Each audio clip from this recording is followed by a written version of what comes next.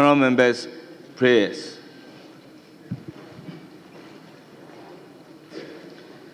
Almighty God, we humbly beseech thee to look with favor upon this Parliament of the Republic of Ghana. Grant that it may perform its high duty as in their sight. Give divine guidance to the President of the Republic, endow members of Parliament and ministers of state with discernment and vision, integrity and courage, that through the labors of government, this land and people may be well and truly served, and their good purposes for the common human life be realized in our midst. O God, grant us a vision of our country, fair as it might be, a country of righteousness, where none shall wrong his neighbor, a country of plenty, where evil and poverty shall be done away with, a country of brotherhood, where all success shall be founded on service, and honor shall be given to the deserving, a country of peace, where government shall rest on the will of the people and the love for the common good. Bless the effort of those who struggle to make this vision a living reality. Inspire and strengthen our people, that they may give time, thought, and sacrifice to speed the day of the coming beauty of Ghana and Africa. Amen.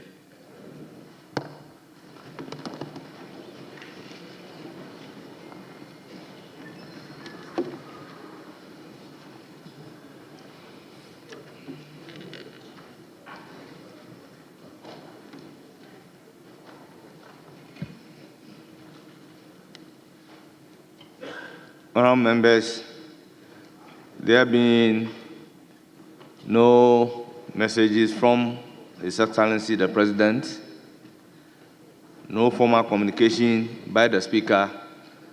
We proceed to take item number 6, correction of votes and proceedings and official reports.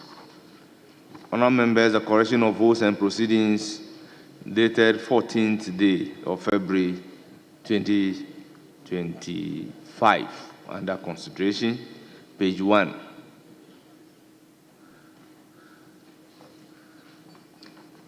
Page 2.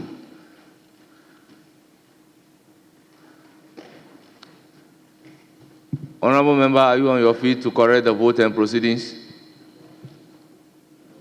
Honourable member, you are on your feet.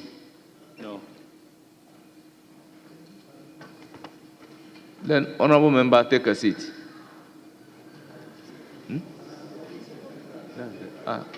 That's Honourable Deputy Speaker.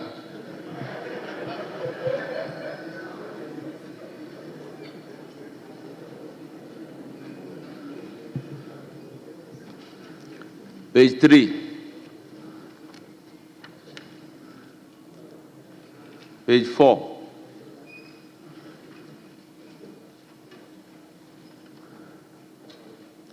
Page 5. Page 6. Yes, Honourable Deputy Minority Whip. Mr. Speaker, on page 6, even though the first members absent, there's no numbering from 1 to 5. And then the member for number 1, and by extension, page 7, 11, the deputy minority leader, and then item 28, they had leave with absence, and then it was duly transmitted. So I want to draw your attention to that. The deputy minority leader, item 11 on page 7, and then item 1 on page 6. I assume it's number 1, even though it's not numbered. Thank you. Table office, take note of the numbering and the indication that the honourable member was absent with permission. Honourable members, page 8.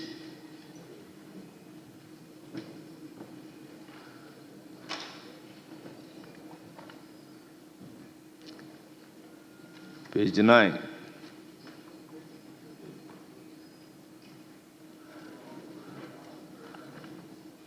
Yes, Honourable Majority Whip. Prof, I'll come to you. Okay. Speaker, thank you for the opportunity. Speaker, just to seek your guidance regarding the three separate statements that the Honorable Ministers for Tourism and Trade, as well as the Honorable Member for Ada, the First Deputy Majority Whip delivered. Mr. Speaker, even though it's in commemoration of the same event, it was captured that they were individually delivered. I thought that even though that was how you admitted it, I thought the table office could just say a joint statement.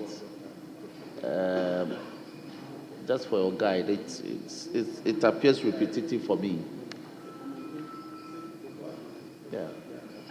I'm not really getting the concern that you are raising. Okay, three separate statements. Yes. To commemorate the same event. Yes, we are taking jointly. Yes. Yes. And so I thought that it could be captured so, but it's been stated that they were separately delivered, and members got opportunity to contribute to them separately, even though the event is the same. Well, the delivery was separate. Yes. But the comment was joint comment. Yes. So it's really not a problem the way it is captured. Very well. Speaker, I'm guided. Thank you very much. Yes. Honorable Professor Honorable Speaker, Kinsley Nyako. this is a minor observation. It can be overlooked, but I just want us to be a bit specific. So, under item 9 statements, the last sentence, reverse the directive to protect the rights of affected citizens. I don't have any issues about that, but if you could make it a bit specific to protect the rights of the affected citizens. Thank you. Thank you very much. Table office, take note. Yes, Honorable Frank Afriye. Speaker, thank you as always. I would like to, with your kind permission, invite you to page 9, item 4. I think the proper designation of Miss Comfort Doyle Kujo has not been captured per the record I have here. She is supposed to be the first Deputy Majority Whip. You are correct. Yes. Thank you. Thank you very much. Table office, take note.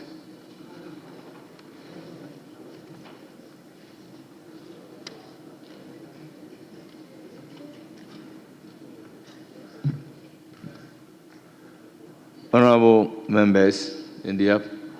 Honorable Habib, are you on correction of vote and proceedings? Yes, Mr. Speaker, just wanted to seek clarification on the same item he mentioned, whether the Honorable Comfort Doyo is the first Deputy Majority Whip or the second Deputy Majority Whip, because it's captured here as second Deputy Majority Whip. Just so, Honorable Habib, that is what exactly Honorable Frank Afriye has corrected, that it should read first Deputy Majority Whip instead of second Deputy Majority Whip.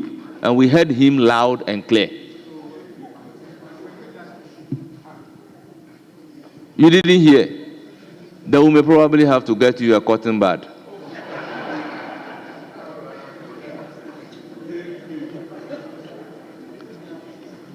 Thank you very much. Honourable members, in the absence of any further correction, the vote and proceedings Speaker. of... Yes, Honourable Kinsley Nyako. Speaker, with respect, I need your guidance on page 10, the statement the Honourable Member for Asin North. If you come to the last sentence, it reads, he further called on the House to expedite action on the amendment to the citizenship laws of the country to enhance the participation of dual citizens to the governance framework of the country. So in the governance framework of the country.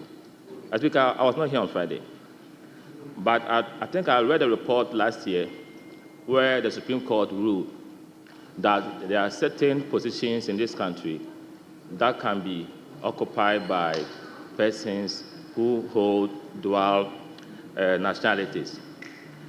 Unless I'm wrong, you are a respected lawyer. My point is that if we say to enhance the participation, already my understanding is that that privilege is there. To enhance means that you need to promote it.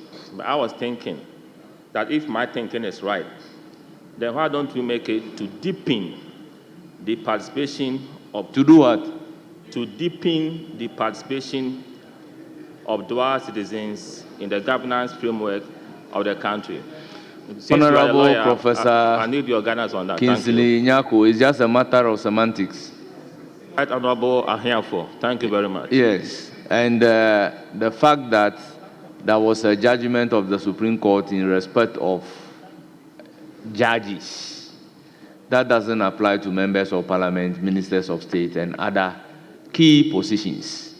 So the statement is in the right directions, having regard to even Article 94 of the Constitution of the Republic of Ghana, talking about the qualification of a member of parliament, and it will also affect Article 78 of the Constitution, talking about the qualification of you becoming a minister of state.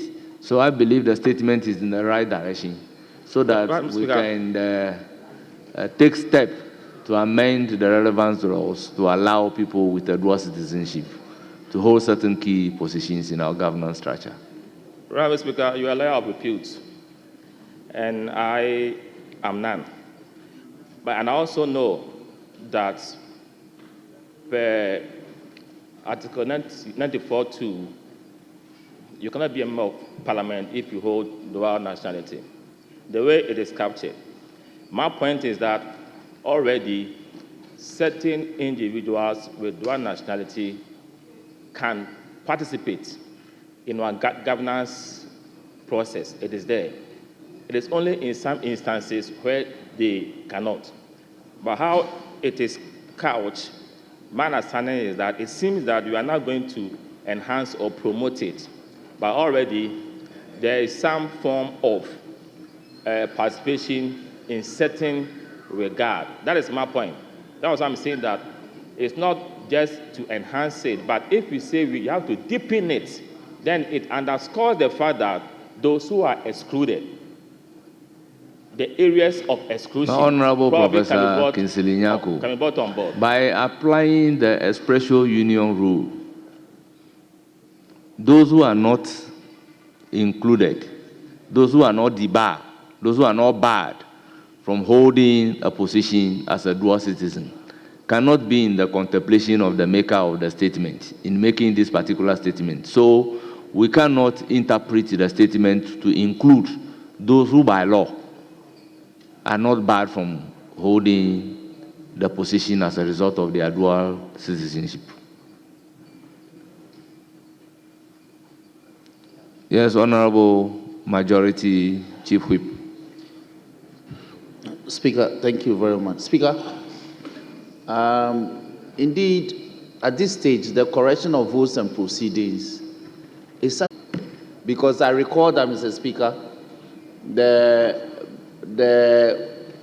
member for, I believe, the former chairman for Roots introduced a constitutional amendment, and we passed it before we left, regarding status of dual citizenship holding offices in some public offices. So we can avert the mind of the honorable member to that bill that was passed by this House, whether it's been assented to or not. I'm not aware. But regarding the correction of votes and proceedings, it was what the honorable member said. So the table office didn't make any mistake in capturing it the way they did. We can draw the honorable member's attention to that. I thank you very much, Mr. Speaker. Well, Honorable Majority Leader, I think I was part of the people who debated the second reading of the bill. And then it got to a consideration stage, but it was not passed. And it got stuck. Very Yes, well. it got So, stuck. It was Mr. not Speaker, passed. I'm guided. But my point is that the table office captured the essence of the statement the way it was made. On and that it's note, accurate. on that note, And it's you are accurate. right. Yes, but yes. Professor Kinsley Nyanko is trying to introduce some semantics, and based on his own interpretation. That is why we are bringing it to the fore, that the statement is talking about positions that you cannot hold by virtue of you holding a dual citizenship. And the maker of the statement is not having in contemplation positions that you can hold when you are a dual citizen. So we should limit the understanding of the statement only to positions you cannot hold. Had a problem, but I'm happy to have been told that the right rendition is what the clerk at table had captured, and I have no promise about that. Thank you. Honourable members, the vote and proceedings of the 18th sitting, dated Friday, 14 February 2025, as corrected, is adopted as the true record of proceedings. Honourable members, we have the official reports of Wednesday, 5th February 2025.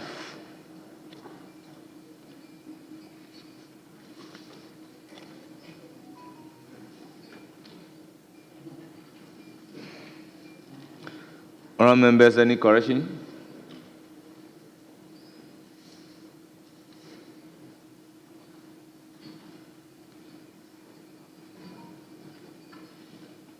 Yes, Honourable Kinsley Nyako. Honourable Speaker, thanks for indulging me. On column 9,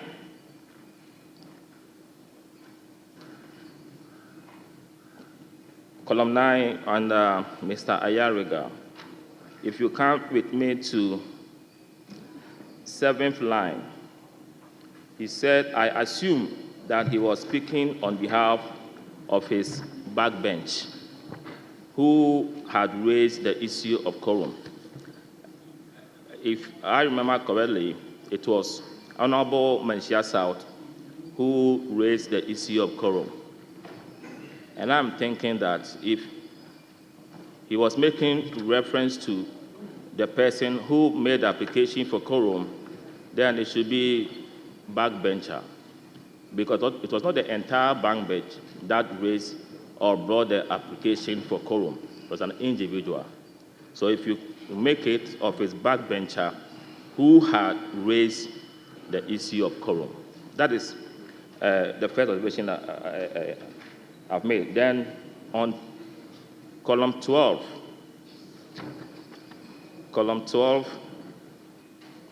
the third paragraph. Mr. Speaker, I'm not against the application of Order 64, but as you can see, we have the numbers. And Mr. Speaker, if you read, they are the one insisting on quorum. If you could make it, they are the ones insisting on quorum. Then the next paragraph, Mr. First Deputy Speaker, honorable members, fortified by Order 64, marginal note, quorum in Parliament, Article 102 of the 1992 Constitution. Here it is stated 1992 of Constitution. So if we can delete the of, so it becomes 1992 Constitution. Then column 17,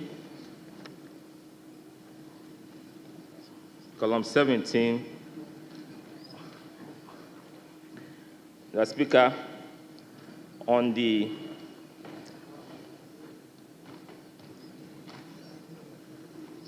th line, that thing that my nephew is completely out of order. If we go to our standing orders 115, how we refer to our colleague members of parliament, honorable member for Kwadaso, honorable friend, honorable lady, honorable gentleman. My worry is my nephew, such renditions are not captured in our standing orders as to how we address our colleagues. I'm just bringing this to your attention, whether it is appropriate or we should go strictly by how we are supposed to refer to our colleagues. Then, Mr. Speaker. So, honorable member, let's engage on the 17, the column 17, the issue regarding my nephew. Okay. My nephew is not known to the standing order, but that was what the member said, and that was what the Hansard has captured. The situation would have been different if a member takes an objection to it and the appropriate corrections were made. But since that was what happened on the floor of Parliament, and Hansard or the official report has captured it exactly the way it happens, the official report cannot be at fault. But I agree with you that the correct designation should not have been my nephew. Thank you, Mr. Speaker, for your guidance. Then let me take us to column 19. Column 19, I will skip that one for some obvious reason. Let me do the last one on column 23. Because I'm using my phone, it's difficult to get to the exact 23. On line 11. Which paragraph? Column 23, on the 11th sentence. The record for Friday will show that instead of the news out there that we adjourned because we did not have the members. There are times the Hansard department can also make some errors, and that is understandable. If you say that instead of the news, I'm not sure whether that's what the honorable member said, but in spite of the news will be more appropriate. In spite of the news is different from instead of the news. No, the point is that we've been in this chamber, and at times certain renditions by members are written differently based on what they hear. So if I see it and I bring it to the attention of members, I'm not saying that I'm right, but let us look at the context. We were in the House when Honorable Joe Sewusu ruled that even though we are talking about verbatim reportage, we must also look at the context as to whether the context will make the sentence more sensible or otherwise. So, the Speaker, my duty is to bring this to our attention as to whether it is instead or in spite of. Please do. So I'm Please saying proceed. that instead of, it should be in spite of, because instead of is a bit weird. Look at the context and come again. Who said it doesn't matter? It matters. Context matters. Let us allow Mr. Speaker to make his judgment out of that. Thank you. Honorable member, you are once again reminded that you address the chair.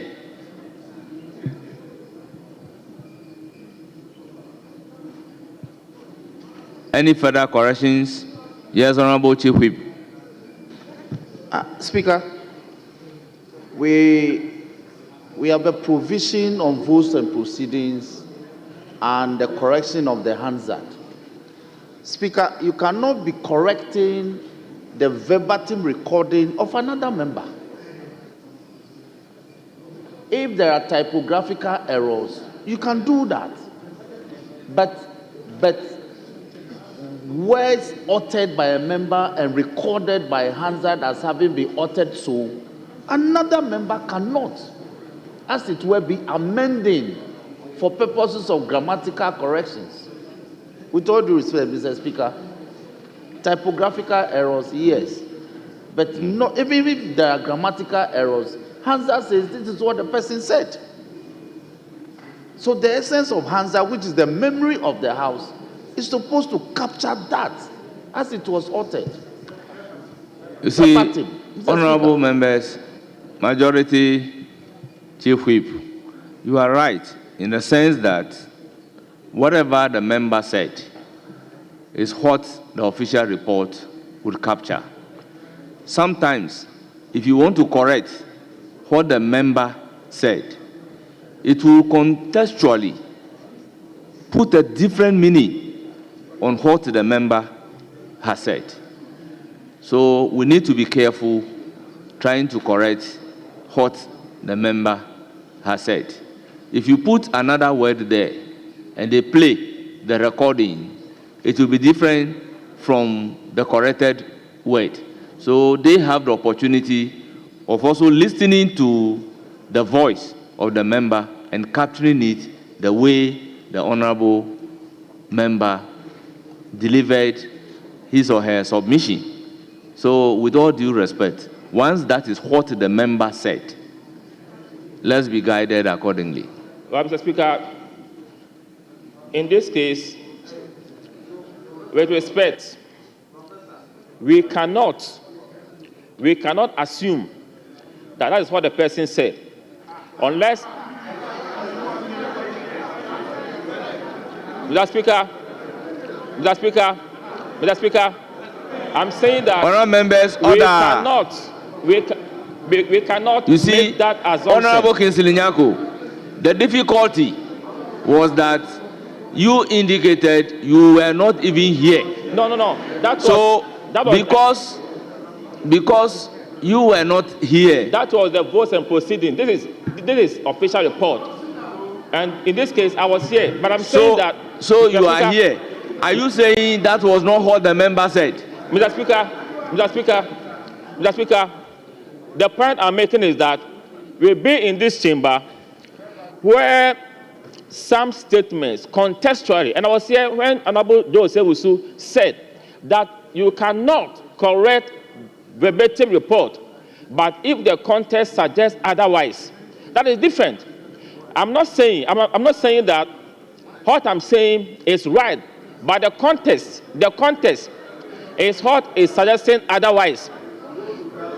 All of us, we can make comments, we can debate, but the Hansard department in recording can make a mistake. Last week I was here when I realized that Honorable Intim Fojo, when he was making a commentary, he wanted to say for, F-O-R-E. The Hansard department captured F-A-L-L, for, and that will indict the comment based on the context. So if you look at the context, and the person's import might not be what the Hansard department captured. We are all human beings, and we can make mistakes when it comes to recording. That is my point. So, my honorable friend cannot tell me that understand the rules. Honorable member, you see, what should have happened properly is that having realized that, then you can move to the honorable member who made the statement that, do you mean for or for? You understand? Then you would have cleared with the honorable member that this is what I am talking about. We would avoid a situation where the maker of the statement is saying this is what I said, and you are saying that is not correct. I agree with you for this your direction. I agree with you. At least you brought a different perspective to how this has to be handled, and that's the essence of parliamentary democracy. You have issues, you raise them, and better understanding will help us to navigate our way better moving forward. Thank you, Mr. Speaker. Any further corrections?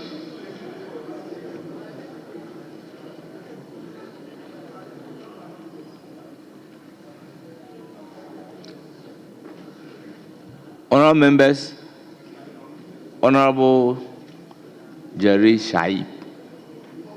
Thank you very much, Mr. Speaker. Mr. Speaker, for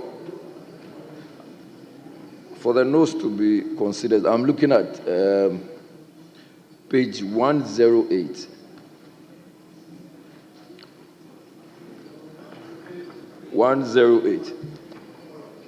Is it column 108? No, page 108 of the 11th version of the parliamentary list. Honorable members, I guess is referring to column 108. No. Mr. Speaker, it's page 108, unless I'm not too sure. Column, very well. Mr. Speaker, thank you for the education on that one. So column 108. And if you come to about the seat line,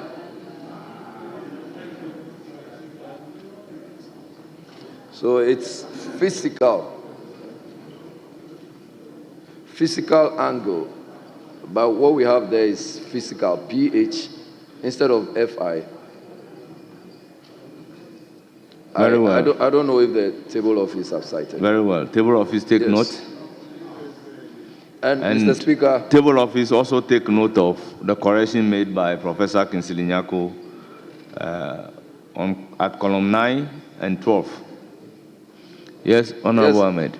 Mr. Speaker, if you also come to column 109, the second paragraph is concept of Say's law. Say is S-A-Y apostrophe S. Say's law. Say's law, which states that supply creates its own demand. I don't know if you have cited it. Very well. And then, Mr. Speaker, I don't know if I'm minded to proceed. Yeah, the table office take note. Yes, and then when you come still on 109, it is demand pull, not demand push. Demand pull. Which paragraph are you talking about? Just, I think that would be about the 8th or 9th line. The first paragraph? Yes.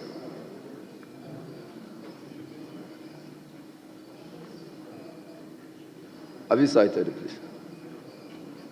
Very well. Yes.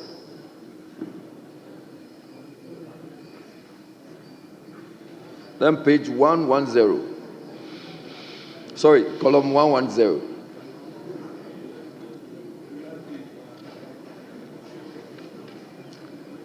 Yes. So instead of, Mr. Speaker, just to be on the same line, I'm trying to get the paragraph, exact paragraph, but maybe the table office can help. So instead of instead of prophet, we wrote profiled. Have you captured that? Instead of prophet, P-R-O-F-F-E-R-E-D, we captured it as profiled. Please, do you have that? Yes, Honorable. That's And then grammatical spelling mistake. Then, still on that stretch, it is macro, not micro. Macro, not micro.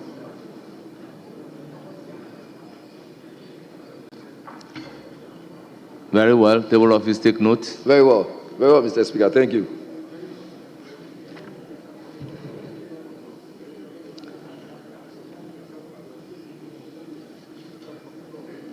Honorable members, any further correction?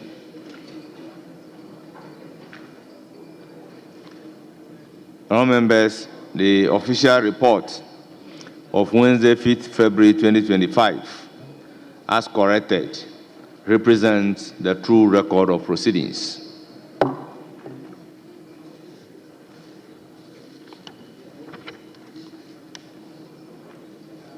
Honorable members, the next item on the line is statement. Are you on vote and proceedings? Mr. Speaker, no. I just want some guidance from you, Mr. Speaker.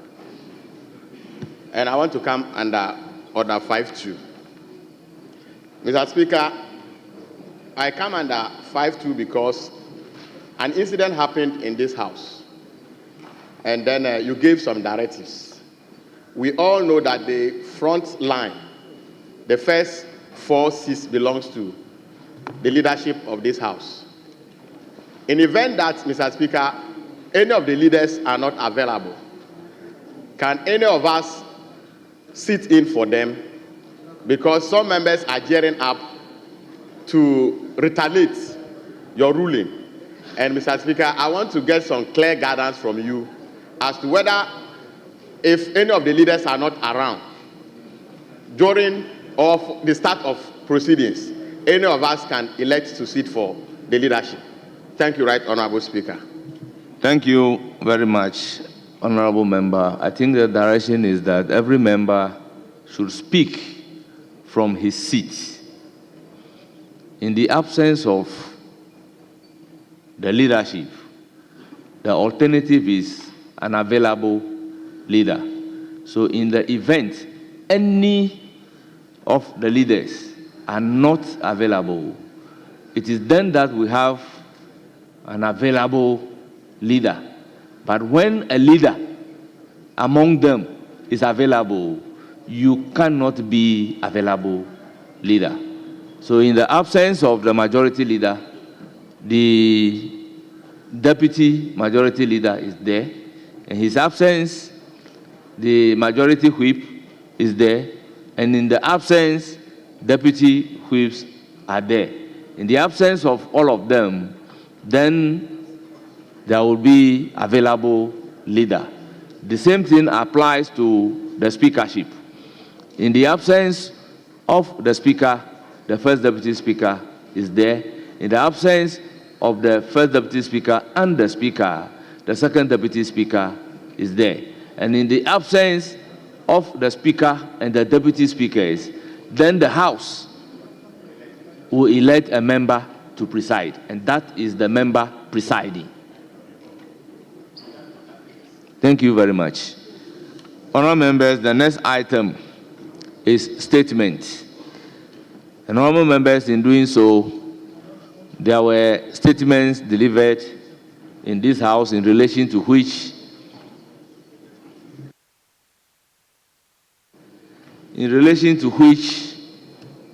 a direction was given that the Minister of Health be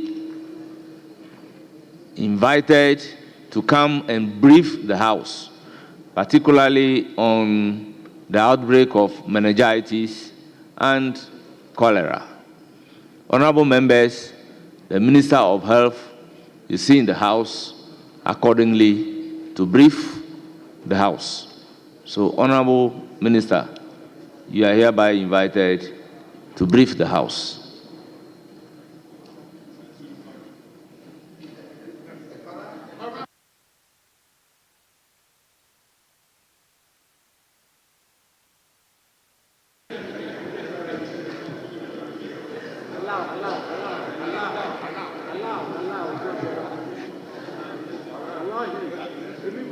Right Honorable Speaker, I appear before you today to brief you and the people of Ghana on the ongoing outbreaks of cholera and meningitis, and more importantly, provide an update on measures being taken by government to contain the spread of these diseases. Mr. Speaker, as you are aware, Ghana is currently facing outbreaks of cholera and meningitis. Additionally, a single case of human metapneumovirus has also been detected in the country. Before I go further, Mr. Speaker, I want to express my sincere gratitude to all our health workers for their unwavering dedication and resilience. In the past week, I had the privilege to interact with healthcare workers in health facilities and communities in the Upper West, Greater Accra, and Central regions. Their tireless efforts on the front lines of these outbreaks are truly commendable, and we as a nation are deeply indebted to them. Mr. Speaker, His Excellency John Dramani Maham's government, in the face of limited resources, came to office with a pledge to build a more robust healthcare system that, among other objectives, will prevent diseases and promote good health. Mr. Speaker, we remain fully committed to this, and the leadership and support for these disease outbreaks in the past few weeks is a clear demonstration of government commitment. Mr. Speaker, I will now share the update on the specific diseases and the measures taken to bring the outbreaks under control. Mr. Speaker, cholera outbreak. Mr. Speaker, cholera is caused by the bacterium Vibrio cholerae. Affected individuals may experience a sudden onset of profuse watery diarrhea, often accompanied by vomiting. This can lead to rapid dehydration and further complications if not treated promptly. Mr. Speaker, the time between exposure to the bacterium and the appearance of symptoms called the incubation period ranges from 12 to 48 hours, with an average of 2 to 3 days. Mr. Speaker, cholera transmission occurs primarily through consumption of water or food contaminated with fecal matter. This contamination can happen in various ways, including, Mr. Speaker, direct contamination of drinking water, water source with sewage, consumption of raw fruit and vegetables that have been irrigated with contaminated water, poor food handling practices that allow for cross-contamination. Mr. Speaker, several factors contribute to the persistence of cholera in our communities. These include poor sanitation and hygiene practices, particularly open defecation, which unfortunately is still prevalent in many areas. Inadequate access to safe drinking water, especially rural and peri-urban communities, as well as erratic water supply, which compels people to rely on unsafe sources. The presence of street food vendors who may not adhere to proper hygiene standards. Mr. Speaker, I must put on record that the current cholera outbreak began over 5 months ago in October 2024 in Ada West in the Greater Accra region. Mr. Speaker, since the outset in October 2024, it has unfortunately spread to other districts in Greater Accra and 4 other regions, namely Central, Western, Ashanti, and Eastern regions. Mr. Speaker, as of 13 February 2025, we have recorded 6,145 cases, 719 confirmed cases, and unfortunately 49 deaths. In all, 5 regions have reported cases since the outbreak began. These are Greater Accra, Central, Western, Ashanti, and Eastern regions. Mr. Speaker, it is worth noting that the situation is improving, with active cases now concentrated in the Central region only. Mr. Speaker, allow me to elaborate on the situation in the Central region. This region has been particularly affected by the current outbreak, with significant number of cases reported in recent weeks. The district of Agona West and the Futu have been particularly hard hit. In the past week alone, these 2 districts reported 133 cases, 23 admissions, and unfortunately 2 deaths. Despite worrying situation in the Central region, Mr. Speaker, I bring encouraging news. New cholera cases are decreasing, and the district of Agona West and the Futu, which were initially hard hit, are now showing a decline in new cases. Mr. Speaker, as of 16 February, only Central region had active cases. The region reported a total of 28 active cases on admission, Efutu 18, Cape Coast 6, Agona West 4 cases. Mr. Speaker, the positive shift is a testament to the relentless effort of our health workers and partners who have been diligently implementing a robust response plan. This plan includes heightened surveillance to swiftly identify and manage cases, strengthen laboratory capacity for accurate and timely diagnosis, and environmental assessment to pinpoint and address risk factors. We have also established a cholera treatment centers and are conducting public awareness campaign to educate communities. The strategic deployment of oral cholera vaccines in high-risk areas is further contributing to this positive trend. Mr. Speaker, please permit me to now highlight the measures that have been taken to respond to this outbreak in order to bring it under control. In doing this, I must add, Mr. Speaker, that the response to cholera is multi-sectorial. The Ministry of Health, in collaboration with various partners, has a comprehensive response plan in motion. The actions are as follows. Coordination. We have activated regional and district public health emergency committees in all affected regions to ensure a coordinated response. Surveillance. We have heightened surveillance in all districts with active community case search and contact tracing to identify and manage cases promptly. Laboratory. We have strengthened laboratory capacity to test and confirm suspected cases, ensuring accurate diagnosis and timely treatment. Environmental assessment. We have conducted environmental assessment in all affected districts to identify and address risk factors such as poor sanitation and water supply. Case management. We have set up a cholera treatment centers in affected districts and provided training to healthcare workers on case management and infection prevention control. Risk communication and community engagement. We have launched public awareness campaign to educate communities about cholera prevention and control measures. Vaccination. We have deployed oral cholera vaccines in high-risk areas to protect vulnerable population and prevent further spread. Permit me, Mr. Speaker, to provide additional details on cholera vaccination. Phase 1 and 2 sub-national oral cholera vaccine campaign were completed in 5 districts in the central and western regions: Awutu Senya East, Sekondu Takoradi, Efia Kwesimintim, Shama, and Ahanta West. A total of 596,205 people, representing 92.9% of the target population, were vaccinated. Subsequent to phase 1 and 2 vaccinations, OCV were approved for Accra Metro, and vaccination just ended. The period was from 14th to 17th February. As of Sunday, February 17th, a total of 370 people had been vaccinated in Ablekuma, Asedu Keteke, Okankwe, and Accra Metro areas.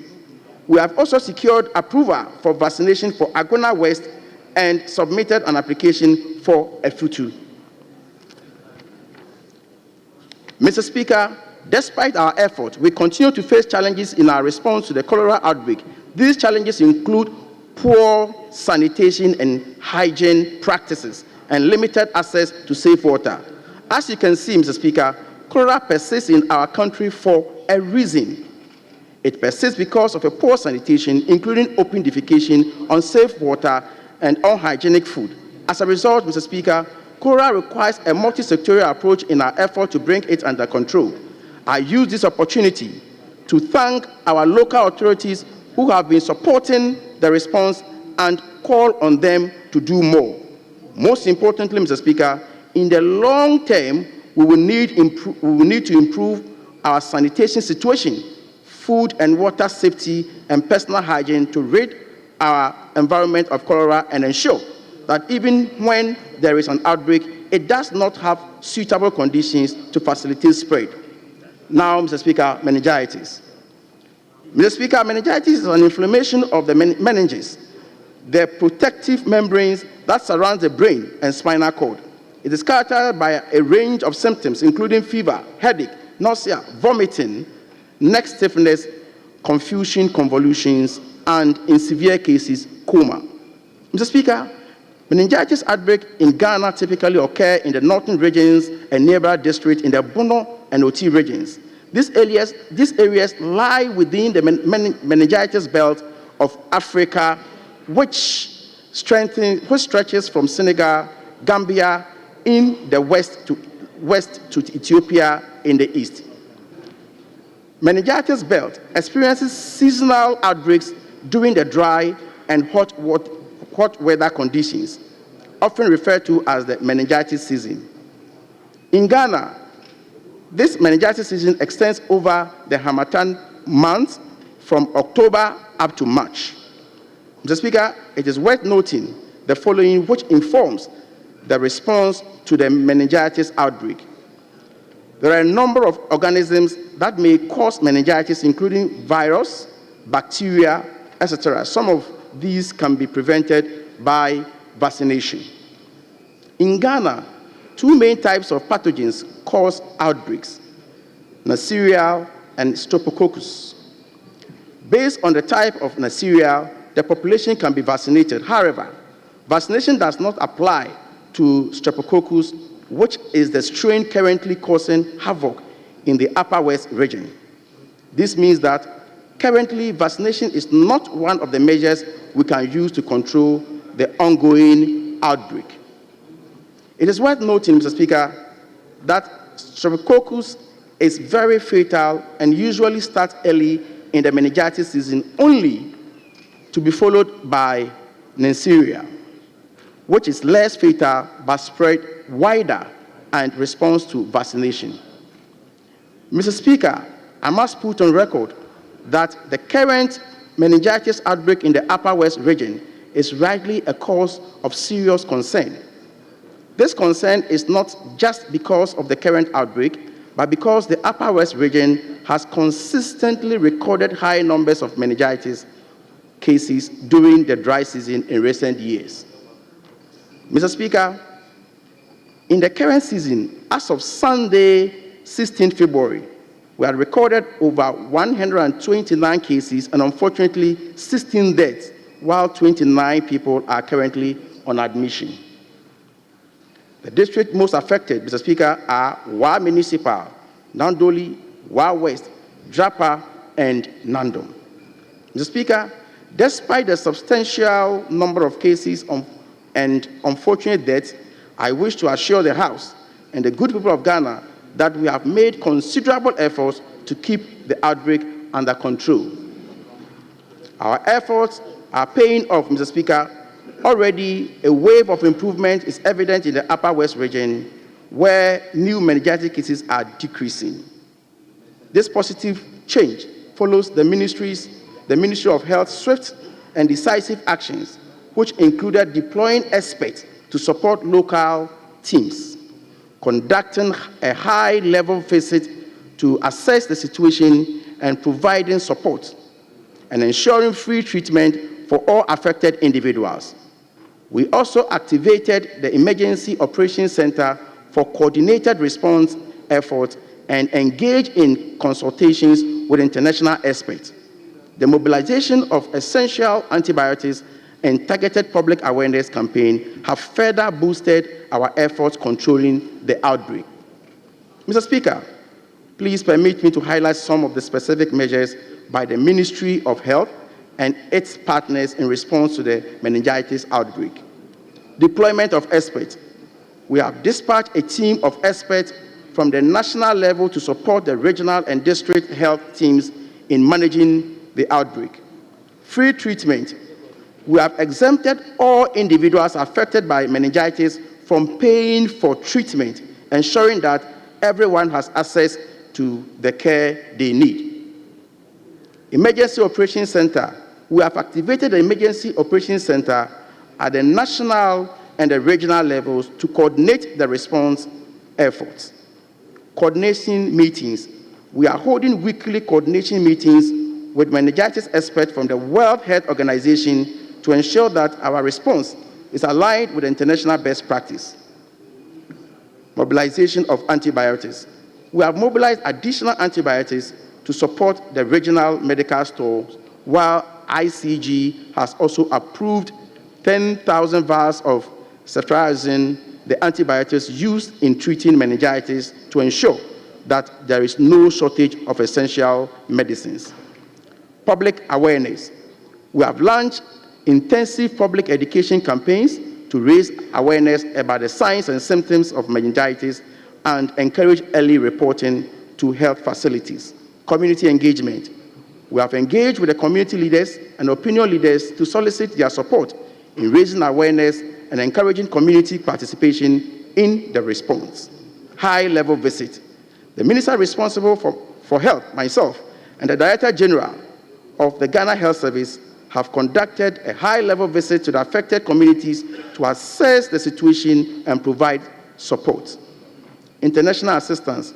We have also secured technical assistance from the WHO through delegation of an expert to help us improve our management of meningitis outbreak in the Upper West.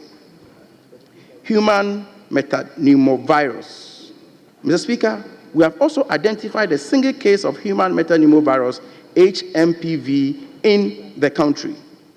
Human metapneumovirus, HMPV, is a respiratory virus that can cause a range of respiratory illness from mild cold-like symptoms to severe pneumonia. While it can affect people of all ages, it is most commonly seen in young children, older adults, and those with weakened immune system. In response to recent increase in respiratory cases in China and some temperate countries in December 2024, as part of our routine surveillance, we commenced testing for human metapneumovirus HMPV this year in January 2025. So far, a total of 90 samples have been selected for testing, and only one positive case has been detected for HMPV. This was detected from an elderly person. Mr. Speaker, I want to assure the House that the risk of HMPV in Ghana remains low. As you can see, we have a robust surveillance system in place to monitor for respiratory viruses, including HMPV. In fact, these systems have been strengthened in recent years, particularly following the COVID-19 pandemic. We therefore assure the country that any case of HMPV will be quickly identified and managed to prevent the spread. Mr. Speaker, the Ministry of Health is fully committed to working with our partners to control these ongoing outbreaks and to protect the health of all Ghanaians. We have implemented a range of measures to address these challenges, including strengthening surveillance to detect and track cases, providing timely and effective treatment to those affected, raising public awareness about prevention and control measures, collaborating with local and international partners to coordinate our response. In addition to these technical interventions, in line with the aspirations of His Excellency John Dramani Mahama's government, I would like to emphasize that effective control of this outbreak is of utmost importance to my office. It is for this reason that in the past week alone, I joined health workers at health facilities and in communities to better appreciate the issues on the ground in order to provide more informed support. Mr. Speaker, together with my team, we have been to the following places: Upper West, Meningitis Response, the Regional Health Directorate, Warnas Palace, Nadoli District Hospital, Queens of Peace SHS, War Regional Hospital, and then in Greater Accra for the cholera response. Mamprobi Hospital, Matthias of Uganda School, Winneba Municipal Hospital, Winneba Township, Winneba Beachfront, Swadro Municipal Hospital. Mr. Speaker, at this juncture, I would like to encourage all health workers, especially those in the hard-hit districts, to support the ongoing response to the outbreak. Similarly, I would like to call on the municipal district assemblies, including local authorities responsible for water, sanitation, and food safety, to actively play their part in enforcing local bylaws, ensuring access to safe water and food, and supporting awareness creation. In addition, I also appeal to our friends in the media to support the public education and awareness some more to fully prevent any further spread of these outbreaks. Mr. Speaker, as I end,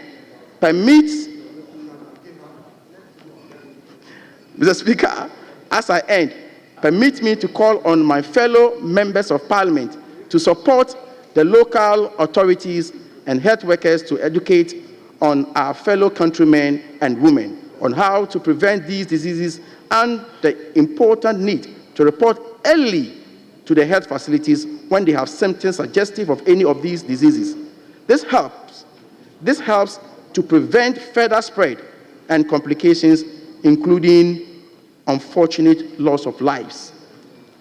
Mr. Speaker, finally, I want to reassure the House that we are doing everything in our power to contain these outbreaks and safeguard the health of our nation. We will continue to monitor the situation closely and provide regular updates to the House and the public. Mr. Speaker, before I end, let me use this opportunity to acknowledge some of the assistance and donations some honorable members have also made in this direction. Mr. Speaker, the Right Honorable Speaker has made significant donations to the Upper West region in the fight against meningitis. Equally, Mr. Speaker, the Minority Leader, Honorable Afeyo Makin, has also contributed to the fight against cholera in Efutu. Thank you so very much for the opportunity, Mr. Speaker.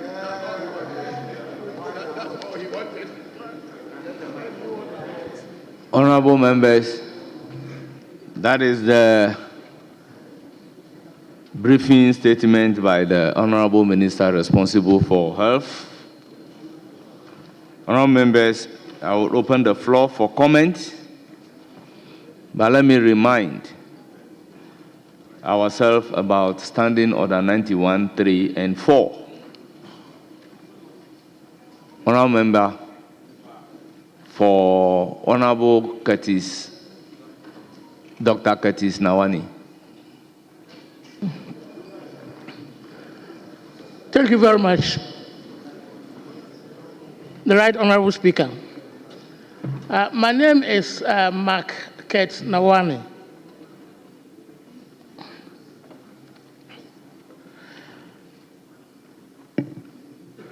Right Honorable Speaker, mine is a question to the Minister of Health related to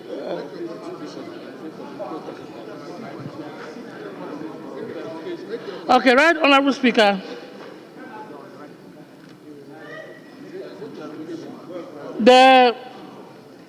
I want to acknowledge the very good work that the Minister of Health have done. The presentation is, complete and very good. In fact, he has detailed all the steps that have been taken to fight these two situations, one at the coastal area and then the other at the northern part of the country. And all throughout, we still see that if you take cholera, for example, year on upon year, we still have cholera coming. Practically every year, we have an outbreak of cholera. The only time that I still remember we did not get cholera was when we had COVID. When we had COVID, we did not get cholera that year. And that probably should give us some information. And that is, when we had COVID, we started this hand washing. Our environment was very, very clean. And so we did not get this outbreak of cholera during that year. And so I advise the Minister of Health to collaborate with the other ministries, like local government, like environment, sanitation, and technology, to collaborate with them such that we bring back this age-old, we call them tangas, or sanitary inspectors. I don't remember those who might be as old as I am, but they used to come to our houses, and when your house is not clean, they can take you to court, or they can arrest you. We should bring them back, sanitary inspectors. They are products of the School of Hygiene. And I believe that this is the time to bring a number of them and create employment for the youth of this country. And so we should do something of the sort to ensure that we keep our environment very, very clean. Apart from that, Honorable Minister, I don't know, but with meningitis, we should be very, very careful because there can be what we call nosocomial infections. That is, infection of those who are also working at the hospital. That is the staff, the nurses, and then the doctors. So they need a lot of protection. They themselves need to take very good care of themselves and we'll make sure that we don't get the people who are taking care of the sick falling sick themselves and reducing the workforce.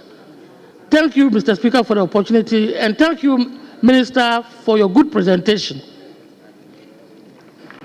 Thank you, Dr. Nawani. Honorable Dr. Samuel. Thank you, Mr. Speaker, and thanks to the Honorable Minister for Health for his response to the three issues that was raised by members on the floor. Mr. Speaker, as we appreciate the Honorable Minister, we also want to see some trends, especially when it comes to the meningitis. I realized he talked about 100 plus issues, 16 deaths that have been recorded, and 20 plus patients that are hospitalized. So we don't know whether the number of deaths is going to increase by the end of the meningitis period. We raised this issue of the meningitis belt, and Ghana, where we are placed, we are not going to be away. So we want to see more robust approach as to how this meningitis issue will be covered. The honorable member that just spoke had talked about other ministries. I had noted here the multi-sectorial approach. If you look at what the NPP government did during the COVID time, it brought various ministries together to have a task force. And if we are dealing with cholera, which we know that is as a result of sanitation and water issues, we would have expected to see more of an approach which is bringing in the Ministry of Works, Housing and Water, the Ministry of Education. Then, of course, we have environment, EPA. We know EPA deals with some approvals and how our environment is being taken care of. So we want to see from the Honorable Minister of Health to have a very strong interministerial committee, as was put up by the NPP government during its time when we had the issue of COVID. This would be a better approach, we believe. It can help us. And in addition, Honorable Speaker, we realize that we have a huge private sector health providers, and most people tend to benefit or go to the private sector, about 52%. But how are we incorporating the private sector in our approach in terms of carrying this issue in terms of cholera, meningitis, and MVP? So we want to also see how best the private sector will be brought in.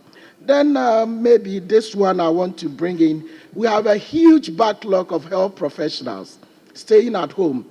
As a pharmacist by myself,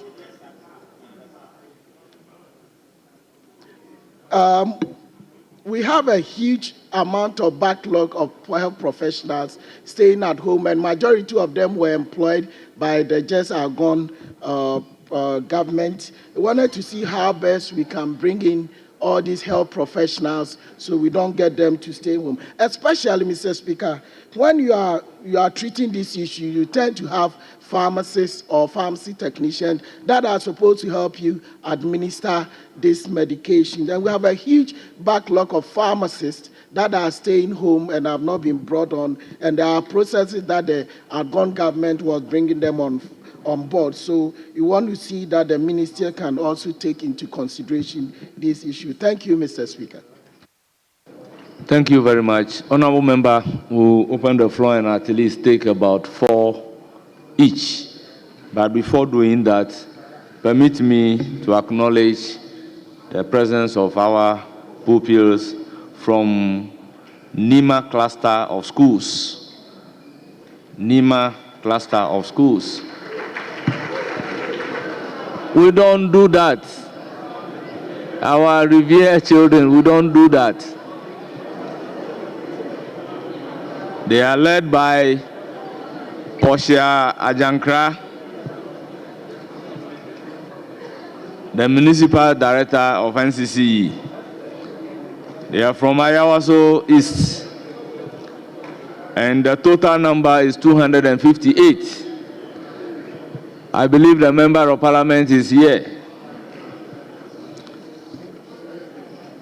Honorable Member, the second school is Life Seed Montessori School, led by Evelyn Brustego, headmistress of the school. They are from Okaikwe North, 69 in numbers. You are welcome, and may you have a fruitful visit to Parliament of Ghana. Honorable Dr. Sandari, you have the floor. Thank you very much, Mr. Speaker, for the opportunity. I was one of those who made a statement, especially on meningitis, and you gave the directive for the minister to come before the House. And I will say that I'm very grateful, and indeed, very, very grateful to the Honorable Minister for Health for the swift response and measures taken to control these diseases. I mean, I see the situation as a test case for him, but he has demonstrated the capacity to deliver. I mean, responding to 3 major infectious diseases within a week is very commendable. So I thank the Minister for Health and his technical team for the response to cholera, meningitis, and the HMPV. Mr. Speaker, listening to the Minister, there is hope re-emerging. I mean, he has demonstrated the standards of practice, international standards, when it comes to response to emergencies like these outbreaks, both cholera, meningitis, and the HMPV. Mr. Speaker, what right, Honorable Speaker, we are very, very grateful. In conclusion, Mr. Speaker, I want to add my voice to the Minister by saying that there's a need for community engagement, public education, because with all these diseases, when the patients report early, the chances of survival is good, because treatments are available. But when they report late, then not much can be done to save these lives. So I encourage all patients, anybody with signs and symptoms of these diseases, whether cholera, meningitis, to report early to the nearest health facility, for medication. I thank you, Mr. Speaker, for giving me the opportunity. Thanks to the Minister for Health, his technical team, and thanks to the Right Honorable Speaker, for coming to the aid of our people. Thank you very much. Thank you very much, Honorable Dr. Sandari. Yes, honorable member, you have the floor.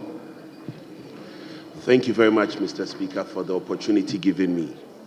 Mr. Speaker, whilst commenting on the Honorable Minister of Health statement, I want to particularly commend you for being a pillar of encouragement for fresh women and men in this House.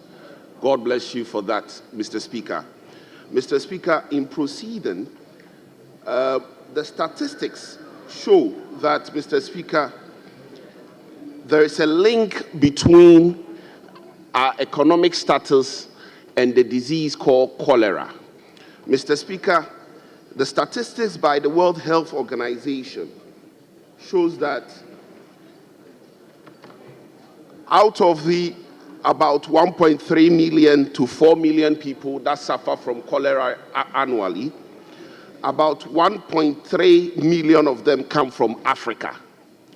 Mr. Speaker, out of the between 21,000 to 143,000 people that die out of cholera annually, about 57% of them come from Africa. And so, Mr. Speaker, there is a link between development status, very respectfully, and the disease. Mr. Speaker, the learning is that education, very respectfully, reduces or increases wealth. And indeed, when we say health is wealth, then of course, the level of education should have a bearing on disease control and protection. In that regard, Mr. Speaker, I would want to pray that the Honorable Minister for Health make it his objective that during his tenure, we are going to have a robust fight against malaria, cholera, and meningitis, so that, Mr. Speaker, we free ourselves from the consequence that, Mr. Speaker, that comes with it annually. Thank you very much. Thank you. I proceed to give the floor to Honorable Haji Aladi Ayamba.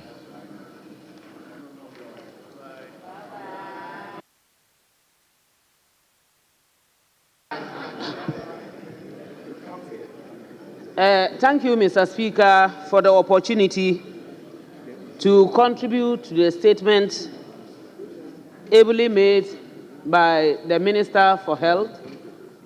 And I really appreciate his effort in coming fast to respond to the demand for a statement and what clarity there is. Mr. Speaker, somewhere last week we discussed extensively the issue of cholera especially. Today we have gotten a lot of in-depth information on cholera and how the Ministry of Health and its associates intend to handle. Mr. Speaker,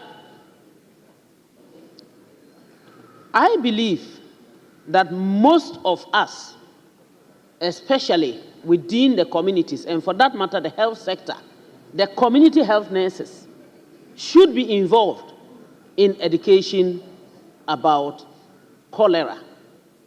It is quite a difficult situation. Sometimes you might think that is an issue of just talking and then leaving, but it needs follow-ups. Mr. Speaker, in the villages, we shouldn't forget that there is still open defecation. And with open defecation, it goes with a lot. Flies, all types of flies. We have the green fly, we have the cheche flies, we have all of them, they just go, they run back into the houses and sit on food. When they fly back to houses and then sit on food, it is eaten without maybe even heating it. Children go to ease themselves, they come back, they eat without washing their hands, a whole lot. So we are quite aware of that. But I will also suggest to the Minister for Health, see, these community health nurses who are supposed to get to hinterlands, I made this point last week and I'll continue to make it. Transportation is a very big problem for them. Transportation is a very big problem. How long can one walk?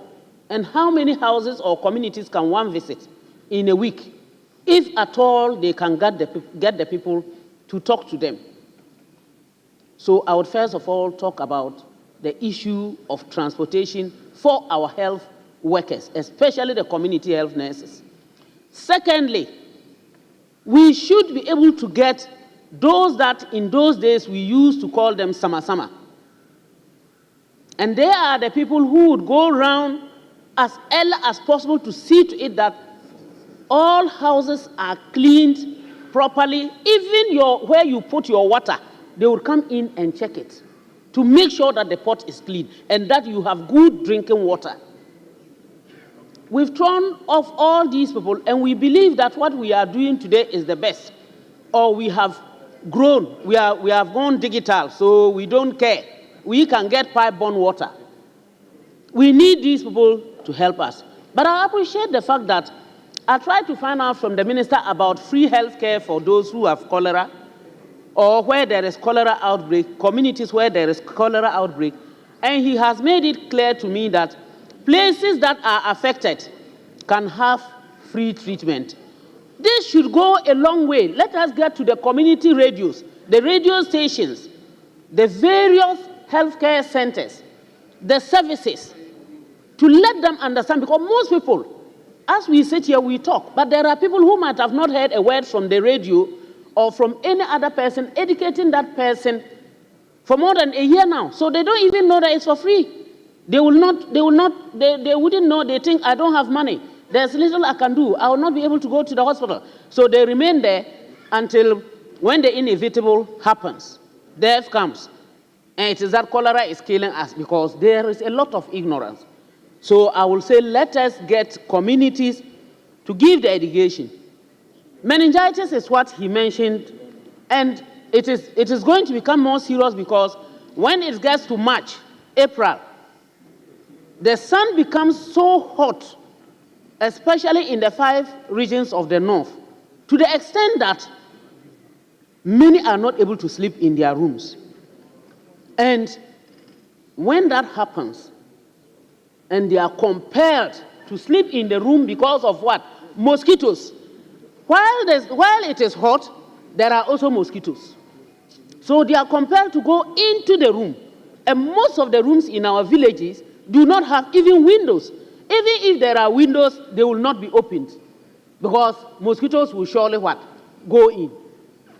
So I am suggesting that the mosquito nets that used to be given, we ensure that every household gets enough, because prevention is better than cure. We shouldn't go to a house and give it to 3 or 4 people and say, oh, we serve this house. And let us also give the education and make them understand that it is dangerous for them to sleep in large numbers inside their rooms. When we are able to do this, it will go a long way to help. The minister also made me to understand when I was asking him that with meningitis, it is free treatment. Again, we need the education. We need the message to go. We need our people to understand. We should put ourselves in it. And I think with this one, Mr. Speaker, it will help us a lot. I will appreciate and wish to tell or suggest to my colleagues here that we shouldn't leave this to be a 9-day wonder as we have discussed here, but we should take it out there and ensure that we help in the education so that at least our people will be better informed. I thank you very much, Mr. Speaker. Congratulations and bye-bye. Order.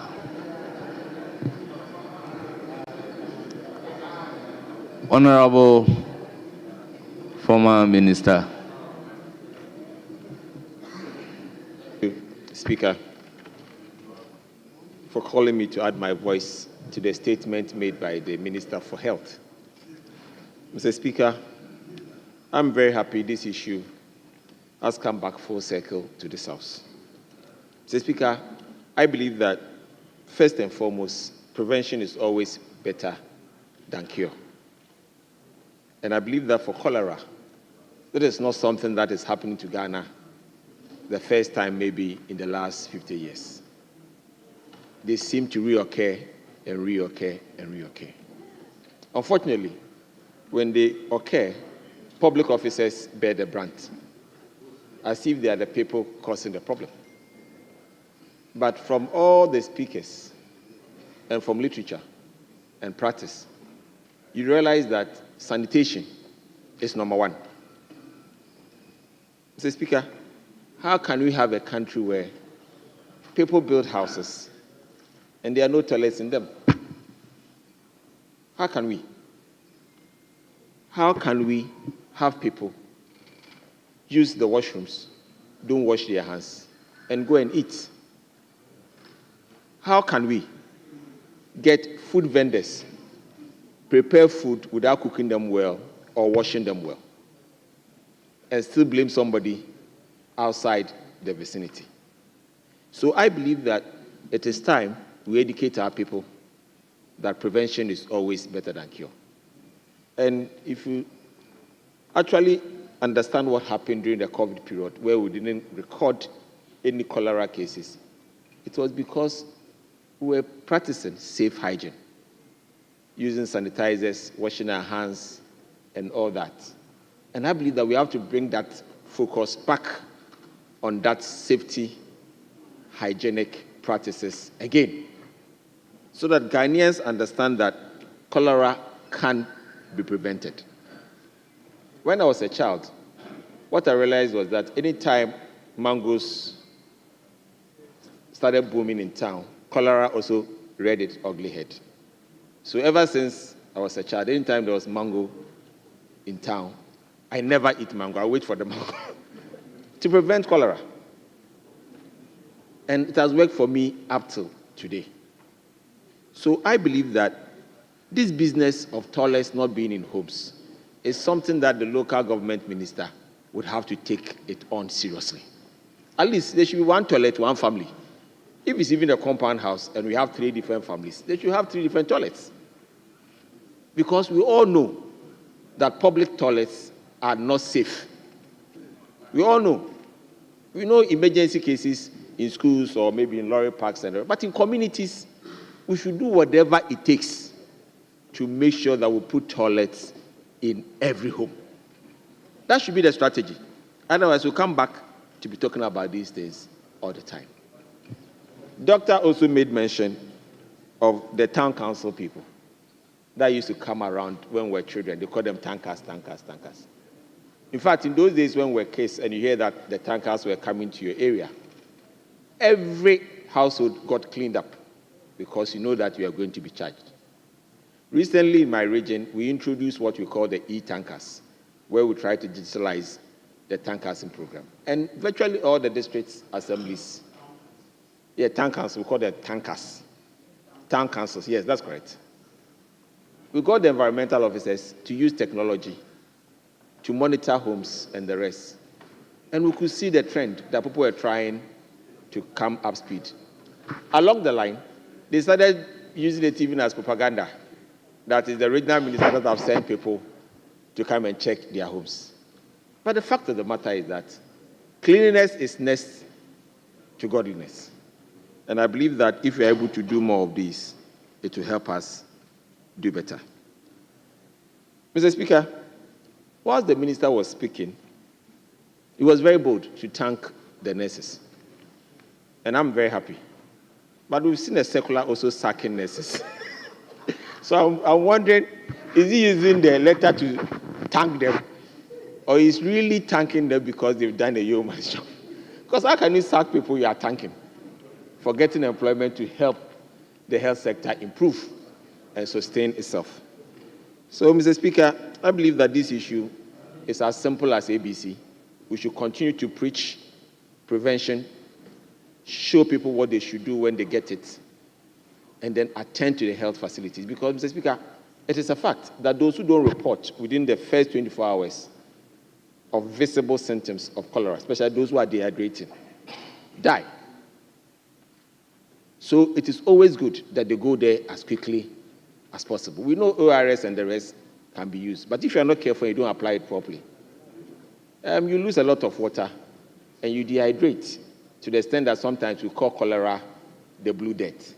So I believe that reporting as quickly as possible to the health facility is very important. And because most people also don't show the symptoms, Mr. Speaker, it's also very dangerous. That is why prevention is also key to this progress of this disease.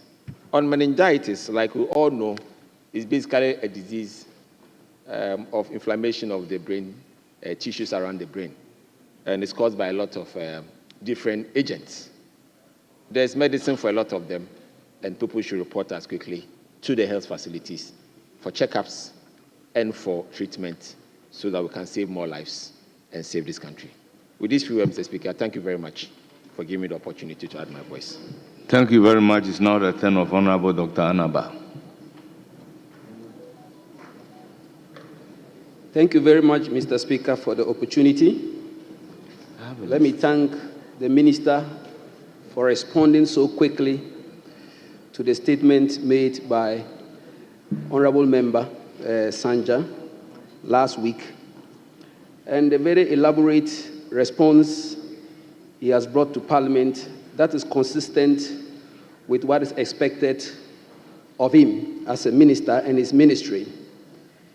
He has elaborated how the ministry has set up so many steps from multi-sectorial approach coordination, including environmental assessment of areas that are affected, contact tracing to ensure that those who are affected do not disseminate the disease, especially the cholera cases, vaccination and training of staff. These are all commendable. In fact, I think that we would continue to treat cholera in this country for years and will never end unless the right things are done. I think that if I recollect, in October 9th, 2016, one gentleman in this country made a statement that I think that we have to go back and embrace it to end cholera in this country and some infectious diseases. The person said, no village will have water and toilet problems in our first 2 years when we are in government. I pick it back because I think that is the long-term solution that would end cholera in Ghana. If you check the whole world, Mr. Speaker, cholera is in Africa, Caribbean, and Asia. It means that there is something wrong. The serious outbreak of cholera in UK is about 300 years ago. They've not experienced it again. It's because sanitation is given priority. We've seen so much spent in sanitation in this country, yet we have typhoid, we have cholera, killing people every year, now and then. Let's continue to educate our people and treat the current acute cases. But I would call on the multi-sectorial approach the minister is talking of, that it should involve medium and long-term measures. Mr. Speaker, just like some of the contributors have said, ensure that no one should build a house without a toilet. And there should not be a public space without a toilet. No one should sell food that he has properly cooked in his house, but ironically come and sell it on top of a gutter. It shows that the fumes coming from the gutter with the typhoid, with the cholera or whatever, we are going to eat it, even though the food was properly cooked. So district assemblies should play a role in regulating this. So that of the cholera, I think we would never get it stopped if we don't take measures to implement what somebody prophesied in October 2016. Coming to the meningitis, I know they've done a good job, the Ghana Health Service, the minister, by providing free care education to the communities and that is ongoing. People are reporting. But one thing that is striking is that the meningitis belts, when I checked current reports, none of the countries in the meningitis belt is suffering from meningitis for the past 2 years. From Senegal to Ethiopia. And in Ghana, the pathogen that is normally causing the meningitis is not the one this time. It is a different one, which does not respond to the vaccine that is used for this particular, for the one that we know. It shows there is something, and that is why we need epidemiologists, together with Ghana Health Service, the Ministry of Health, to investigate. Could it be that we are abusing antibiotics? That is why this particular strain is so virulent and causing more meningitis. Let's research into it. Because if Burkina, which has the harshest conditions of the Harmattan, this year is not experiencing meningitis, Senegal is not experiencing, Mali is not experiencing, Ethiopia is not experiencing, why should it be Ghana? And even Ghana, Upper East is not experiencing. There is something we need to investigate. And I leave that one to the minister and his team to go and look at it. Let's make sure our epidemiologists, our laboratories research into it and see whether we identify the reason why we have repeated meningitis in Ghana every year, while the meningitis belt, countries in the meningitis belt are free from it.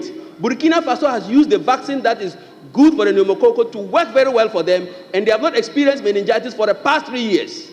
So let's research into it.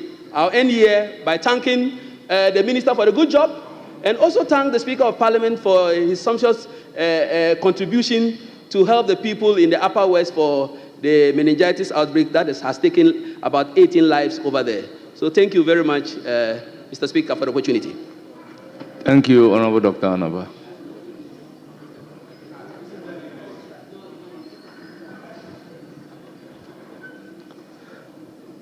Leadership.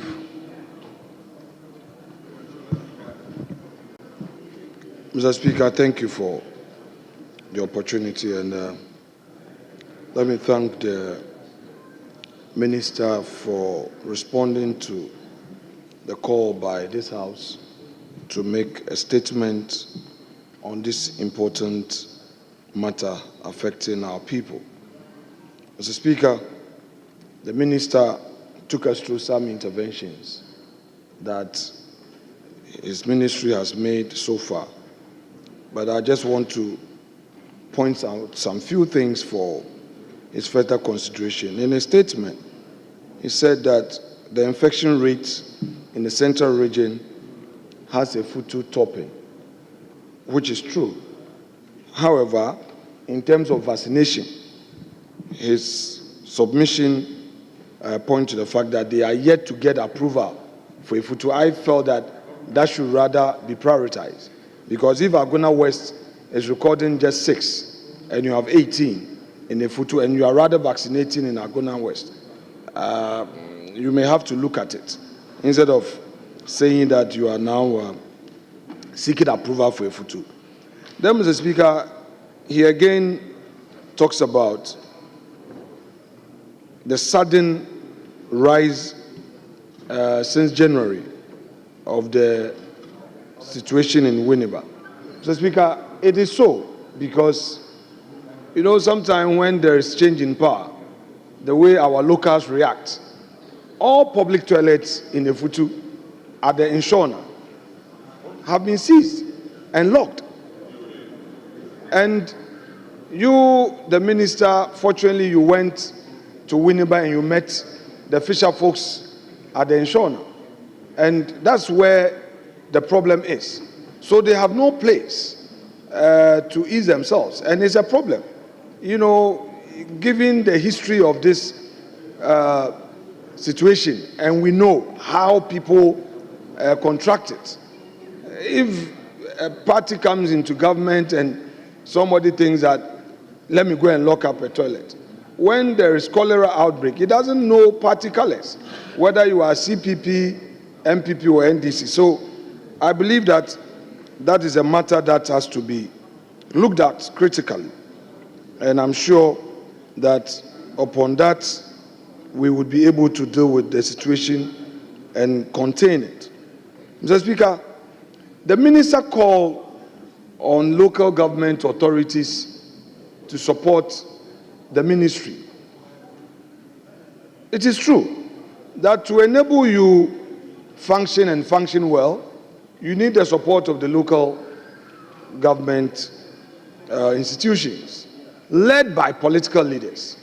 Mr. Speaker, fortunately, I've seen Honorable Ahmed Ibrahim, the Minister of Local Government and Chieftaincy.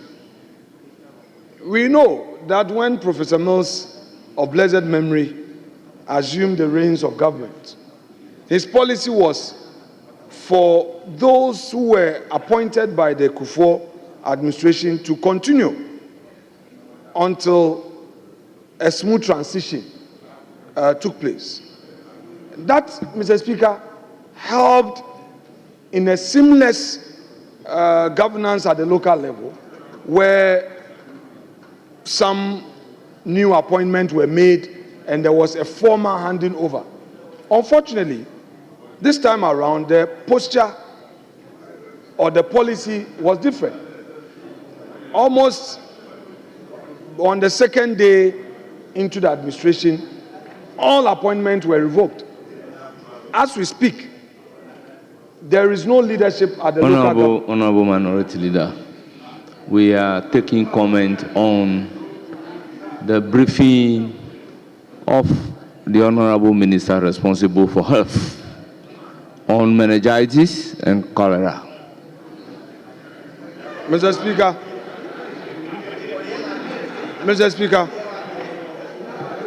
the minister invited us to assist at the local level, and he talked about governance at the local level. I need to lay a foundation in respect of the comment. Mr. Speaker, the point is that there is no political leadership at the local government level. I am calling on the Minister of Local Government and Chieftaincy Affairs to expedite the process. Because, Mr. Speaker, all the policies to even call assembly meetings. So, Mr. Speaker, as part of the call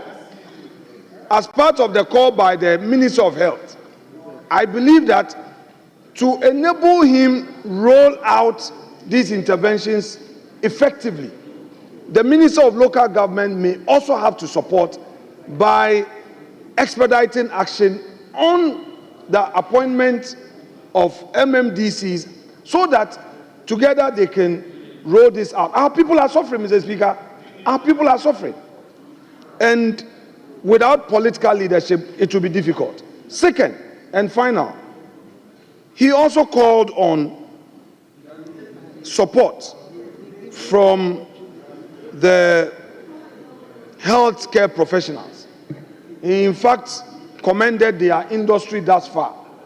But, Mr. Speaker, the only way we can have adequate support for intervention would be to have sufficient staff levels.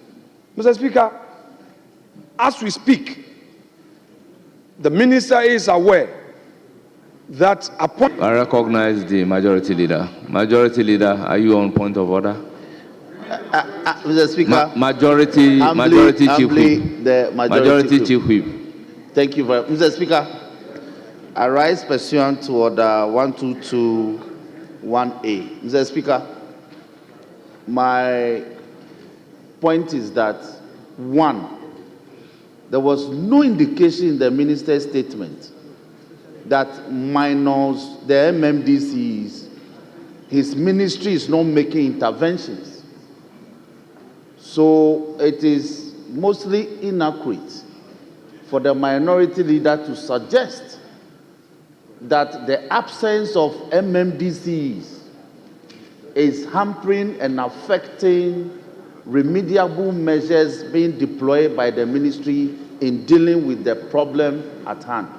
That's one. Two, Mr. Speaker, Mr. Speaker, the minority leader is on record for stating emphatically that the president need not appoint or nominate an MC for his constituency or district.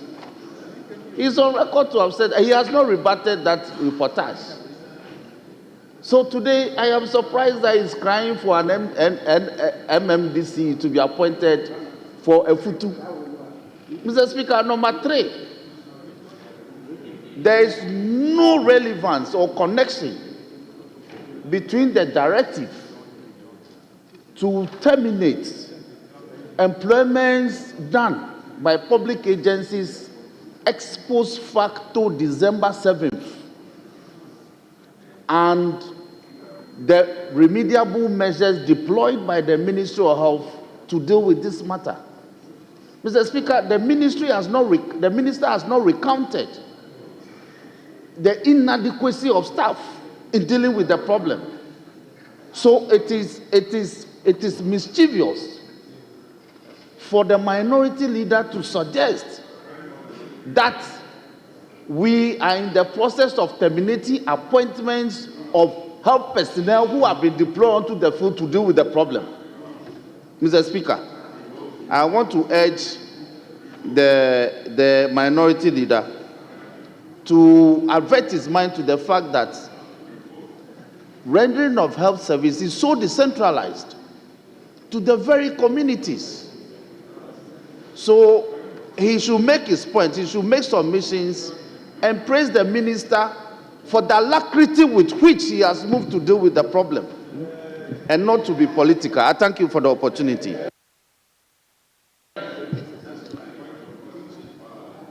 Honorable members, I indicated right from the beginning before giving the floor that we should be guided by Standing Order 91, 3 and 4.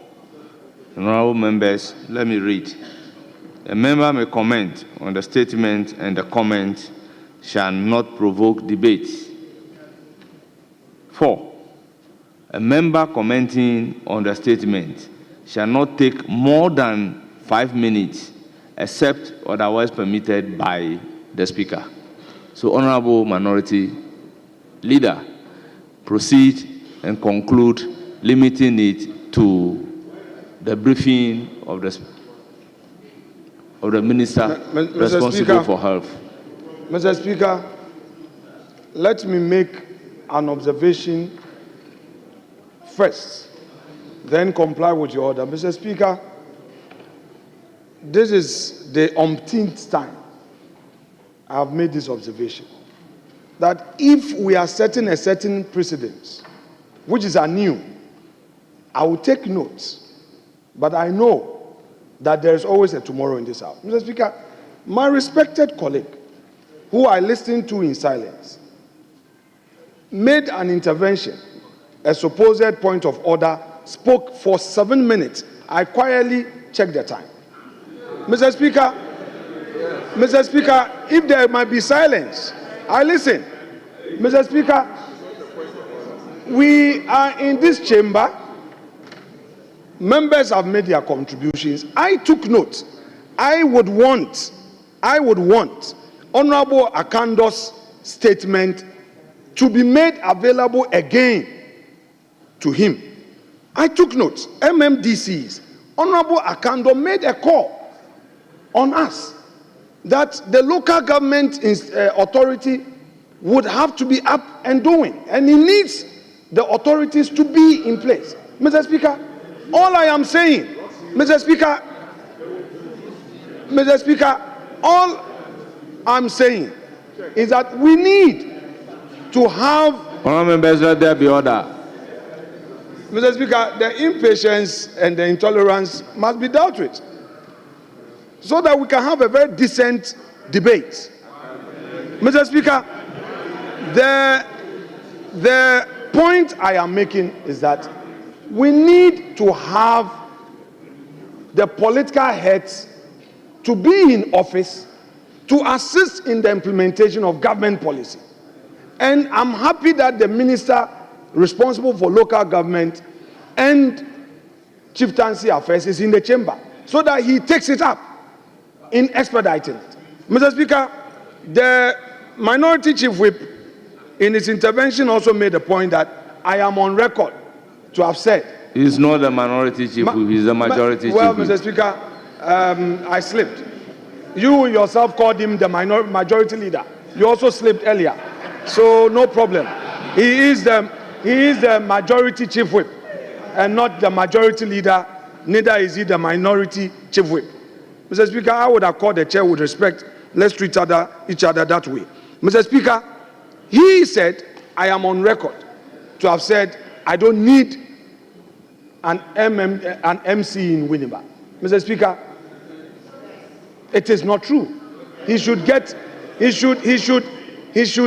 quote me and quote me right. This is Hansard. This is Hansard. So when he wants to quote me, he should quote me right. Mr. Speaker, on the issue of healthcare professionals, the call by the Minister of Health was for support to healthcare professionals. And when the Honorable Ladi contributed, her contention was that we need to have more of these community health nurses because they are the people who do the direct interface to educate our people. That was a call by Honorable Ladi. And I'm adding my voice to that call by urging upon the minister to ensure that more healthcare professionals are employed.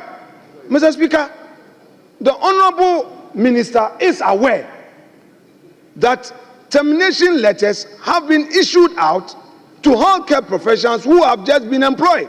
And I'm making a call on him that considering the fact that we need more nurses to address this matter, he should relook at the situation. Mr. Speaker, here's a situation where a member of parliament for Pusiga is calling on us to engage more community health nurses at the local level to educate our people.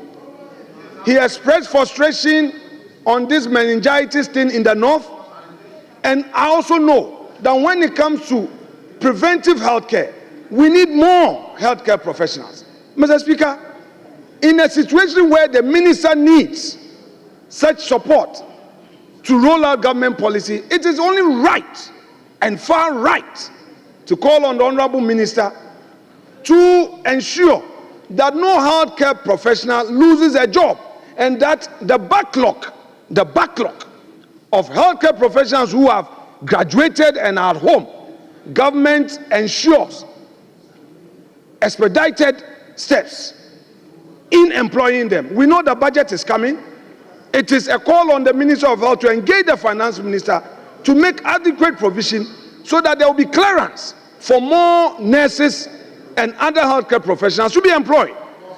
By this, the situation will be handy because those who have been trained will be there in the communities to support our people. Our people are suffering, and he knows so. Mr. Speaker, social intervention. I support the call by Honorable Ladi, Member of Parliament for Pusiga, that there should be more social intervention like the mosquito net is talked about. Mr. Speaker, if we don't get social intervention evenly distributed and fairly given to the most vulnerable groups, Mr. Speaker, how would we be dealing with the situation as the minister has briefed us on? We need to have a transparent system where the vulnerable in our communities will get the support. And this, I believe, if minister is able to do, there will be relief at the local level. Let me, in conclusion, thank the Honorable Minister, who is a very respected colleague, for acknowledging my contribution in the fight against this menace, unfortunately. Suffice to state that he made a general acknowledgement. But just for the record and for Hansen, I have released a brand new pickup, which he knows, and I've also given a cash donation of 100,000 Ghana cedis, which he acknowledges. But Mr. Speaker, and also to thank him for making it to Winneba over the weekend. It was a promise he made that he would be in Winneba. He was in Winneba. And much as we here to critique government, when the man does it well too, it is important that he is showing leadership. At least when he was there, those healthcare professionals were inspired, particularly the director of the Municipal Health Directorate, Dr. Paulette Brown.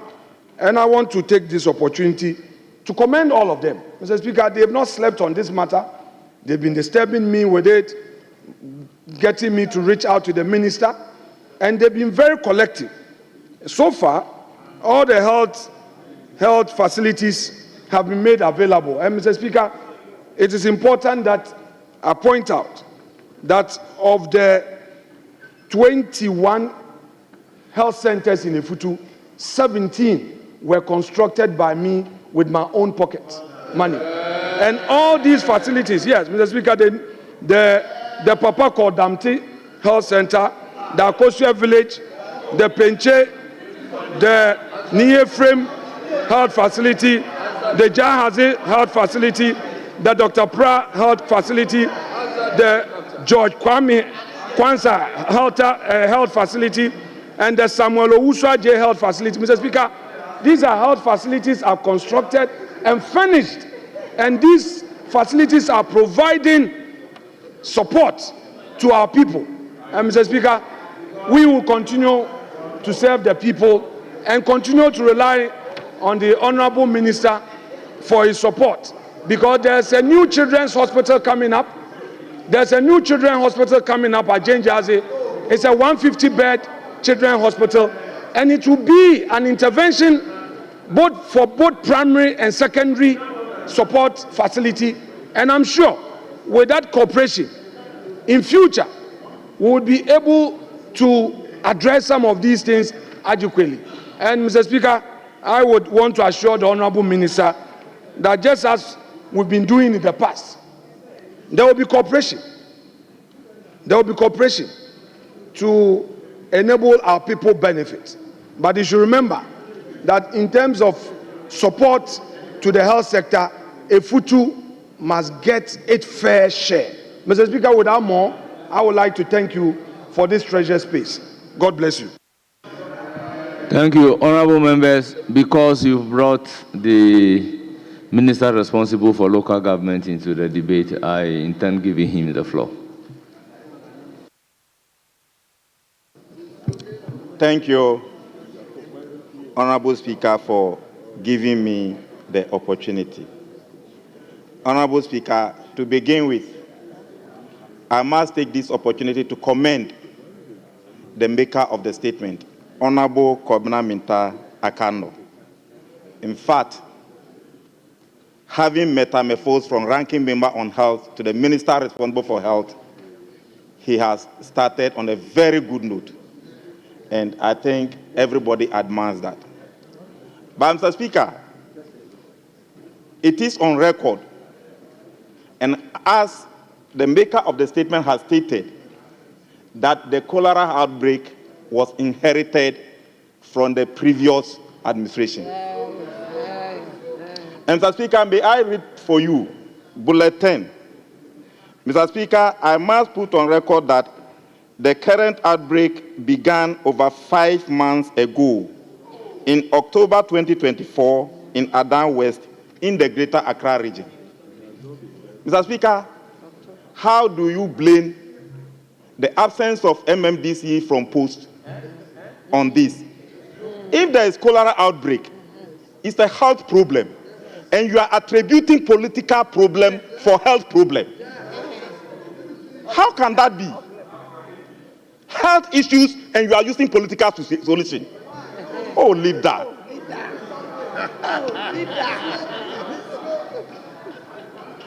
But Mr. Speaker, to proceed.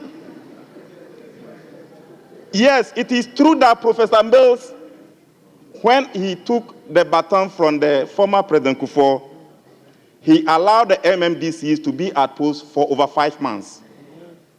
That was a good example. But that opportunity too was eroded by his successor. Yes. When Nana Addo Dankwa took the baton from President Mahama on 13th January, he issued a directive and all MMDCs were to vacate posts. When they came from the swearing in, by the time they returned to their districts, their positions were vacated. Mr. Speaker, to proceed, even Nana Addo Dankwa himself, succeeding himself, all those MMDC who were perceived to be Alan, 134 of them were sacked. You are aware of this? The same administration, 134 MMDCs were sacked. So how do you blame us with this? Thank you, leader. But Mr. Speaker, I wanted to raise point of order to clear this. And you say you give me the opportunity to state. That's why I'm stating them. That is not the solution. Mr. Speaker, to continue, you blaming us. You are on record to have said that you ensure that no DCE is approved in your constituency. Honourable member, conclude. You are on record to have said that. So what are you saying? Mr. Speaker, you are record as majority leader to have said that you will not allow a DCE to be approved in the future. And if you don't approve this, how will you get DCE? Meanwhile, there's cholera outbreak, and you know DCE will come and solve it. And you are saying you will not allow us to have DCE there.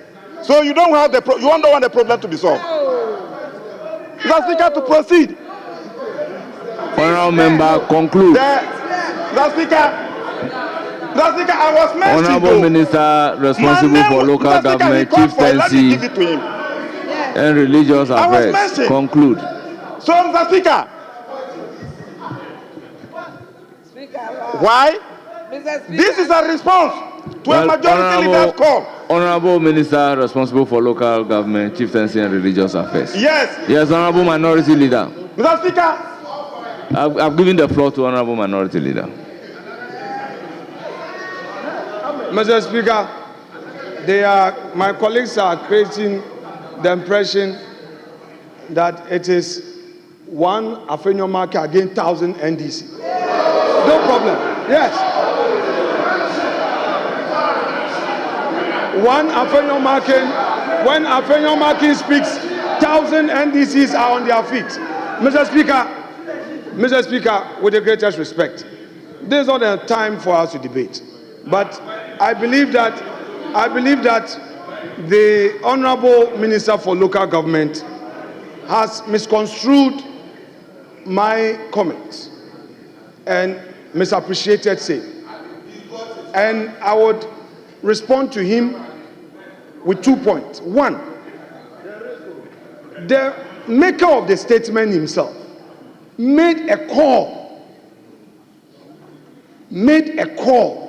on us. And Mr. Speaker, my style is always to take notes. So I took notes on all the points he raised. So I have here the need to have MMDCs in place. It was his call. Check his statement again. I am not making a political statement. He himself made a call.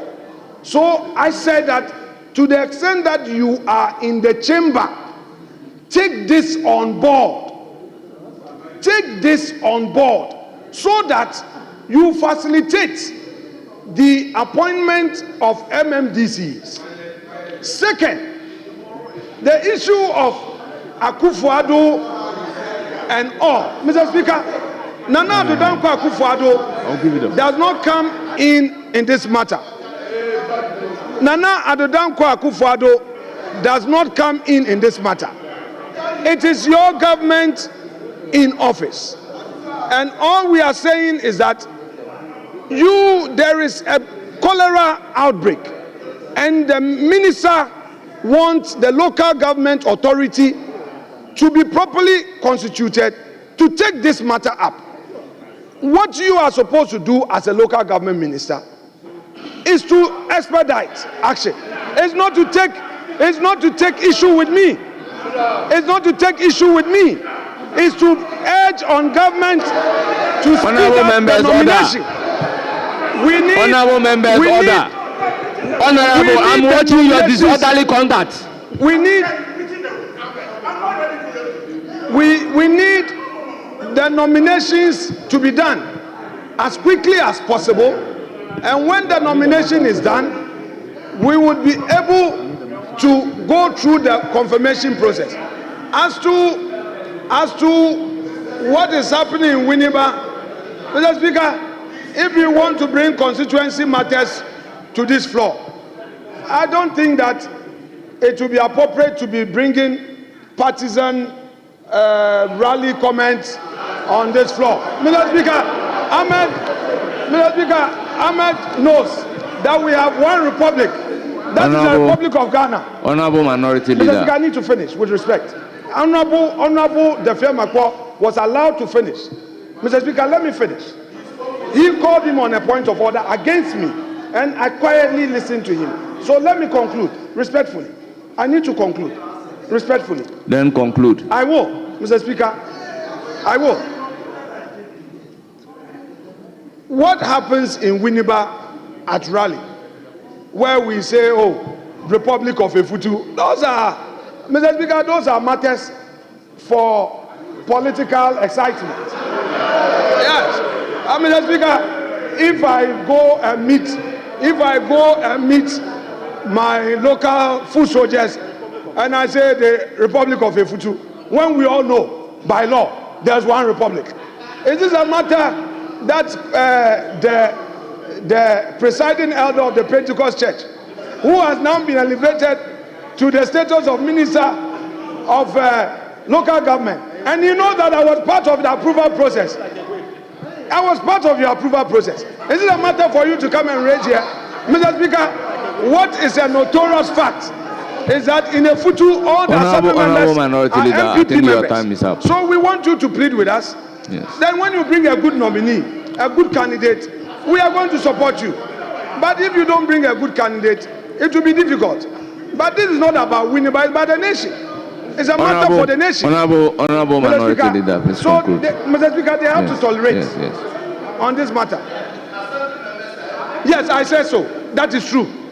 Mr. Speaker, that is true. Members, all the assembly please, members are MPP members. If you don't have the floor, resume your seat. Honorable members, sometimes out of respect to the leadership of the House, we normally don't rule them out of order. But if that is what the leadership is expecting from the chair, I will not hesitate to do so.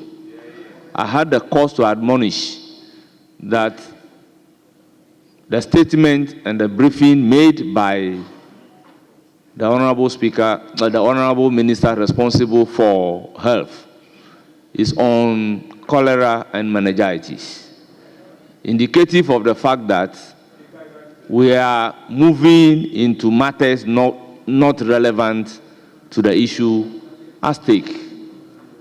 What other indication can I give to a leader apart from what I have said? But when it happened, and that cue is not being taken from the guide being given by the chair, then we have to go strictly and apply the rules. In that case, the leadership must take it in good faith. Ordinarily, I was not going to recognize the minister responsible for local government, chieftaincy, and religious affairs, but his name has been mentioned multiple times. That is why I have decided to hear him. So, Honorable Minister, please conclude. Thank you, Mr. Speaker. Mr. Speaker, in conclusion, I want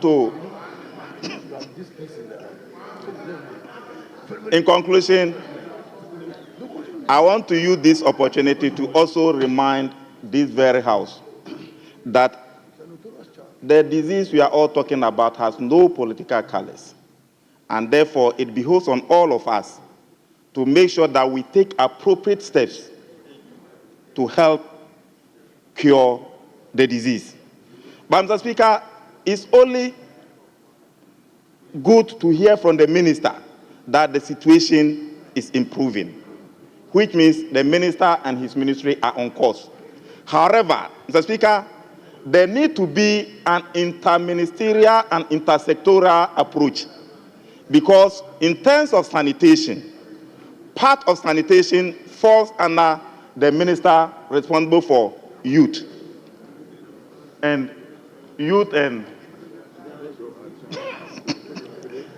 minister responsible for youth, and part also falls on the minister responsible for local government.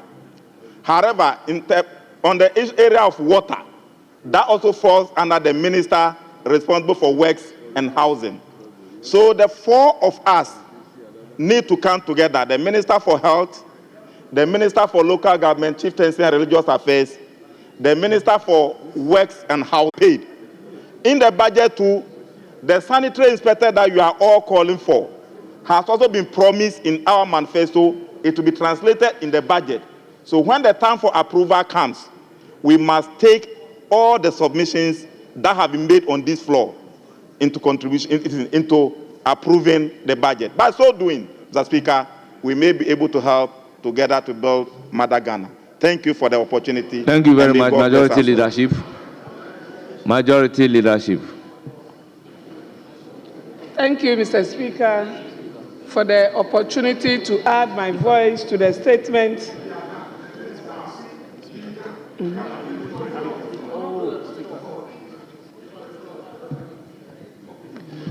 Speaker, with your leave, the Honorable Minister for Rules wants to provide very quick information. Oh, why? What is wrong? I have been recognized by Honorable Majority Whip. Honorable Majority Whip. The leave of the Speaker. It is up to Honorable Speaker Majority to grant Whip. it or not to grant it. Honorable Majority Whip. Yes, Mr. Speaker. If the leadership, the majority leadership wants to cede to the Minister for Roads and Transport, I would allow that. Mr. Speaker, that is not my request. With all due respect, if you may hear me, he says he has an information to give to the House. So, please, Mr. Speaker, Honorable Majority, please sit down. Honorable Majority Whip. Please. Honorable Majority Whip. Why? What is wrong with you? Honorable Majority Whip. Majority Whip. Will you listen for a minute? I'm listening. Yes. I know exactly what I am doing. Very well. I am engaging the minister in a negotiation. Very well. So I'm making a sign between him and myself. Very well. So therefore I know exactly what I am doing. Very well, Mr. So Speaker. Honorable Comfordoyo, you have the floor. So I yield.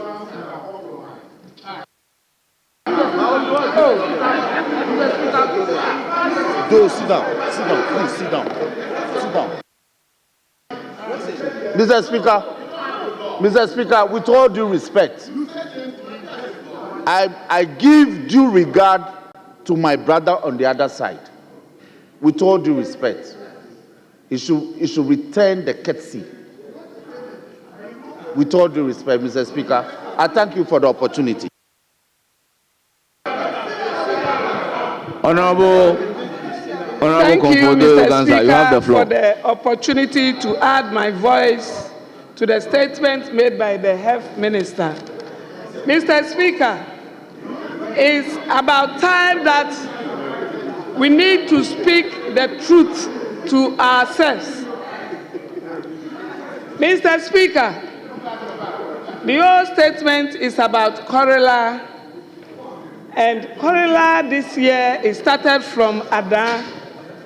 And when you want to understand what cholera means, which means somebody has eaten feces. Mr. Speaker, what brings about all those things is about sanitation. Whether we do proper sanitation. Mr. Speaker, just 2 months ago, there is a whole ministry for sanitation. And if you look at the budget for that ministry, and if you look at that budget and the sanitation doesn't go down to the people, then, Mr. Speaker, I beg to differ. We are not speaking truth to ourselves. Companies are paid for sanitation, but when you go to our villages, our other places, you can see that the containers are there and they are full, and nobody is taking care of it. Mr. Speaker, that money that we spend, especially the budget that we spend on sanitation, why don't we give it to the chiefs? And the chiefs will take care of the village and the environment.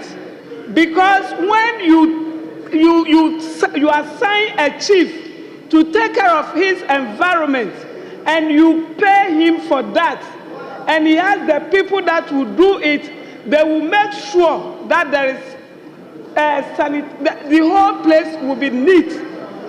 Just this Sunday, I visited a village called Kwalakpoyom in my constituency. They have swept everywhere, every corner of the village is clean and neat. And if we can encourage them, Mr. Speaker, I think they will do proper work than what that telling our mothers and fathers that we have been educated and we will take care of them, we couldn't do, they will do it for themselves. Mr. Speaker, let's be honest. Eating feces is what brings cholera. Where do we get them to eat? From the insects, and then flies, then vendors. Then the latest one, Mr. Speaker, which we are not watching, the bedroom. Now people are eating feces there, in the bedrooms. So we should check all those areas. Because if we are not careful, we will be pointed out to the vendors. Meanwhile, they are innocent when it comes to those things. Mr. Speaker, let's revisit how we are managing sanitation. We have chiefs in every area. Even if we deter them alone, and governments issue instructions that every chief should make sure his environment is clean, we will get a solution to this problem. So we shouldn't deceive ourselves and be beating around the bush as if we are working, but we are not working. Mr. Speaker, we need to sit down and do proper planning and work around these issues well, so that we will get the right results.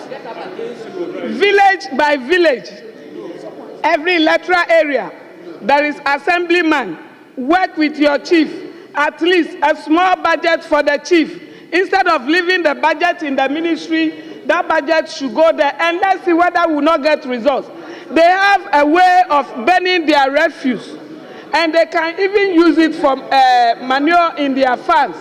So, Mr. Speaker, the way we started it and it's not working, let's change the style now and use our traditional council, our chiefs, assembly members, and then unit committee. We have unit committee members, we are not using them because of we are not giving them small allowance to go about and work in the place in their villages. Mr. Speaker, let's use the unit committee, the assembly members, the chiefs, so that those budgets should go to them. And let's see whether we will not get the proper results. Thank you, Mr. Speaker, for the opportunity. Thank you. Before giving the floor to the Honorable Minister to wind up, I recognize Honorable Kwame Agboja on point of information. Mr. Speaker, I thank you for the opportunity. I am not making a contribution to the statement, though I must commend the minister and the colleagues who contributed. Mr. Speaker, in this House, we have different people with different backgrounds. In this chamber, myself and Honorable Gisela Aguchi Tete are the only architects in this House. If a colleague gets up and makes a statement, of course, if I make a statement which is borders on law and is completely inappropriate, you expect that the lawyers here ought to correct me. There's something that the respected minority leader said, that he's building a 150-bed children's hospital. Mr. Speaker, a lot of people make this mistake. It's not his fault. And this is the reason. Mr. Speaker, in our country, by the health planning standards, district hospitals are facilities with beds 60 to 120.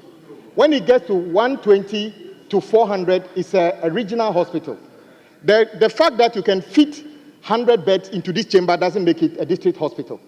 So it is important that when we are making interventions, and indeed, Mr. Speaker, the interventions of the minority leader in terms of provision of healthcare facilities is known, and colleagues have done that. But, for instance, to build a district hospital, even for 60 beds, you are getting close to almost $19 million. And it comes with 20 different departments. So when you are speaking in Parliament to make this statement and we let it go, somebody will hear that MPs are capable of building district hospitals. Why is the other MP not be able to build it? So it's important we make this. So my point is that if it will be good if the health minister, who is one of us, can one day take the opportunity to come and read out to us what are the standards of a CHIP compound, a health facility, a polyclinic, a district hospital and a regional hospital. It will guide us. So when we are making the interventions, we just don't say that I build a space that can take 100 beds, so I build a district hospital. Because it's not as simple as that. That is not the information I wanted to provide. Thank you. Thank you very much.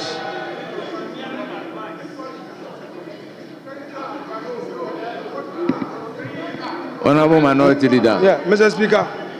Mr. Speaker.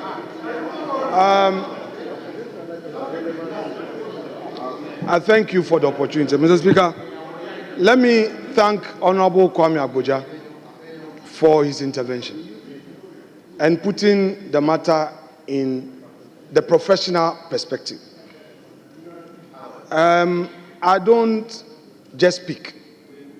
That children's hospital, I wish you get the opportunity to visit. It was properly designed by a professional architect. Professionals are involved in the construction. It has all the departments to make it a secondary referral facility. You need to see with your eyes. Don't worry. You need to, Honorable Abuja, who also doubles as an architect. I would want to have an hour ride with you to Winneba. Winneba is just 45 minutes drive from Accra. No, at least we'll get a dispatch. He has a dispatch rider. So we can take 45 minutes. Don't worry, you don't have a dispatch rider. It's okay. I have one. We'll go with mine. Mr. Speaker, 45 minutes, you can go and see for yourself what is happening at Jane Jazi in Winneba. Mr. Speaker, I am not making a submission on the House floor out of ignorance. The professionals have indeed determined the capacity of the facility. It is not just a primary facility, it is a secondary facility. So, Mr. Speaker, I know what I am saying, that it is a 150-bed children's hospital, and it is coming from the professionals. So, Mr. Speaker, I think that clarification has to be emphasized so that he knows that indeed it is not just a district facility that I'm referring to. If it were to be a healthcare center, I would say that it's a healthcare center or a CHIPS. It is not. And it is not. Honorable Majority Leader, he is a minority leader. He is raising a second part of the problem, which poses danger to all of us. Probably you have the means. Maybe you are a deputy leader, you became a leader. Therefore, what you can do, even most of the people at your back may not be able to do it. When the public begin to measure us. Mr. Speaker, I keep saying that the precedents we are setting, let's be guided. He got up on a point of information. He said, and you granted him that special leave. As to an intervention by a member in his constituency, it is his bona fide. We know that as a fact. So it depends on your constituency and the things that you would want to do and the personal effort. We all know we come here as lawmakers, but our people don't see us as lawmakers. They see us as agents for development. So I do not think that it is right for him to now bring up the second matter. The issue he raised was that he's an architect. And as an architect, there is a certain essential qualification to designate a facility as a 150-bed facility or 60-bed facility. So he wanted to put that on. Honourable Minority Leader, yes. Are we really agents for development? I said our people see us as such. And practically that's the work we do. We pay school fees. We are required to build hospitals. We are required to aid in the our construction actions of and roads. statements should not confirm the fact that we are agents of development. I'm saying if that we are not. we are seen as agents of development. Although our constitutional mandate is to enact laws, but we are seen as agents of development. Therefore, we take up that extra role. Mr. Speaker, when we are campaigning, do we even talk about lawmaking? When we are campaigning, we don't tell the people, I'm going to make laws for you. We tell them that we'll bring development to you. That is what we tell the people. It's a fact. Thank you very much, Honourable Minister. You may wind up.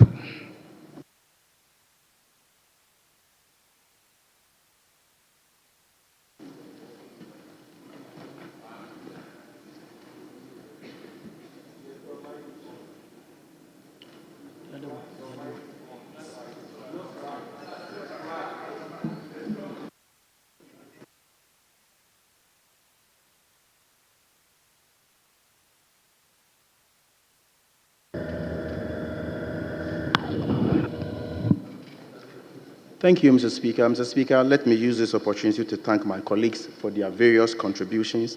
Mr. Speaker, as I thank them for the contributions they have made, let me put on record that a lot of misinformation has gone into the hazard, and I need to correct same.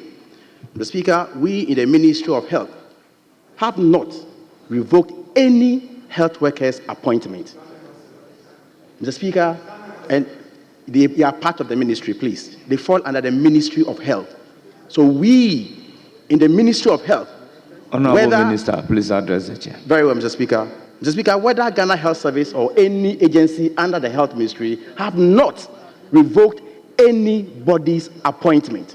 Mr. Speaker, I therefore put it on record that any health professional who has gone through the right processes, who is covered by the clearance, which ended on 31st December 2024, and has been posted, will never be sacked.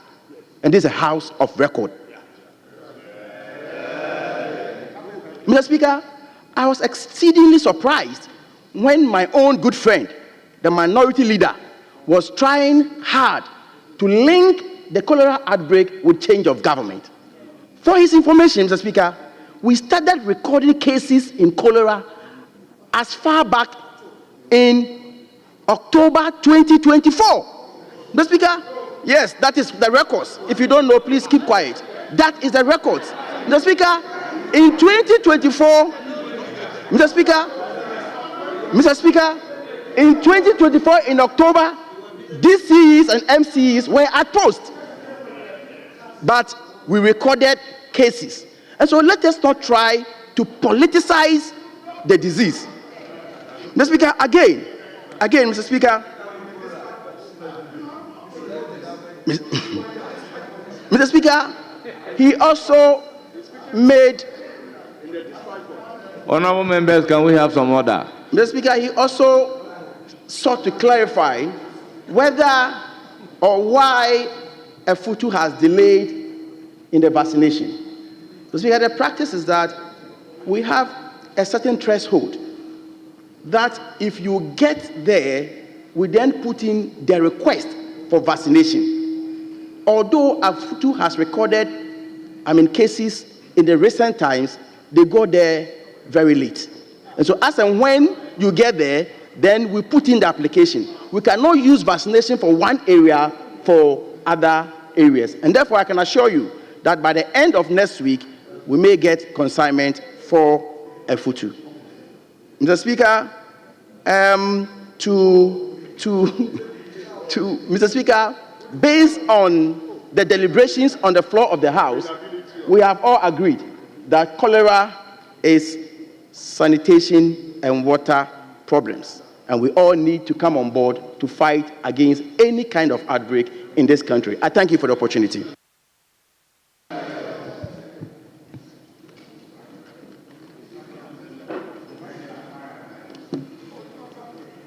Honourable members, let me add my voice in extending our appreciation to the minister responsible for health for coming timeously to brief the House on the outbreak of meningitis and cholera. So, Honourable Minister, thank you so much for coming to brief the House.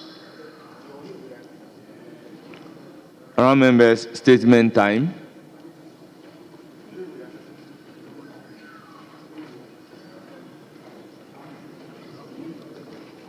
Honourable members, we have admitted statements in the name of Duko Foriata, Honourable Member for Fantiakwa South, on sustainable funding for outbreak and pandemics. Honourable Member, you have the floor. Mr. Speaker, thank you for the opportunity. This is my maiden statement in the House. The subject matter is sustainable funding for outbreaks and pandemics, which is the becoming of a national disaster. Mr. Speaker, recently we have had the discussion on this floor about outbreaks and pandemics beginning in January 2025. With the Second Deputy Speaker to take the chair. With a specific reference to HMPV. The issue was first raised by our colleague, the Honourable Member for Suhum. Mr. Speaker, there is a next step or position that we as a nation must take to make sure our safety, protection, and safety of our people is a reality. Mr. Speaker, the Ghana Health Service, along with the National Vaccine Institute, earlier last year and into this year, gave us assurances on the state of affairs of outbreaks and pandemics in Ghana. They have been very vigilant in doing this. In their lingua, they assured us that no unusual pathogen were in any reports from the screening scheduled across the 16 regions. We are grateful for their work. Mr. Speaker, the Minister for Health in the House today has reported one case of HMPV in Ghana. Mr. Speaker, the need to reassess our position as a nation on how we prepare for such matters, whether as an outbreak or a pandemic, is key. How prepared are we if there were an outbreak or pandemic of any other sort anywhere in the country? How prepared are we in research, human resource, appropriate facilities, adequate and appropriate vaccines, their supply, and most importantly, the financing? How prepared are we for education and awareness of the public? Mr. Speaker, the solution, therefore, must be in the front burner of this August House. We must support the initiative to be prepared to prevent outbreaks and pandemics and to protect the Ghanaian people at all times. To do so, we must have a funding stream for it. We must not wait till something happens, only then to scramble for financing with cap in hands as we do.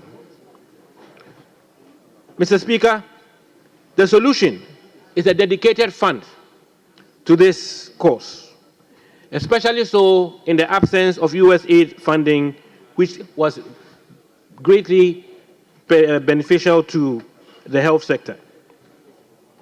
The purpose of the new fund would be, 1, maintain financial support for disease and virus prevention activities by the Ghana Health Service, the National Vaccine Institute, and other related agencies. 2, ensure year-round preparation for prevention and combating outbreaks and pandemics identified by Ghana Health Service and its related agencies. And 3, to assure and ensure continued research into the prevention mechanisms, including education and awareness and vaccine manufacturing. Mr. Speaker, our responsibility as lawmakers and representatives of the people, especially those of Fantiakwa South, is first and foremost to ensure their well-being and safety. That is why they have employed us to this august house.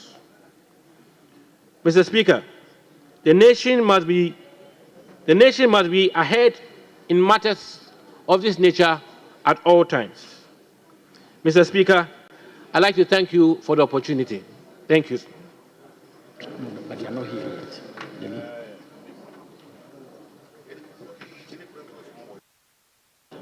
Very well. Honourable members,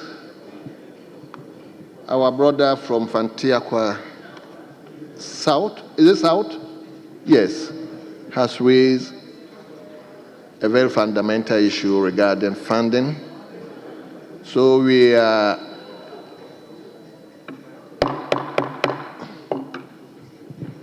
it is now time for comments on the statement. Yes, Honourable Member for Suhum. Thank you, Mr. Speaker, and I rise to comment on the maker of the statement.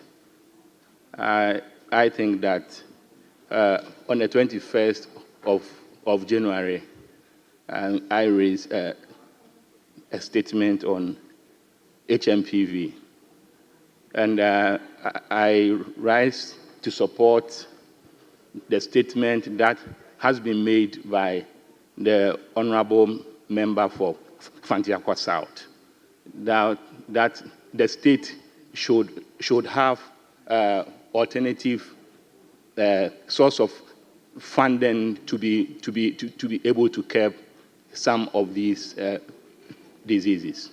Thank you, Mr. Speaker. Thank you very much.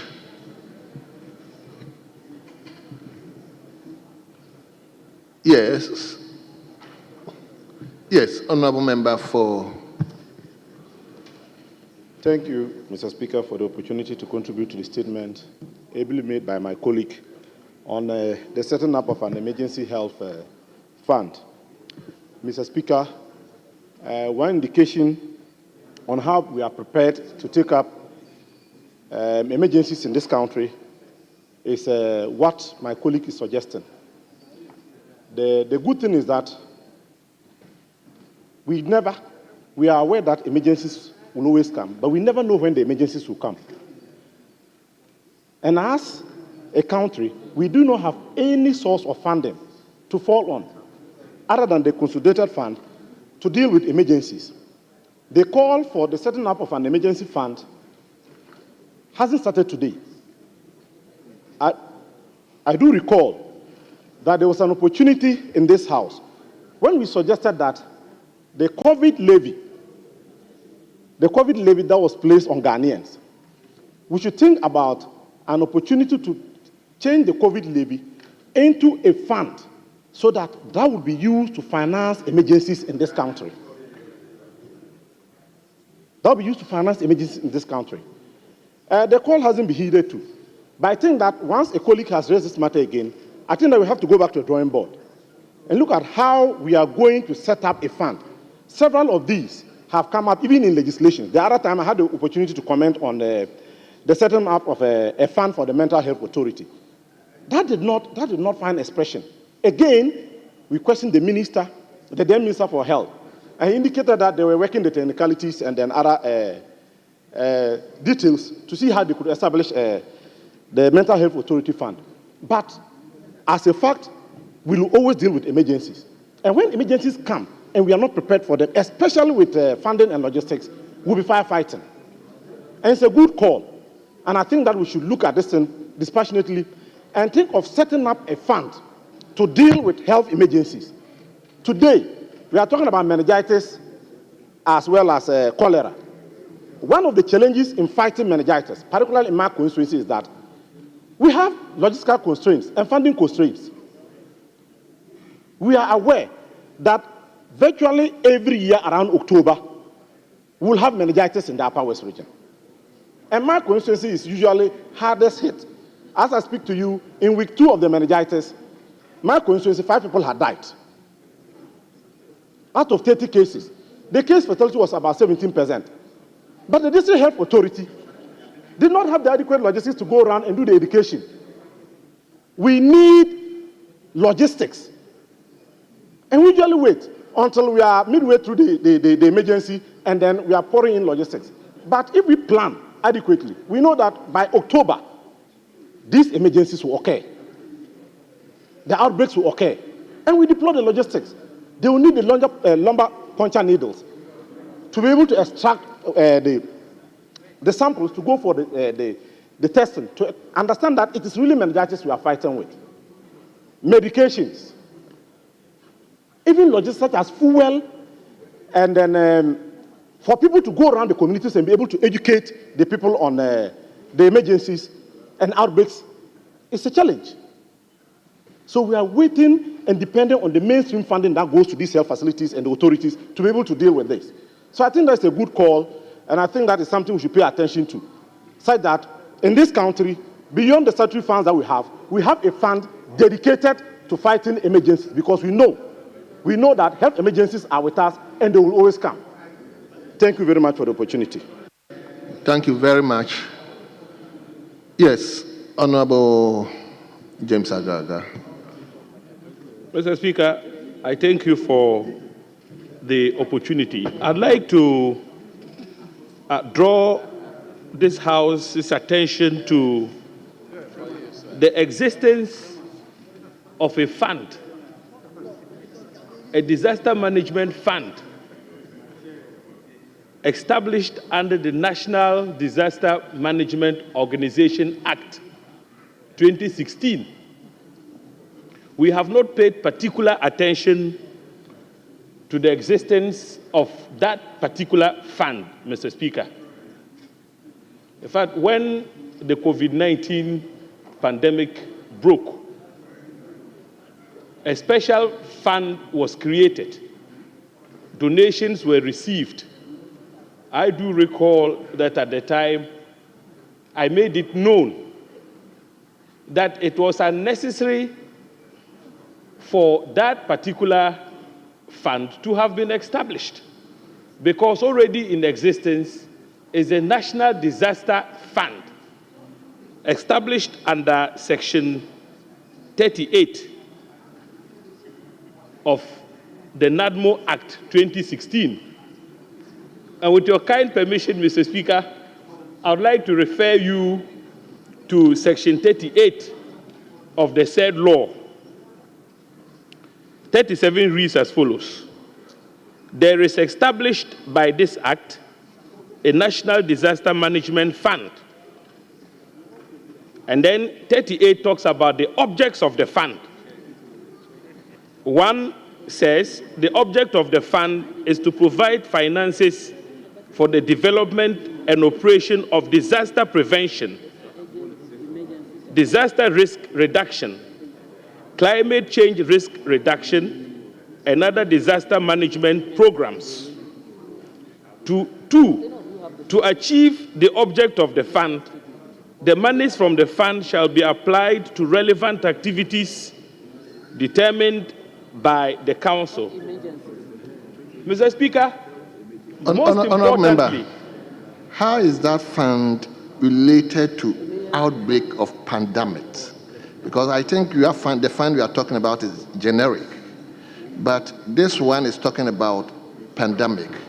And the previous contributor was relating it to COVID fund. COVID fund was more or less specific. So how do you relate the specific pandemics to the NADMO laws?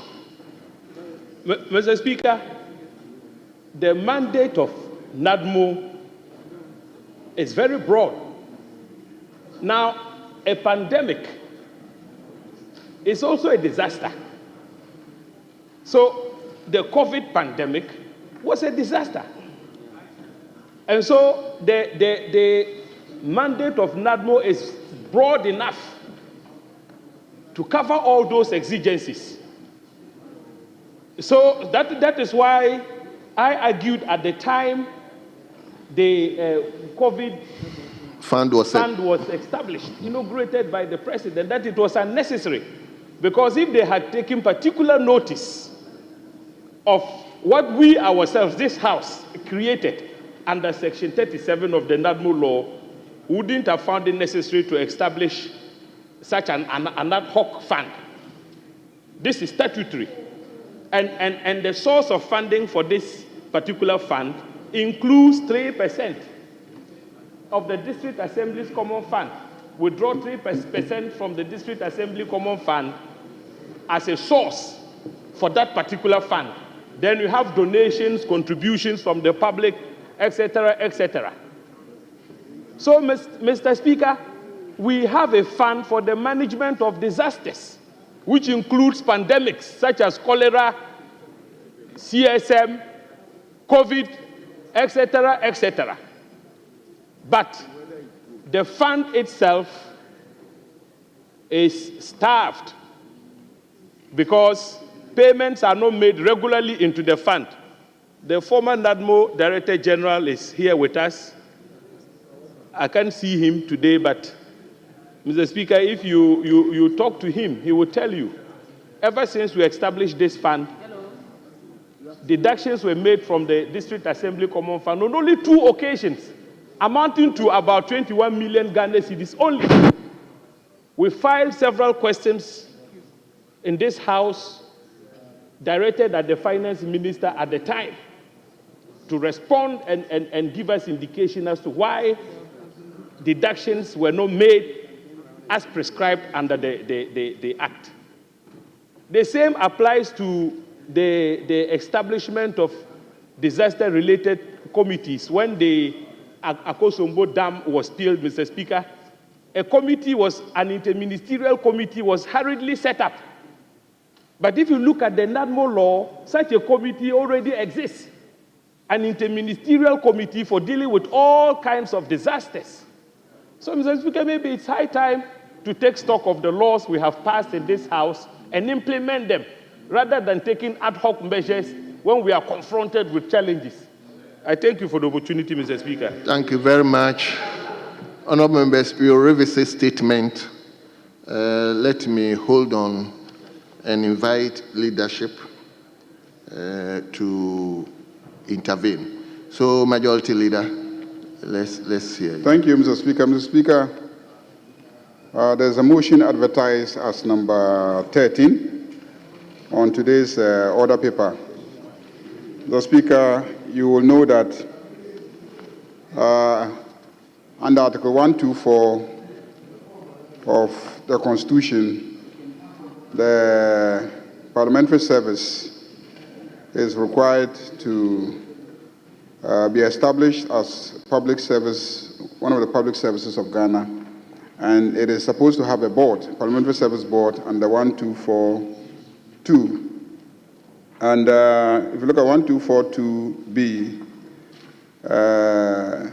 there are 4 other members of the board who shall be appointed by the Speaker, acting in accordance with the advice of a committee of Parliament. So this constitutional provision mandates that this House establishes a committee of Parliament to advise the Speaker in composing the membership of the Parliamentary Service Board. So, Speaker, pursuant to this constitutional provision, I move that this House approves the membership of a committee to advise the Speaker on the appointment of 4 other members of the Parliamentary Service Board. Mr. Speaker, the proposed members of the board include myself, Mahama Ayarga, my colleague, the Minority Leader, Honorable Alexander Afenyo-Markin, my Deputy, Honorable Kweku Rikitshagan, the Deputy Minority Leader, Honorable Patricia Apiaje, and the MP for Kaswa, Honorable Phyllis Na Koyo Okuno. Mr. Speaker, these are the 5 people that we're proposing, 3 from this side and 2 on the other side, to advise the Speaker in order to enable him constitute the Parliamentary Service Board pursuant to Article 124, Clause 2B of the Constitution. Mr. Speaker, I so move. Thank you very much, Honorable Leader of the House. Now, let me invite the Minority Leader to second the motion. Mr. Speaker, nothing useful to add, save that the other honorable lady that Honorable Majority Leader proposed for the MP for Kaswa have been, Mr. Speaker, I'm sure he meant the member for Ewutu Senya East. Yes, East. Of course, the capital of the constituency, without doubt, is Kaswa. So, with that, I want to second his motion without any further point. I thank you, Mr. Speaker. Yes, honorable members, the motion has been seconded. It is now before the House for consideration.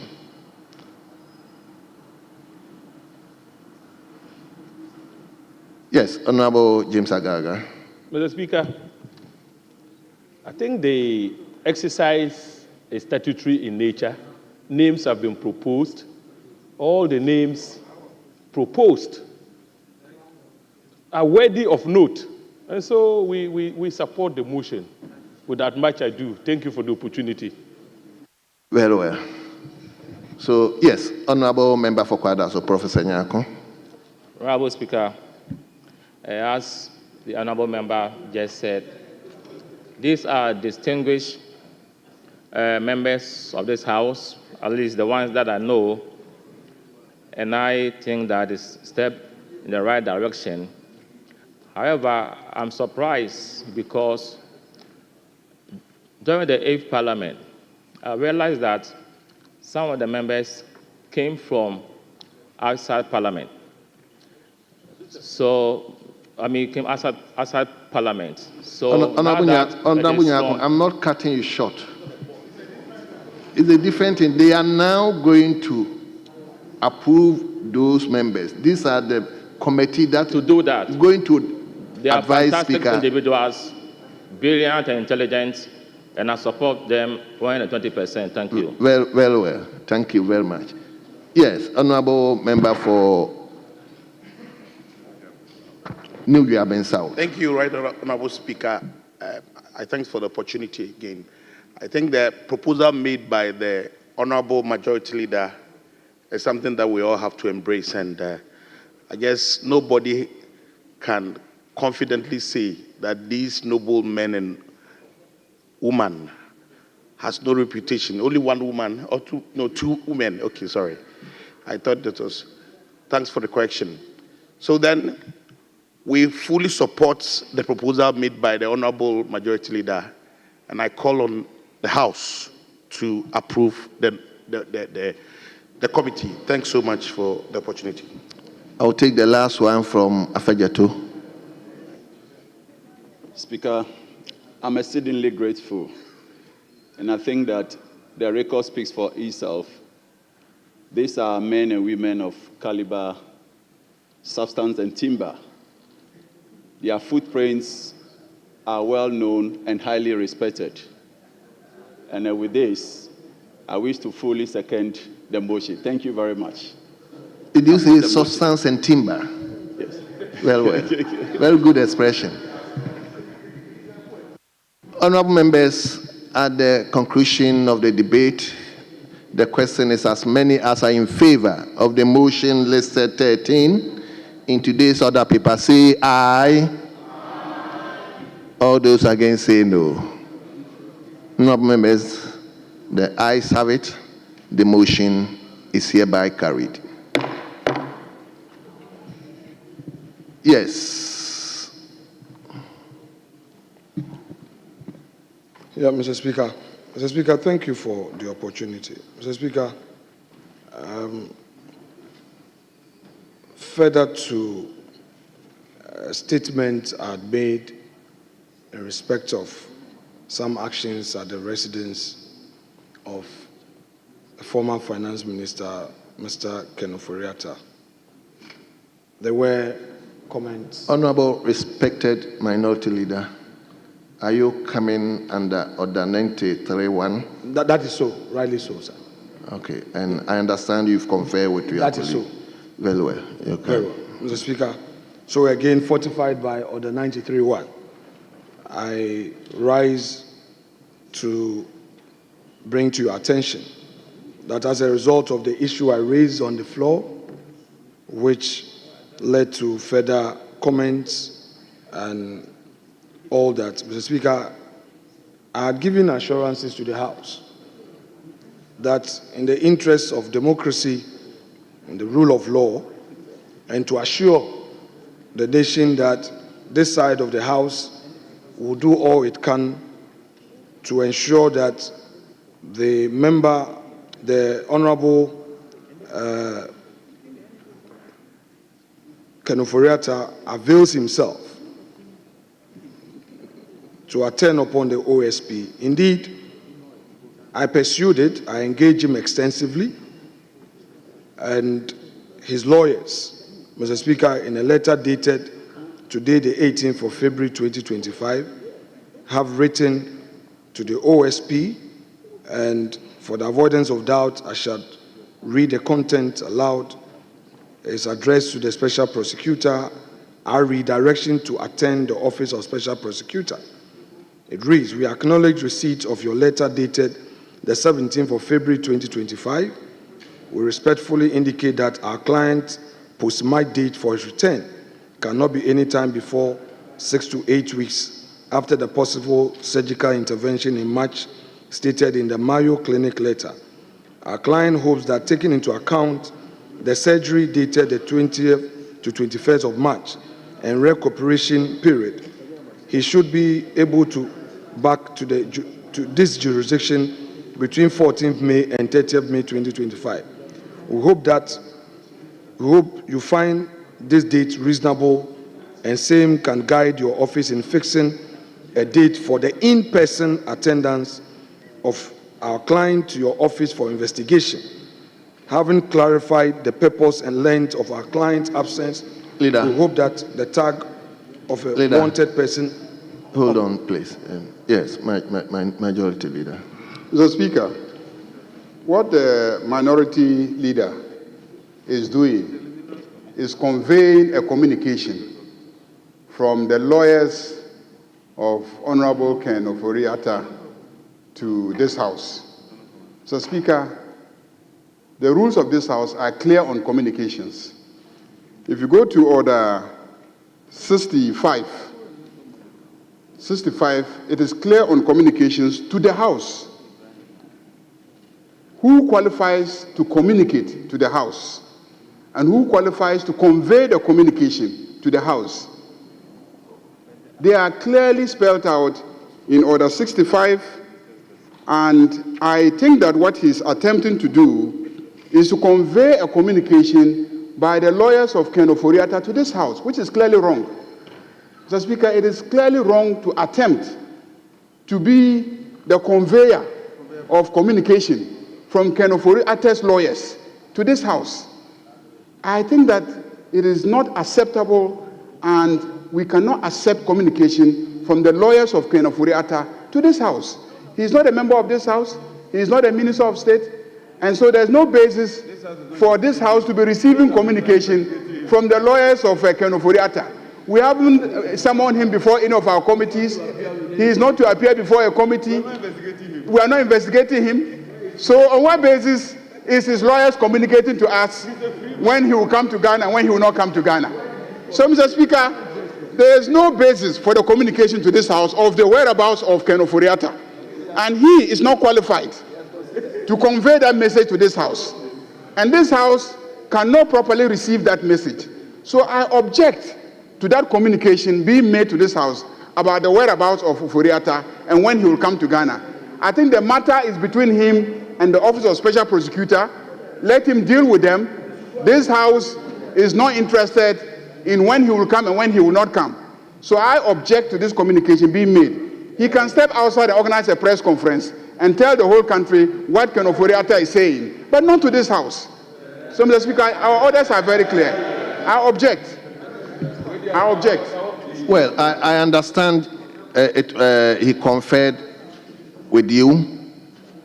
Probably he didn't get to know the details of it, but that's the understanding. Mr. Speaker, I agree to the terms of his objection. I wanted to do what we call elucidation, but when it comes to the jurisprudence of the House, I think he's a champion. I won't take his title from him. Mr. Speaker, I believe that the gravamen of my submission basically is to say that pursuant to the matters that I raised on the floor, and then indeed, Mr. Speaker, again, I stood in the dispatch box to give assurance to the nation that I was engaging the man.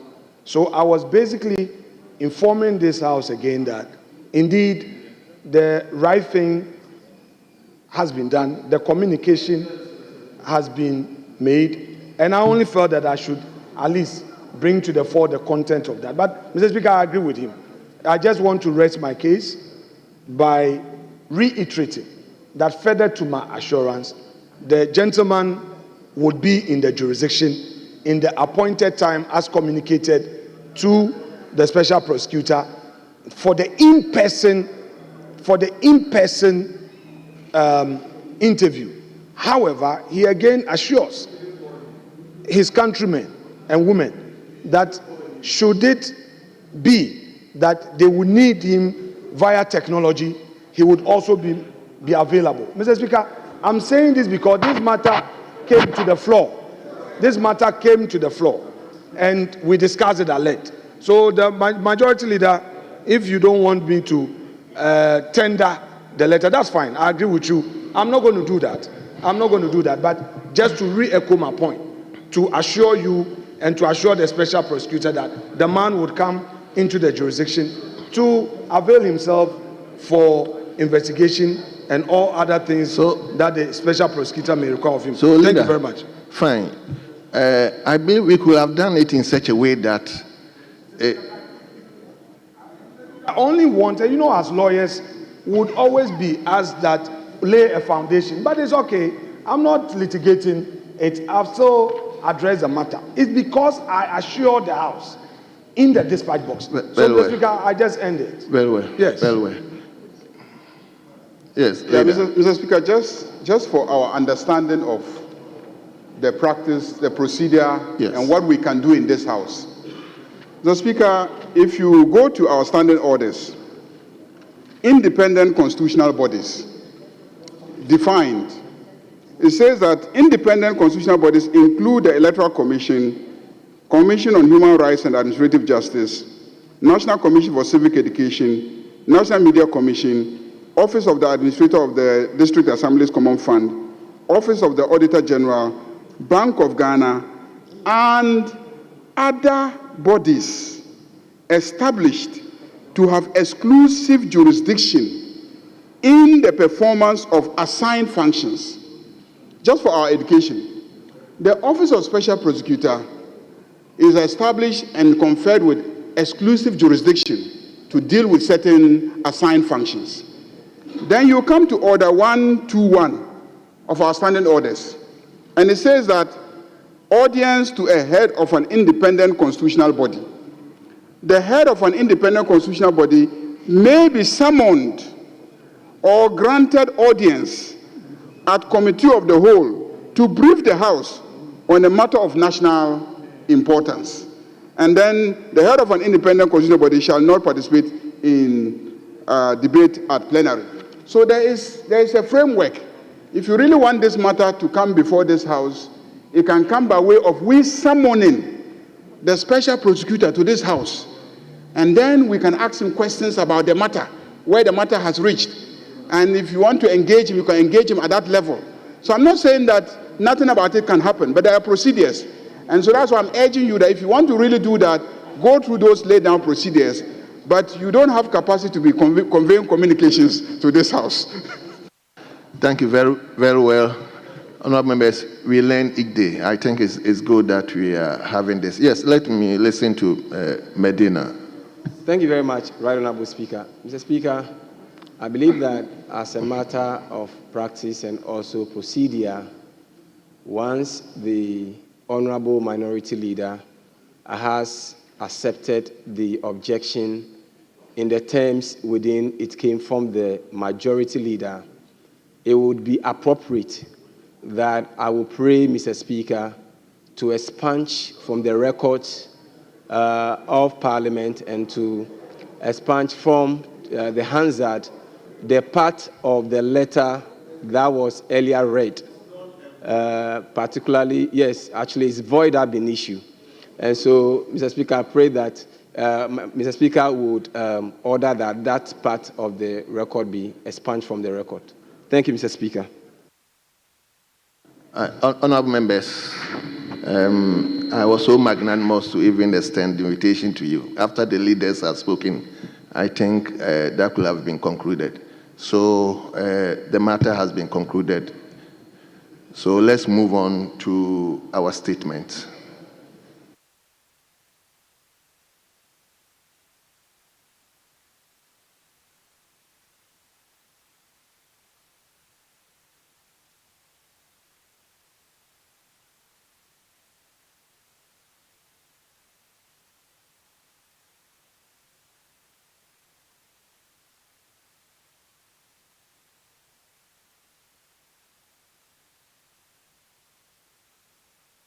Let me invite Minister. I beg of you. I beg of you. I'll give you another time. Let me invite a member from Ahanta West constituency. Ahanta West, are you ready to read your statement?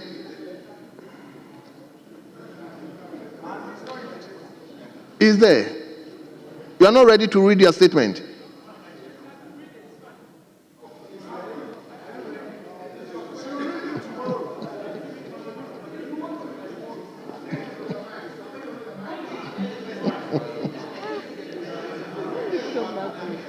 Okay, let me. You want to do that today? Yes, leader. I was told tomorrow, but I can do it today. It's okay.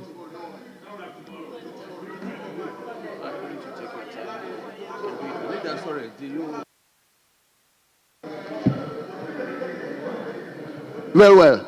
I believe you have shared the statement with your colleagues so that they will be able to contribute at the end of the. Yes, some of my colleagues have it. Very well. Minority Leader is confirming that he has shared. So let's hear you. Okay. Yes, I did. Thank you, Mr. Speaker. My statement is addressing sanitation issues in Ghana and then my constituency.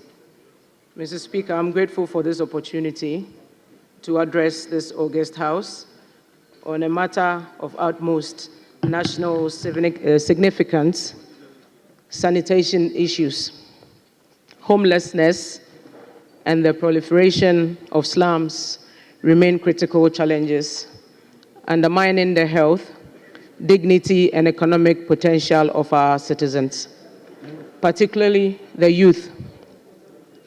It is essential that we adopt a comprehensive approach to tackling these issues, utilizing existing laws, formulating new ones, and engaging innovative strategies to develop sustainable solutions, whilst leveraging on same to create meaningful employment opportunities for our youth. Mr. Speaker, the state of sanitation in Ghana continues to be a source of grave concern. According to the 2021 Population and Housing Census by the Ghana Statistical Service, only 51.4% of urban households have their solid waste collected, leaving 48.6% without access to such services. This lack of access often leads to improper waste disposal methods.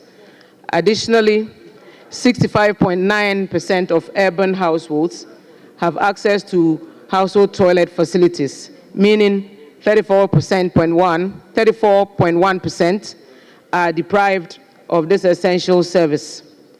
It is worthy of note that approximately 17.22% of urban dwellers practice open defecation. In fact, a more recent survey by the Ghana Statistical Service of February 2024 puts the percentage at 25% of households in Ghana practicing open defecation. This situation is even dire in rural areas, where the lack of provision of safe sanitation facilities is more pronounced. In 2017, the government launched a national sanitation campaign through Ministry of Sanitation and Water Resources to address the country's sanitation challenges.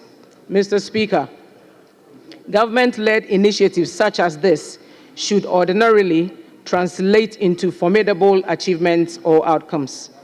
But cast your eyes around, and it is almost as if we never did anything at all. Despite the invaluable time and resource expended on this initiative, we continue to grapple with these same unsustainable, unproductive, and unhealthy situations of sanitation in the country. Perhaps a very good example of how not to tackle these issues of sanitation of a country.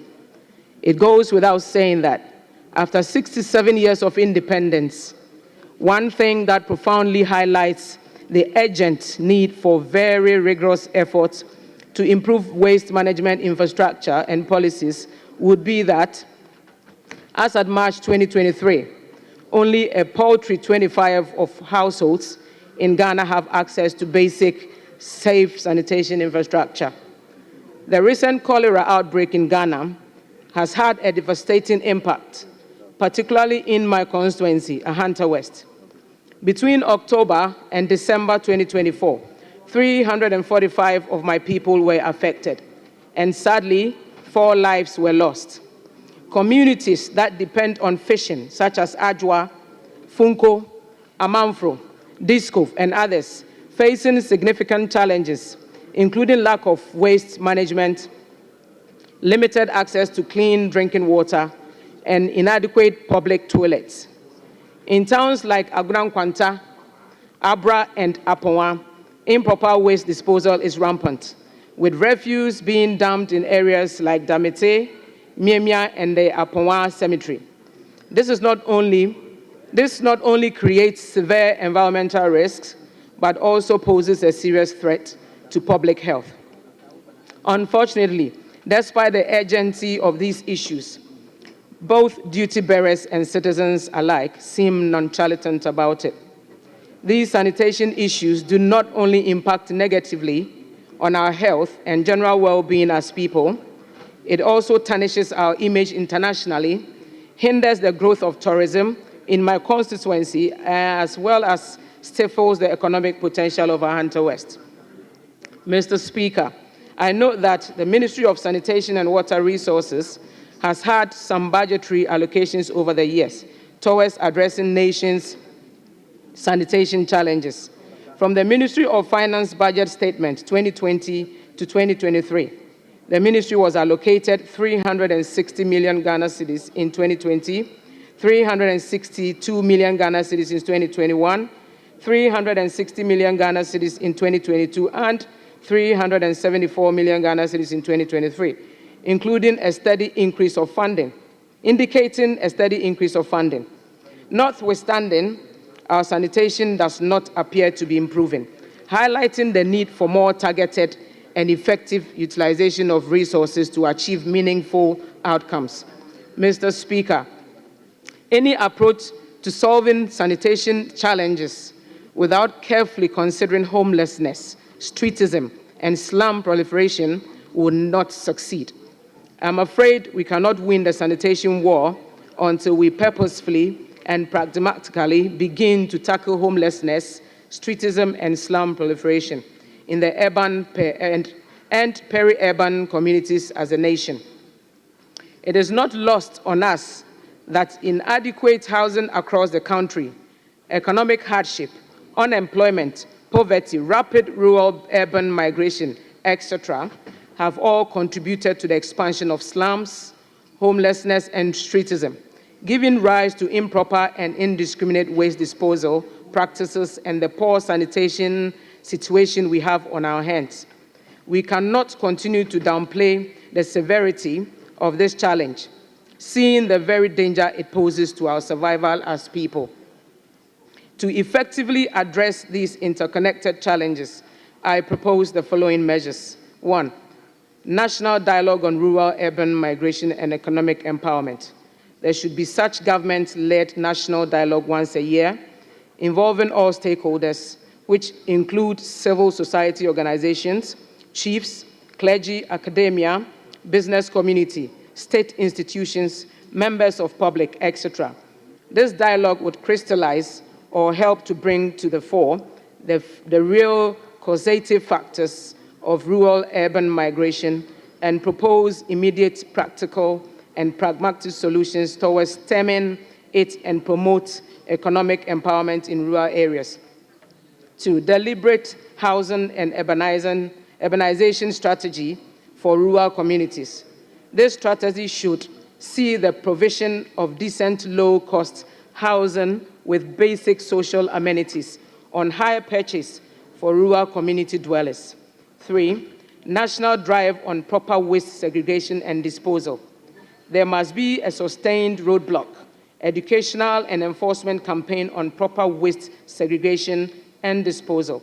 This will immediately give a boost to and expand the waste recycling and collection industry, thereby creating job opportunities for our teeming unemployed youth and keeping our environment clean and healthy.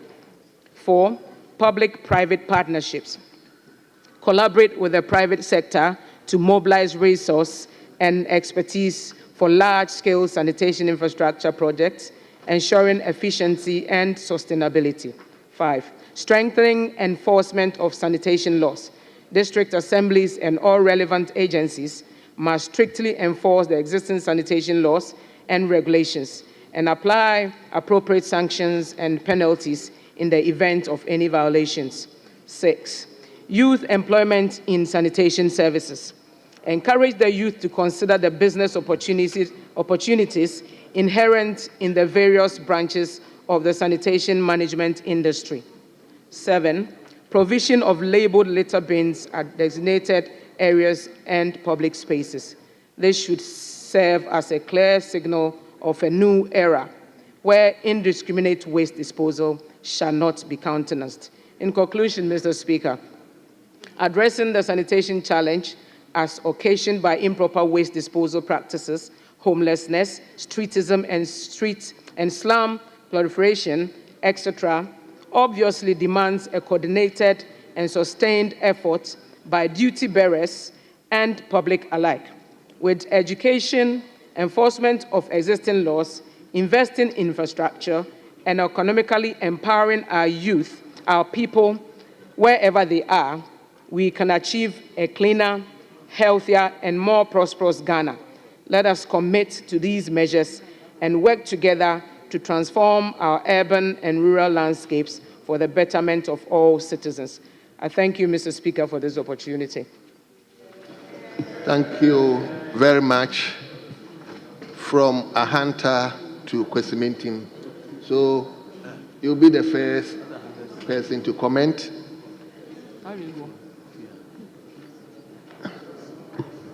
I'll come to you. From Kwesimentim, I'll come to you. Oh, he's rather fear. Yes. So when he heard Kwesimentim, he had to stand up. Please Anyway, sit down. but are you ready to comment?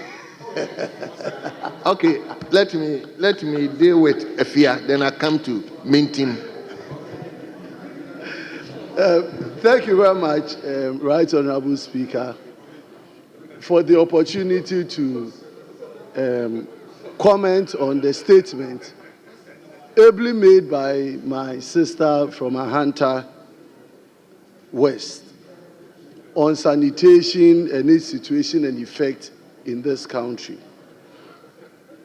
Right Honorable Speaker, the data regarding sanitation situation in Ghana is very alarming. From just about 25% of our people having access to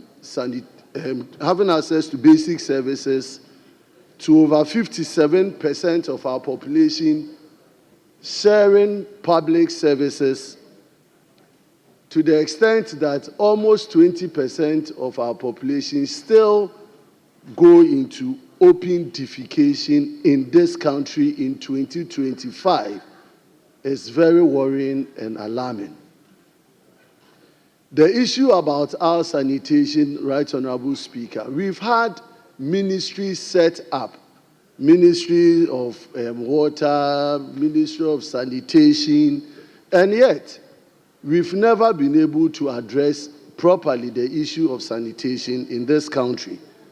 When you take our water situation in Ghana, the adverse effect of Galamsey has affected our water resources to the extent that even the Ghana Water Company's ability to treat water and make it affordable and accessible to Ghana is under threat.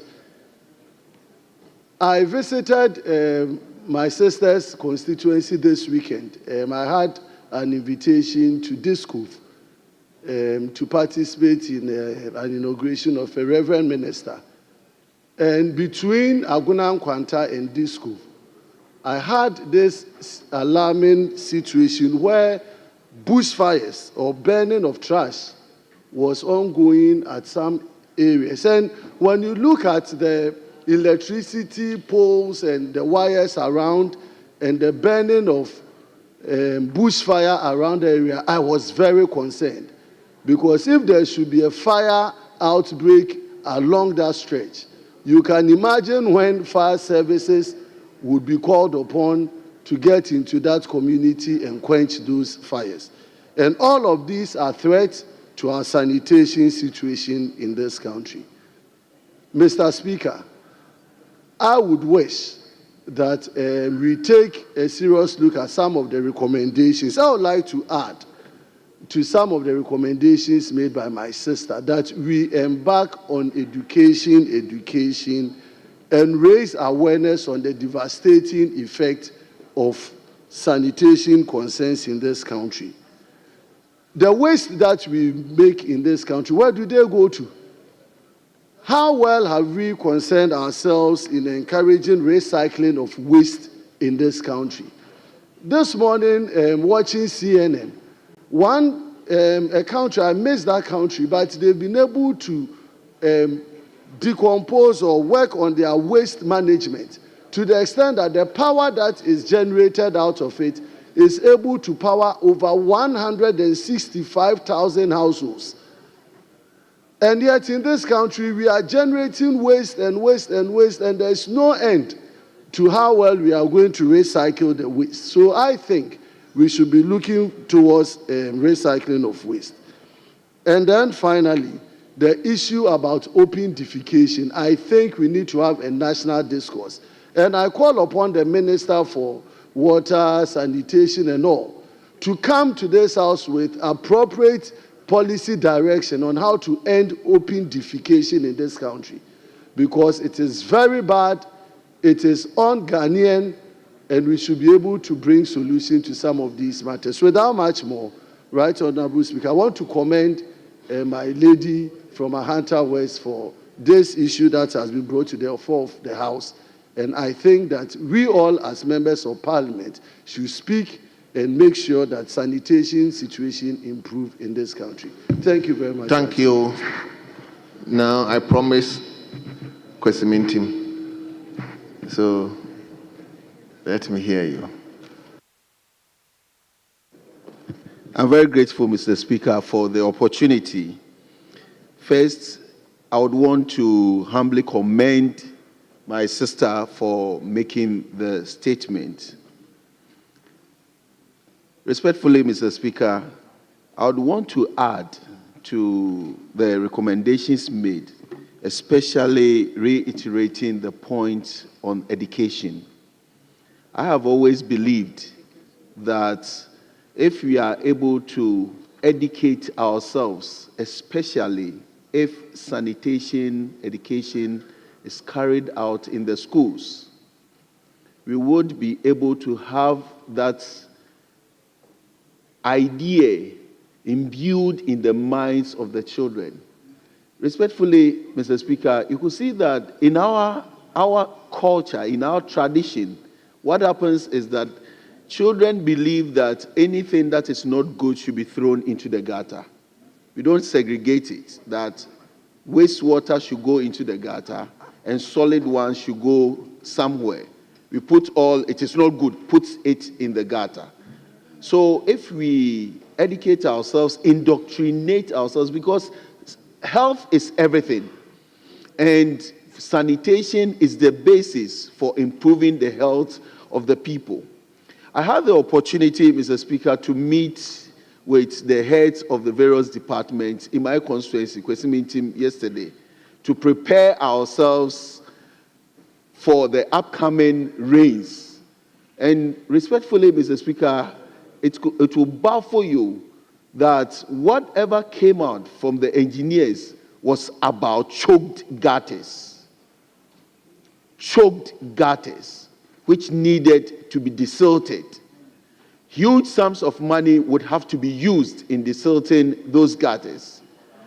Mr. Speaker, also, I am of the humble view that there should also be that symbiotic relationship between the chiefs, assemblies, assemblymen, and the youth leaders of the various communities to tell themselves that we are going to live in a community that is free of filth. I am happy that my sister dovetailed the fact about people walking around. Any person who loiters litters, those who loiter litter.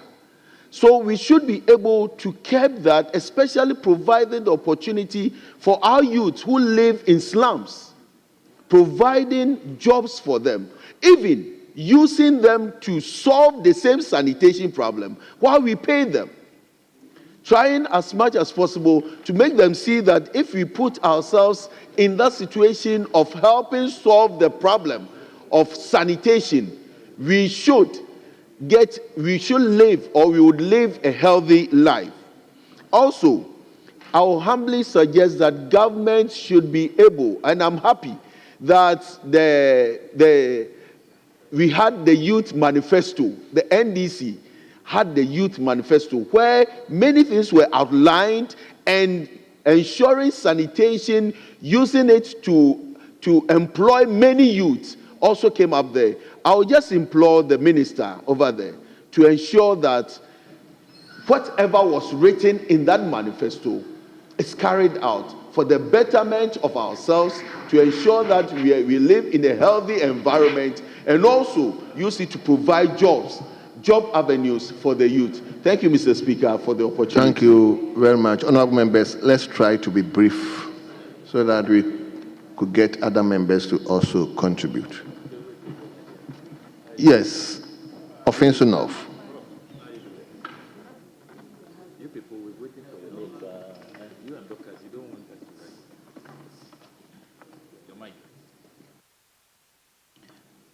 Honorable Speaker, thank you very much for the opportunity and also to appreciate the maker of the statement regarding sanitation. Honorable Speaker, if you come to my constituency of Finson North, it has grown to the extent that the major towns in Finson North, Afrancho, Akumadan, and Nkinkeso, had majority of their refuse dumping place located at the center of the main towns. Honorable Speaker, when it rains, it's an eyesore. And I think it's a high time that we can create more jobs by relocating this refuse dump to a far place. Of course, in addition, we can turn this waste into energy generation. So as we are thanking the maker of the statement, we believe that the local government ministry, in collaboration with the Housing Works Ministry, can come out with a strategy and a plan so that we can make sure all these major refuse dumping places are not seen within the main towns, where when it rains, it tends to choke all the gutters and leads to other issues.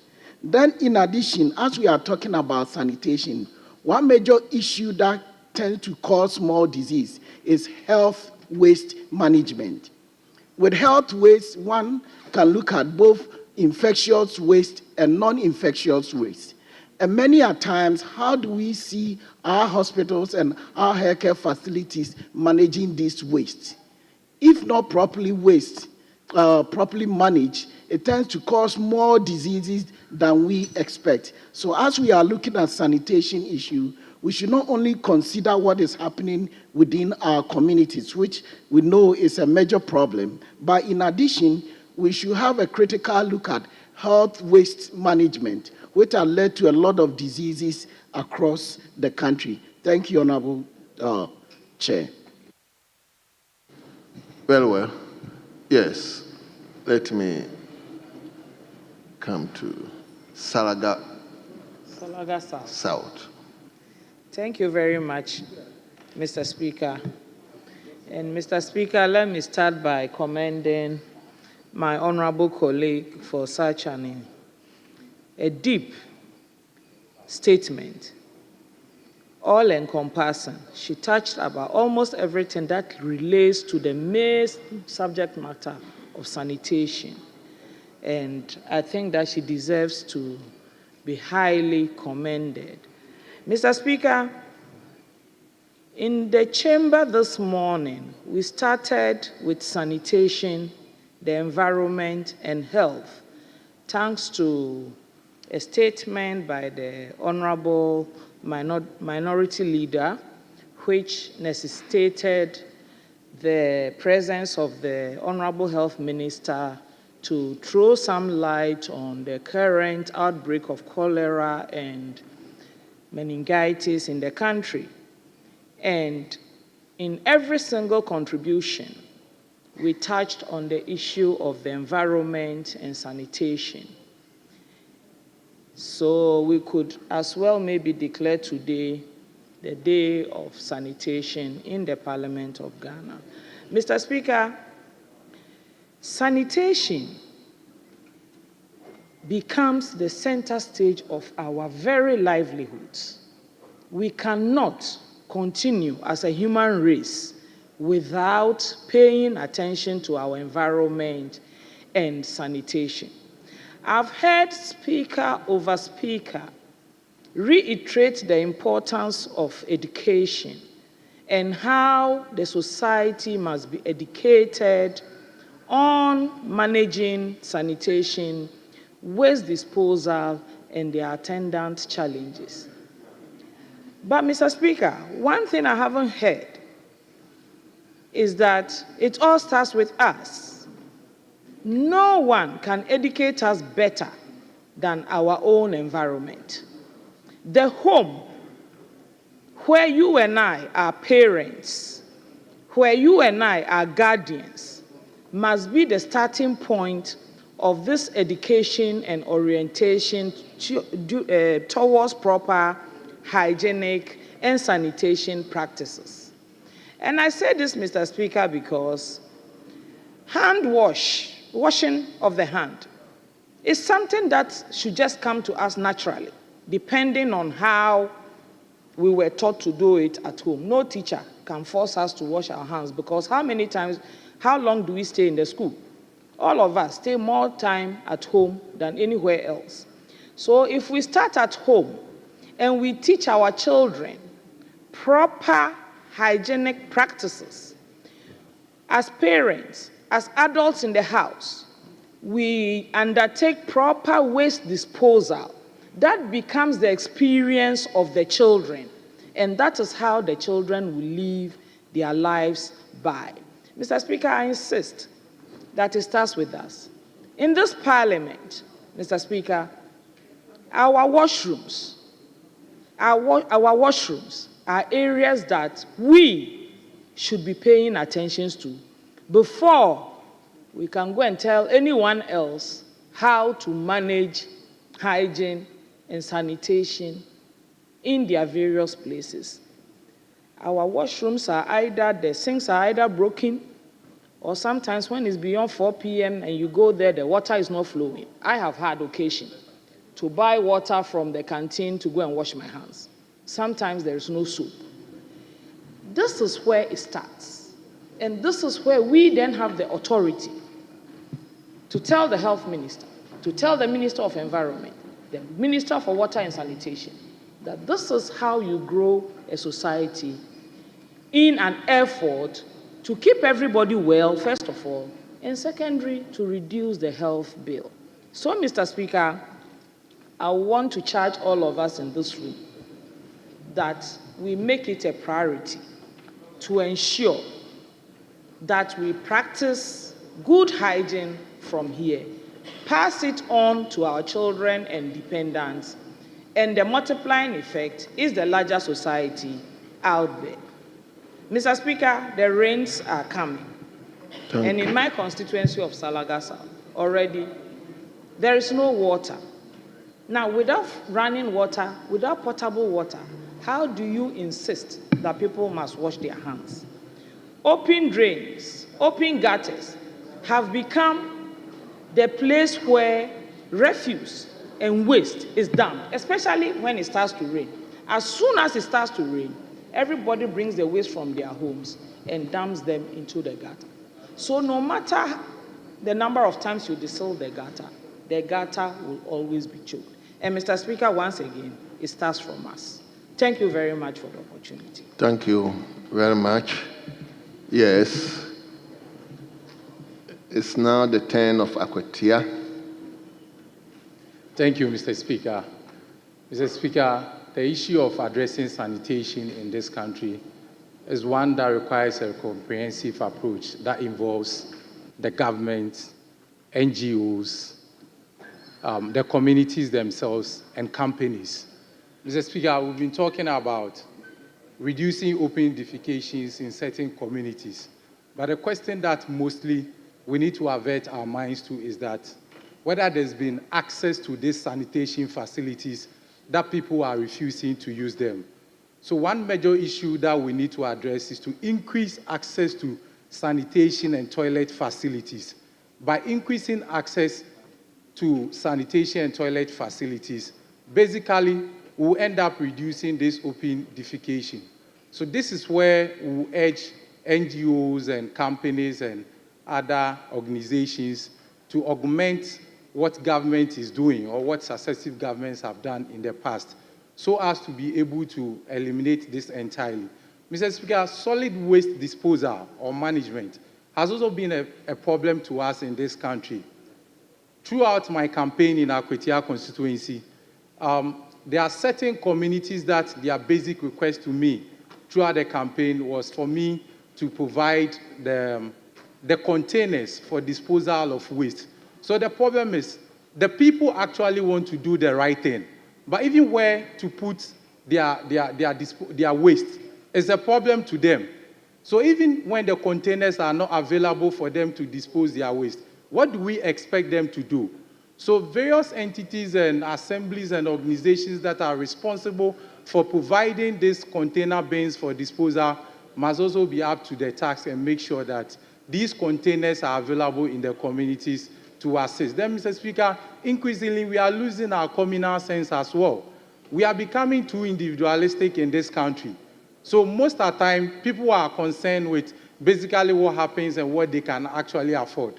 When you come to where I live, we have challenges as well, but because maybe I can afford and pay today's Abubuya and other people that randomly comes out to pick my bin, I, as well as most of the people in my community, are not much concerned about what is happening to the others. This is where I urge all of us to be very communal-minded so that increasingly we will speak to ourselves, urge ourselves to help in such communal labors and in organizing such communal labors to eliminate such waste issues that confront us in our communities. Thank you, Mr. Speaker. Thank you very much. Yes. Is that your maiden statement? Yeah, let me hear you. I want to encourage those people. Yes, let me hear you. Thank you, Mr. Speaker. This is my maiden statement that I'm going to comment on. And I am very, very happy to you, Mr. Speaker. And I won't forget this day because this is going to be my first time I'm clearing my throat in Parliament. I want to commend the maker of the statement. She talked about sanitation, and we all know sanitation is very, very important because it is about everyday's life. What I can say is that sanitation, when we are talking about sanitation, the role or the major role we play is about the disposal of urine and feces. This morning has been about cholera. We can give different definitions to cholera. Different scholars might have different definitions, but the simple truth is that cholera means you are eating someone's feces. That is the plain truth. Today, you are eating somebody's feces by either taking in water, eating food that contains the cholera bacteria. That is how you contract it. We all understand how and the pain you go through when you contract cholera and the way it can cause life-threatening watery diarrhea and vomiting. But the question is, are we educating our people enough? The education that we are giving, is it adequate? That is the question. Are we telling our people that we can prevent it in a way? That is a question we are yet to answer. But I can tell you that when we educate our people that drinking more water, and safe one, of course, can prevent cholera. By taking in either boiled water, filtered water, or natural mineral water, which goes through the reverse osmosis, it can prevent cholera drastically. What I will add is that, how do we go to toilet in Ghana? Is it all of us that are having access to proper toilet facilities? No. How do we get rid of our poop? That is a problem. So education must go in and go in very well so that we can do away with cholera, just like the way we've been talking about it since morning. But I will talk about it and add that waste management is the way to go. Either personal hygiene, community hygiene. And what I want to say, I don't know how many might feel, but the two parties are all guilty of it, is that we don't try to decentralize our waste management system. We'll be having a single company in Ghana managing every district's waste. That is a problem. So to me, I will advise and plead with the House so that we look into it and try to decentralize it so that even if we have companies in the districts that will be managing the district waste, it will be better than centralizing it for one company to manage it in Ghana. Mr. Speaker, I once again want to say thank you very much for giving me this opportunity to clear my throat, and I will always be grateful for it. Thank you very much. Thank you very much. Honorable members, we will take another statement. We have 2 more statements to take. Don't worry, you've spoken this morning.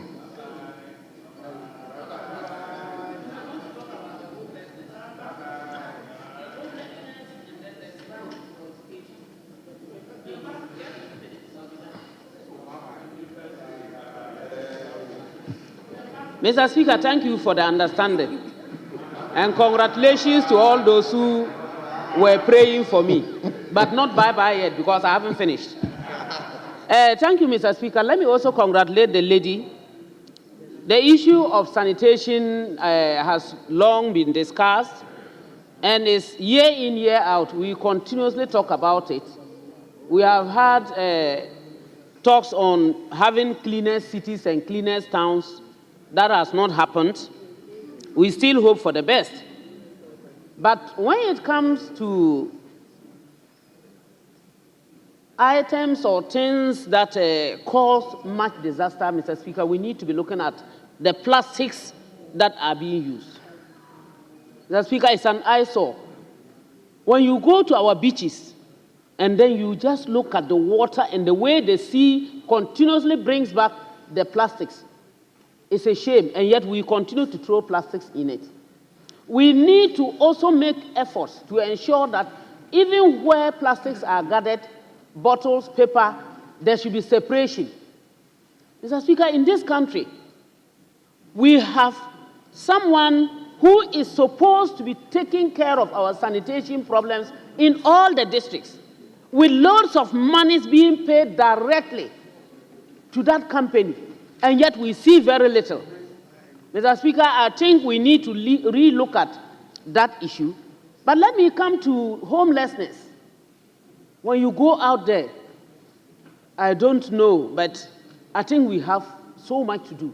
And I would plead with the Ministry for Gender to look into that issue.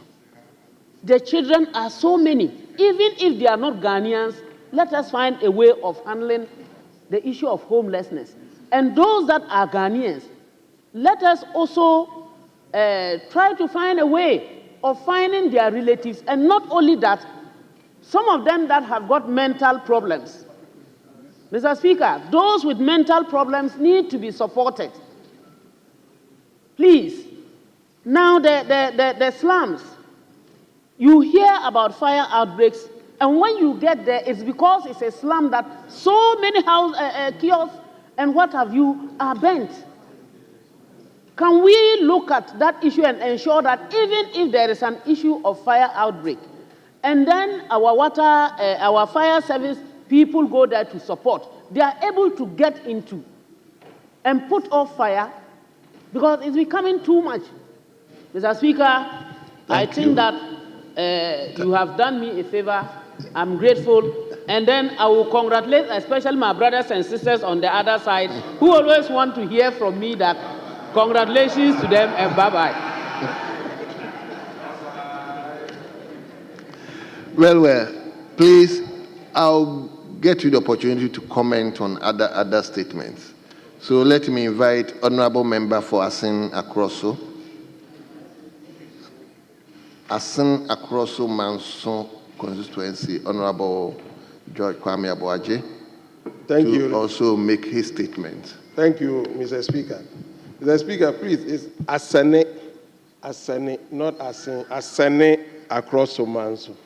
Is it one town? No, Asane is one town. Across is another town. Okay, then it should be Asane, comma, across, comma, and okay. Thank you. Thank you, Mr. Speaker. Mr. Speaker, I rise to make a statement on electric cooking and promoting clean cooking solutions in Ghana. Mr. Speaker, energy drives all human activities. World leaders have committed to sustainable clean energy for all.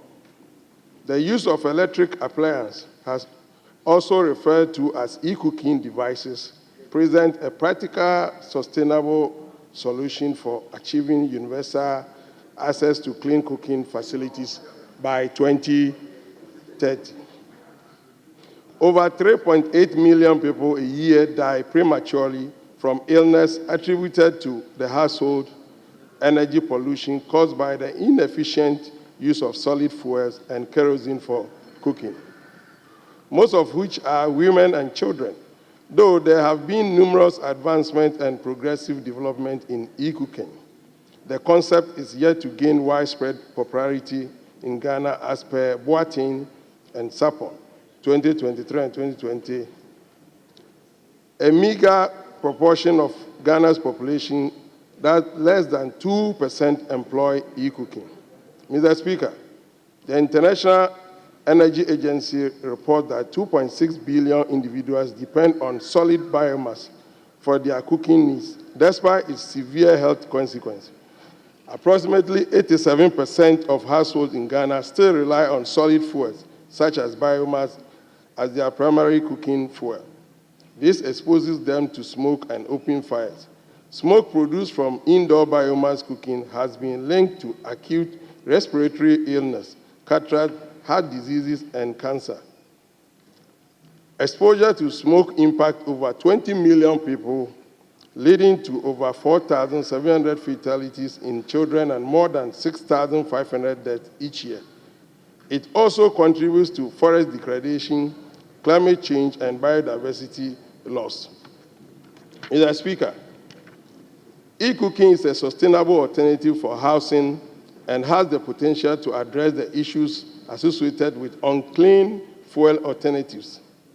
According to research, electric cooking methods can be financially efficient and have positive impact on humans and the environment. When comparing wood-based cooking, it is evident that e-cooking equipment has a relatively low marginal cost of energy. E-cookers also offer higher efficiency and reduced energy expenditures. Clean cooking has positive impact on the climate. Ghana's forests will be safeguarded from further degradation and reduce black carbon emissions, contributing to global climate goals. Reducing indoor air pollution could prevent millions of premature deaths, particularly among women and children, and this will improve health massively. Mr. Speaker, the advancement of e-cooking in Ghana is largely the responsibility of the government in order to meet global objective of clean cooking by 2030. Several measures should be taken into consideration by the government and policymakers to achieve this goal. They depend on shifting governance patterns, building new coalitions, public-private actors, and integrating cooking into energy planning to accelerate e-cooking. Mr. Speaker, incentives by offering tax credits and subsidies could lower the cost of e-cooking appliances for households while also encouraging sustainable value for suppliers. Enhancing accessibility. Improve accessibility to e-cooking in remote areas through off-grid solar power systems. Photovoltaic technologies are experiencing a significant decrease in cost and can serve as a dual strategy to enhance the rate of rural electrification and increase the share of renewable energy within the generation mix.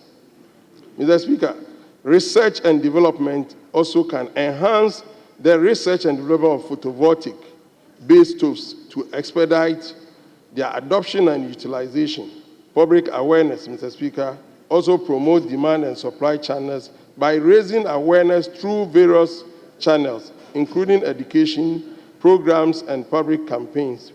This will help individuals make informed decisions about their cooking practices. On bill finance and pay-as-you-go models, Mr. Speaker, it can also provide on-bill financing mechanisms that enable electricity service providers to sell appliances on credit to their existing customers. Alternatively, appliances with lock-in mechanism can be implemented for pay-as-you-go business models to reach lower-income consumers. Initiate small-scale renewable energy projects in Ghana, which can consist of solar and wind power generation, battery storage, and distribution system.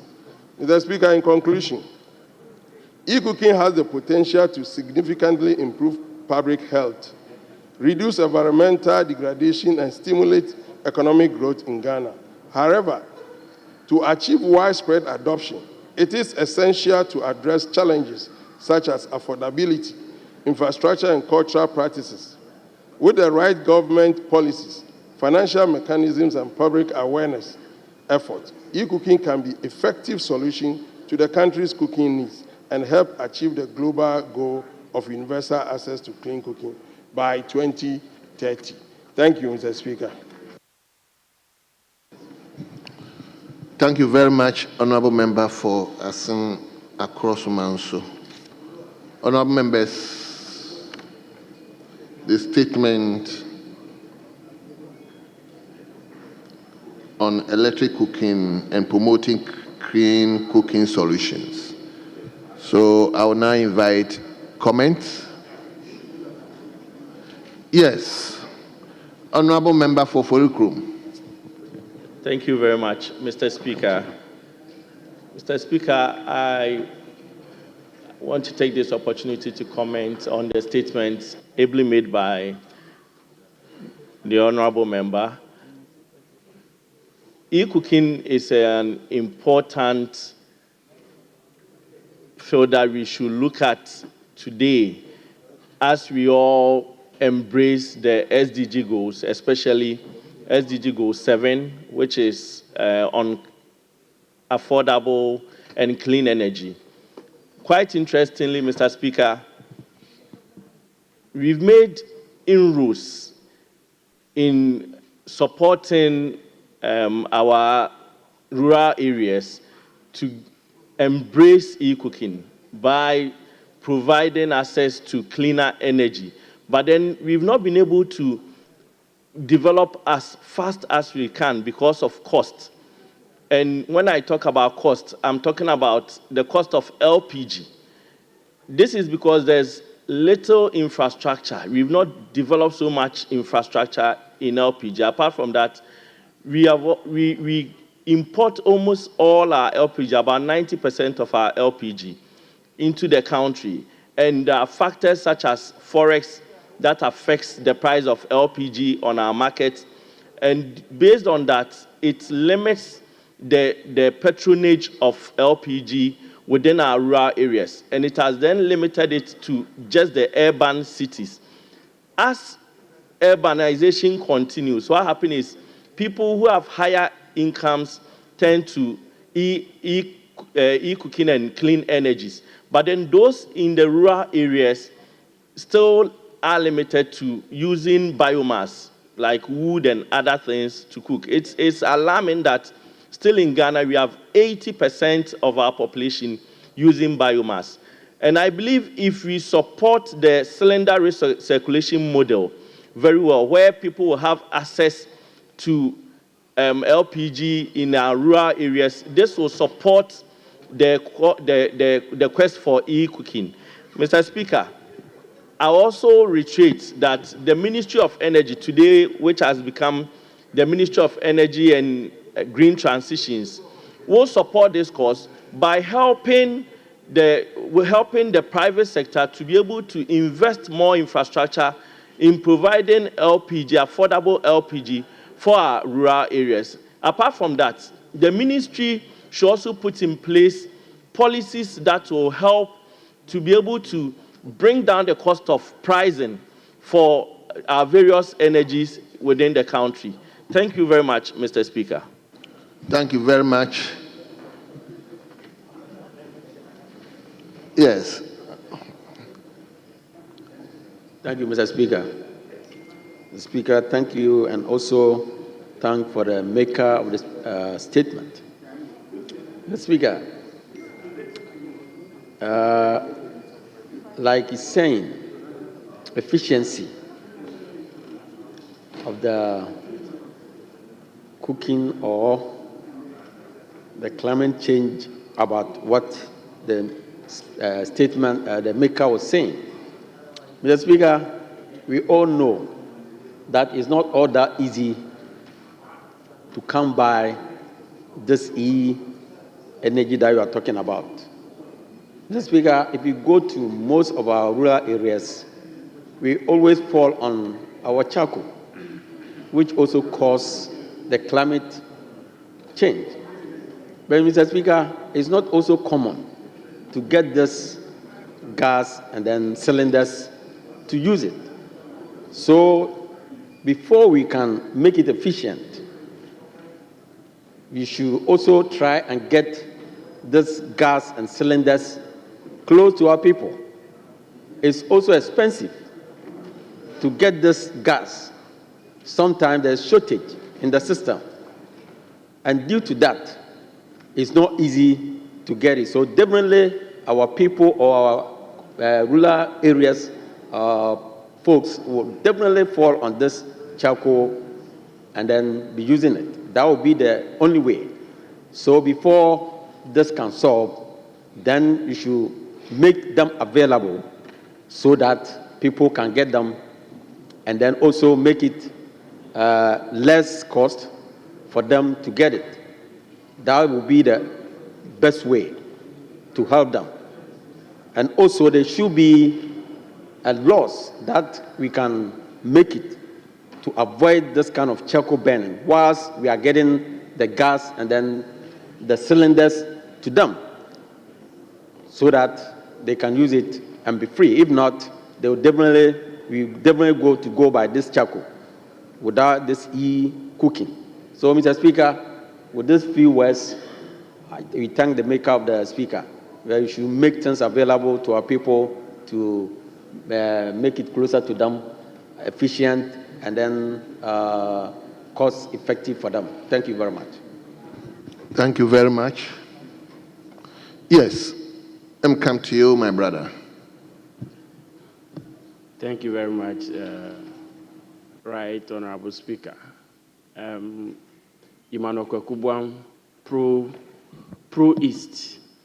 Yes, I want to thank the maker of this statement, but I'm quick to add that. Excuse me, Pro-East. Yeah. That is EIG. Yes, please. So you okay? That's where Dr.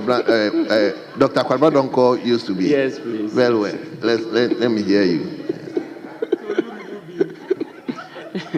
All right. Okay. Thank you. I'm quick to add that, yes, in as much as we advocate for the use of electric cooking amenities, we are also mindful of the already, let me say, endangered power issues we have. But what I would have loved to add quickly is we should look at other means of cooking that are friendly to our environment. So the Ministry of Energy and the Green Transition will be much interested in this issue, and I believe very well he's taking cue in some of these things. Fortunately for us as a country, we are positioned in a way that we can easily transition if only we take keen interest in what is going on around us in the world. When you look at the green transition, it's basically about taking advantage of our carbon policies and how we can reduce carbon in the environment. And these are most issues where the international market is looking up to us. And I believe in the speakers, in the majority leaders' message on how to get pensions and others for parliamentarians, he made a very resounding point on how we can use carbon credit to do something of that nature. Carbon credit doesn't come only in one bucket.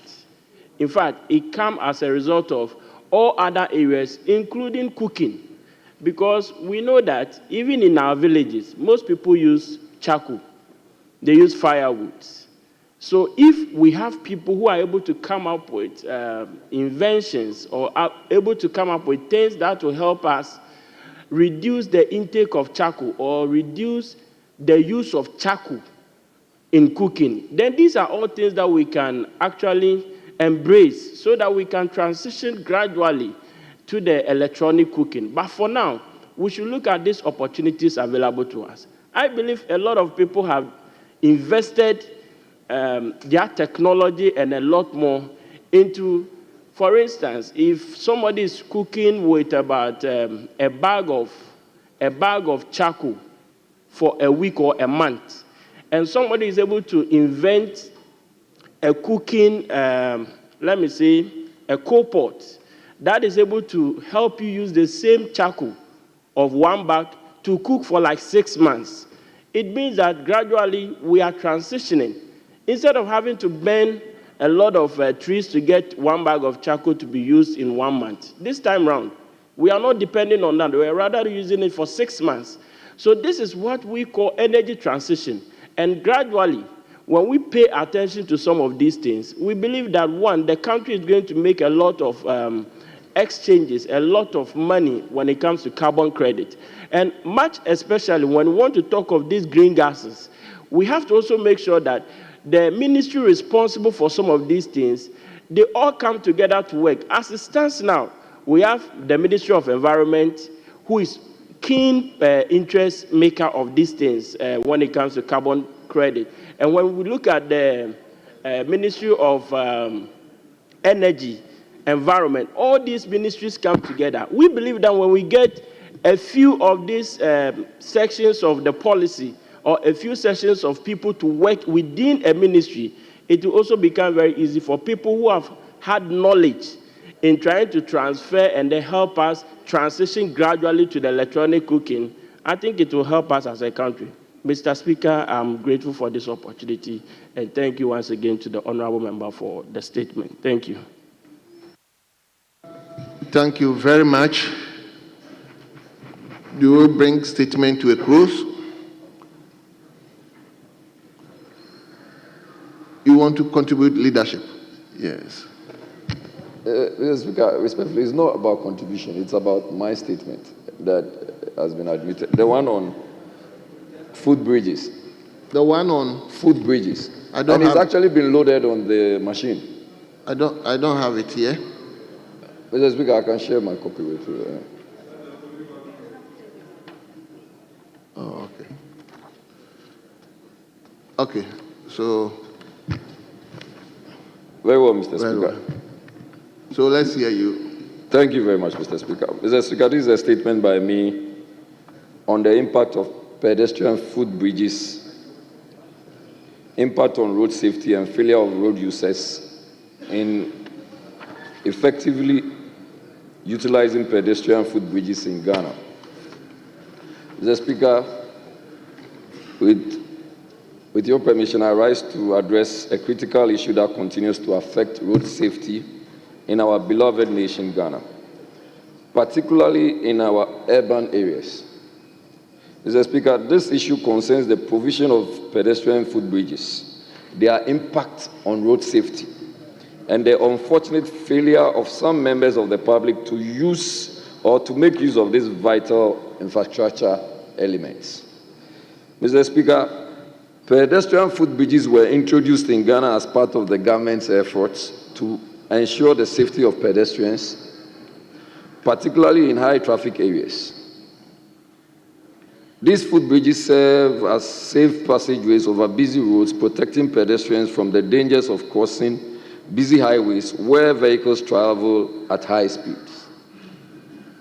Mr. Speaker, despite the significant investments made in the construction of these footbridges, we continue to witness a disturbing trend where pedestrians often, for reasons of convenience or impatience, fail to utilize these footbridges. Mr. Speaker, this failure to use the footbridges not only jeopardizes the safety of individuals, but also results in the loss of lives and also serious injuries. It is an undeniable fact that Ghana, like many other nations, continues to grapple with alarming statistics regarding pedestrian accidents, and this is directly linked to the failure of some citizens to utilize the footbridges provided for their safety. Mr. Speaker, the implications for road safety are dire. Accidents involving pedestrians who attempt to cross the roads at non-designated points often result in fatalities. Mr. Speaker, it is particularly worrying that many of these incidents could have been avoided if pedestrians simply adhered to the safer option of using the footbridges. While the government has made significant strides in providing pedestrian footbridges, such as the ones located in major cities like Accra, Kumasi, and Takrady, the issue of non-compliance continues to undermine the intended safety benefits of these structures. And we are very much aware of the notorious ones, especially in Kaneshi and Medina. Mr. Speaker, public relations, it is critical that we implement stronger enforcement of traffic laws, particularly those related to pedestrian safety. This can include the use of fines for pedestrians who fail to use footbridges and for drivers who disregard pedestrian safety. Design and accessibility improvements. That's the third recommendation, Mr. Speaker. We must also ensure that the footbridges are designed and constructed in ways that they are accessible to all, including the elderly persons and persons with disabilities and children. Adequate lighting and signage should be placed around these structures to encourage their use, especially during the night. And we also are very much aware that most of these footbridges have become markets or extensions of markets.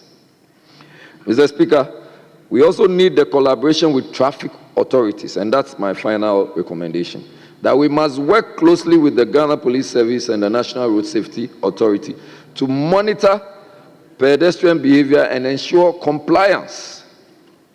Traffic wardens / officers under the Youth Employment Agency, the YEA, and community police assistants should be stationed in high-risk areas to guide and educate pedestrians, particularly during peak hours. Mr. Speaker, we must remember that road safety is a shared responsibility. While the government continues to invest in infrastructure, it is equally important that we all take responsibility for our actions. The failure of pedestrians to use footbridges is not just an individual issue, but a societal one that impacts on the well-being of all Ghanaians. Mr. Speaker, I humbly call on the Minister of Roads and Highways to take a critical look at the ongoing footbridge construction in my constituency at Tetegu. In the Wejagbawe constituency, emphasis placed, to see to its completion and for its commission and use by pedestrians.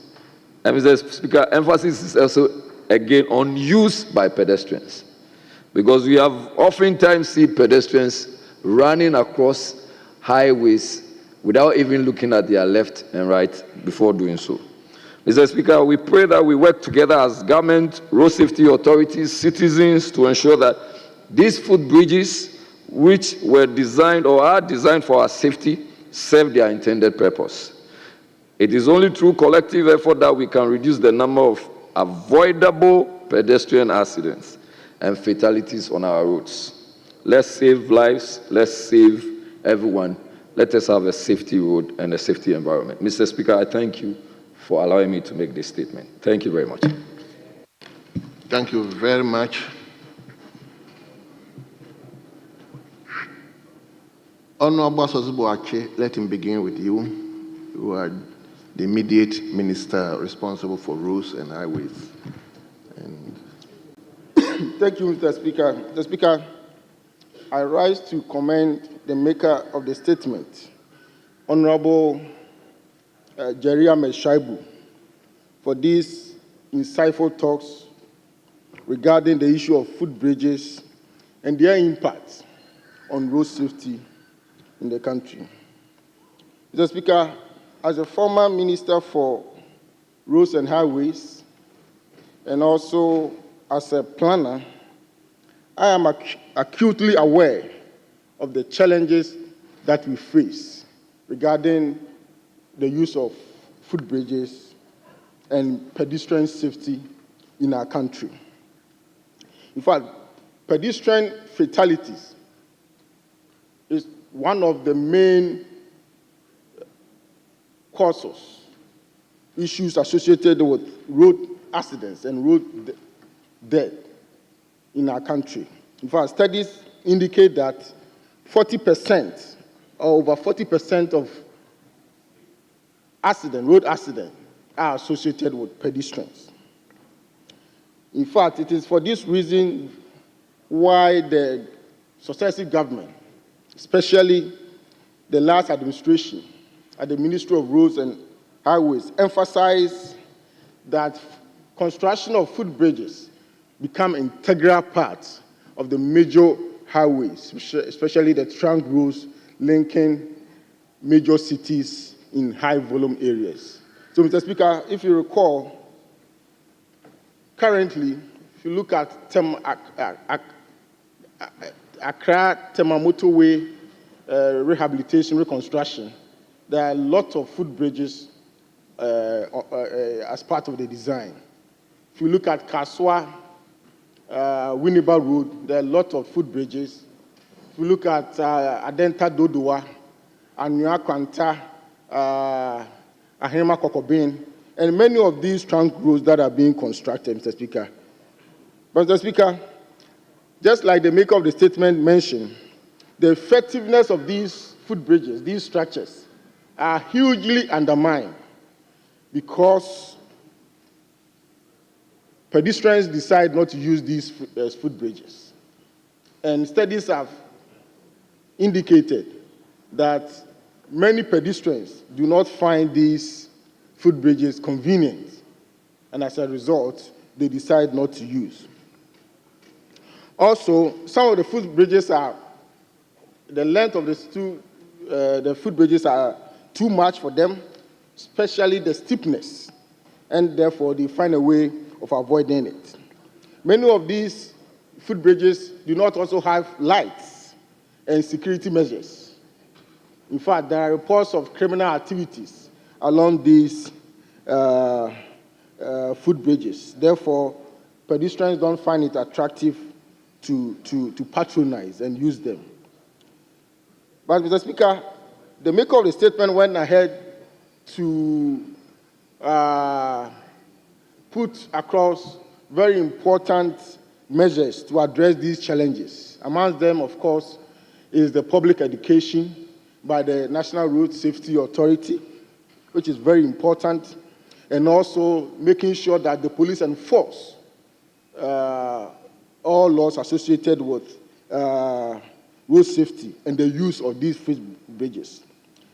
There's one that I want to mention, but I want to dwell on that, is the issue of design, which I'll call design optimization. It is important that we make these footbridges user-friendly, create shorter access points, and also provide,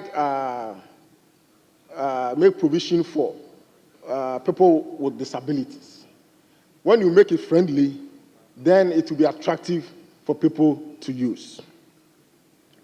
Mr. Speaker, I also want to re-echo the point made by the maker of the statement regarding the footbridge at Tetegu. I worked on it when I was a minister, and I know it's very important.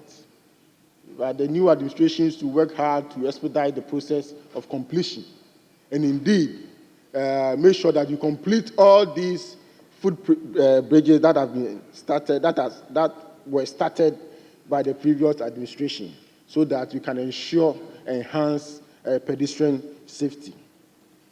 Mr. Speaker, in conclusion, I'd like to say that while infrastructure development is essential, its success largely depends on public cooperation and adherence to safety measures. Let us all help in protecting the lives of citizens by making sure that we have enhanced safety measures on our roads. With these few remarks, Mr. Speaker, I want to once again thank the maker of the statement. Thank you very much. Yes.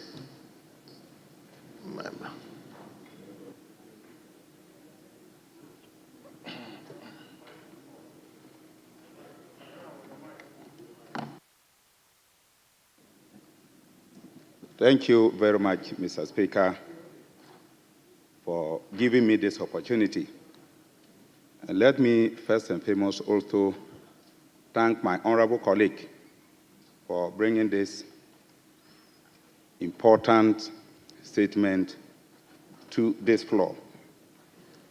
Mr. Speaker, you will realize that before successive governments will construct a footbridge in any part of our road, there will be that understanding that several people have lost their lives on that part of the road. And so after the construction of the footbridge, governments will also construct either a strong wall or in some cases a kind of a wired mesh to support or to prevent pedestrians, and to that extent encourage road users or pedestrians to make good use of the footbridge. But notwithstanding all this, pedestrians will ignore it and either jump across the walls or find means and ways, cut off the mesh or whatever that is there to prevent them from using the footbridge and still walk across the road at their own peril. Mr. Speaker, the maker of this statement spoke about gay walking. And Mr. Speaker, it will be interesting to note that both our Road Traffic Act and LI 2180 have made it an offense for gay walking. It appears that our law enforcement agencies does not pay attention to this. And if you slap somebody, you are likely to be detained in police custody, or you find yourself before a law courts the next moment. However, this law on gay walking is very clear, very punishable. And if you care to know, I don't think from the time that this Honorable House made it an offense that if you engage in gay walking in any parts of our street is an offense, whether one person has ever been prosecuted to that effect. And so my emphasis on this statement is that the best way that we can achieve so much as far as the prevention of deaths on our roads is concerned is to educate the public and make sure that our security agencies begin to enforce this aspect of our law, that is gay walking, by making sure that people are taken to court, and where possible, maybe this House can review the punishment on gay walking and make it a bit minimal so that at least the more they are able to continuously take them to the law courts and ensure that they are fined, it will go a long way to encourage people to use the footbridges and then reduce the level of carnage as far as pedestrians are concerned on our street. Mr. Speaker, I thank you very much for giving me the opportunity to add my voice as far as this subject matter is concerned. Thank you very much. Yes, let me go here. Honorable Member for Suhuma.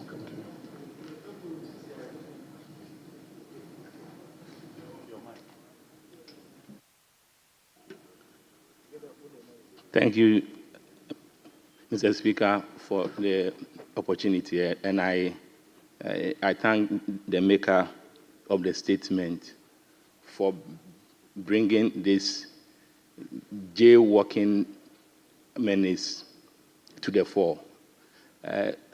Mr. Speaker, in fact, I use the Adenta Legon Road every day, and it is so sickening that I remember when these foot bridges were not there, citizens from Shashi, Madina, Adenta organized countless demonstrations. that they needed the footbridges. So it forced government to construct these footbridges. Now, these footbridges have been constructed, and pedestrians still go back to their old ways. I think that apart from employing education and the security agencies in curbing this attitude, our engineers should also look at a way to redesign the footbridges so that certain structures that will prevent pedestrians from jaywalking can be incorporated in the bridges, so this jaywalking can be prevented. I thank you for the opportunity, Mr. Speaker. Have you spoken before? Okay, let me give you the opportunity. Thank you very much, Mr. Speaker. And let me take this opportunity to thank the maker of the statement. The issue of footbridge, when it comes to my constituency, is a major problem. The road construction between Ofankor to Nsawam has a lot of footbridges that are supposed to be constructed. But since December, it looks as if the contractor has abandoned the construction works on that road. There are children who live on one side of the road and happen to attend school on the other side of the road. It's become very difficult. Early in the morning, you see kids trying to scale the concrete walls that have been built to divide the road to try and get to school. You are the MP for Amasaman? Yes, please. Oh, okay. Yeah. Okay. So, Mr. Speaker, this is a plea to the sector minister to try and get in touch with the road contractor who is in charge of the construction of Fankor in Sawam Road to try and speed up the work. When it rains, the condition on that road is so bad. And when there's no rain, the issue of dust is a problem.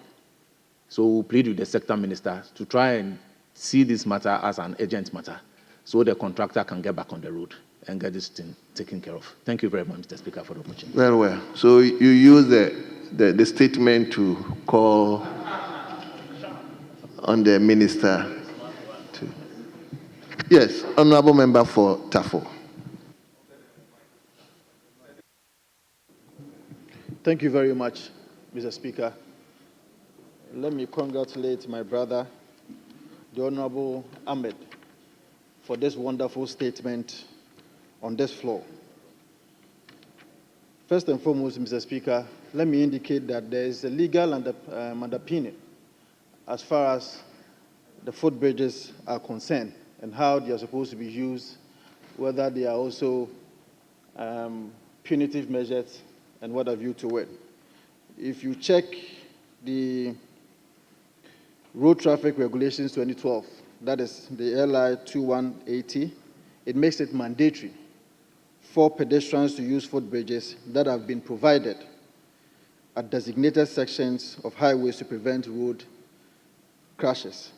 So, Speaker, it is interesting to note that when you check the same LI 15410, it also indicates that failure to be able to use these footbridges amounts to an offense, and you are supposed to be punished for that. Until recently, I used to use the La Paz main road very well. The Speaker, if you see the disregard that pedestrians give to some of these rules as far as the footbridges are concerned, it's an eyesore. My brother, the Honorable Jerry Ahmed, mentioned about 4 things that we can do to make sure that we can deal with this challenge. One thing that I want to add is that this challenge will have to be dealt with by the various municipal and district assemblies. They are supposed to be capacitated. They are supposed to take optimum interest in dealing with some of these issues, especially because when there are accidents, normally the people who have their properties and their other things being destroyed are people living in their own communities, people living in their own districts and municipalities. And so if the district assemblies and the municipals do not take keen interest as to how some of these public awareness will have to be done, for them to know that failure to obey these rules, these laws under the Road Safety Authority can lead to an offense that may be punishable whether by imprisonment or, if you like, a fine. In the absence of that, I do not see how we are going to deal with this issue. And so I am adding to the points that were made by the Honorable Jerry Ahmed that the municipal assemblies, the district assemblies should take keen interest in dealing with this menace. Mr. Speaker, one key thing that I may also want to mention is respect to design and accessibility improvement. It is also very key because how these footbridges, or if you like, highways have been designed and constructed in ways that are accessible to all, especially to people who are disabled, is also very key. Because if you check the one that is at La Paz, clearly it is not friendly to disabled. And so it becomes very difficult for persons who are living with disability to be able to ply some of these footbridges. And so, Mr. Speaker, without adding much, I want to send a strong signal to the municipal assemblies to take keen interest in dealing with footbridges and the challenges that comes with it. Thank you so much for the opportunity granted me.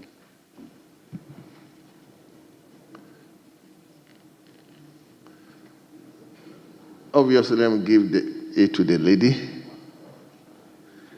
Yes, Professor Yensu. Thank you, Mr. Speaker, and thank you for allowing me to make... Oh, you are leaving? Thank you, Mr. Speaker, and thank you for allowing me to make a comment on this statement on footbridges. First, I'd like to commend the maker of the statement in bringing up this very important topic. Mr. Speaker, when you look at footbridges in Ghana, I think that jaywalking, we need to do public education on jaywalking. But the real issue is, I believe, is the design of the footbridges. Oftentimes, the footbridges are not in the right place. They are not in the area where there's heavy traffic. And secondly, they are too complicated.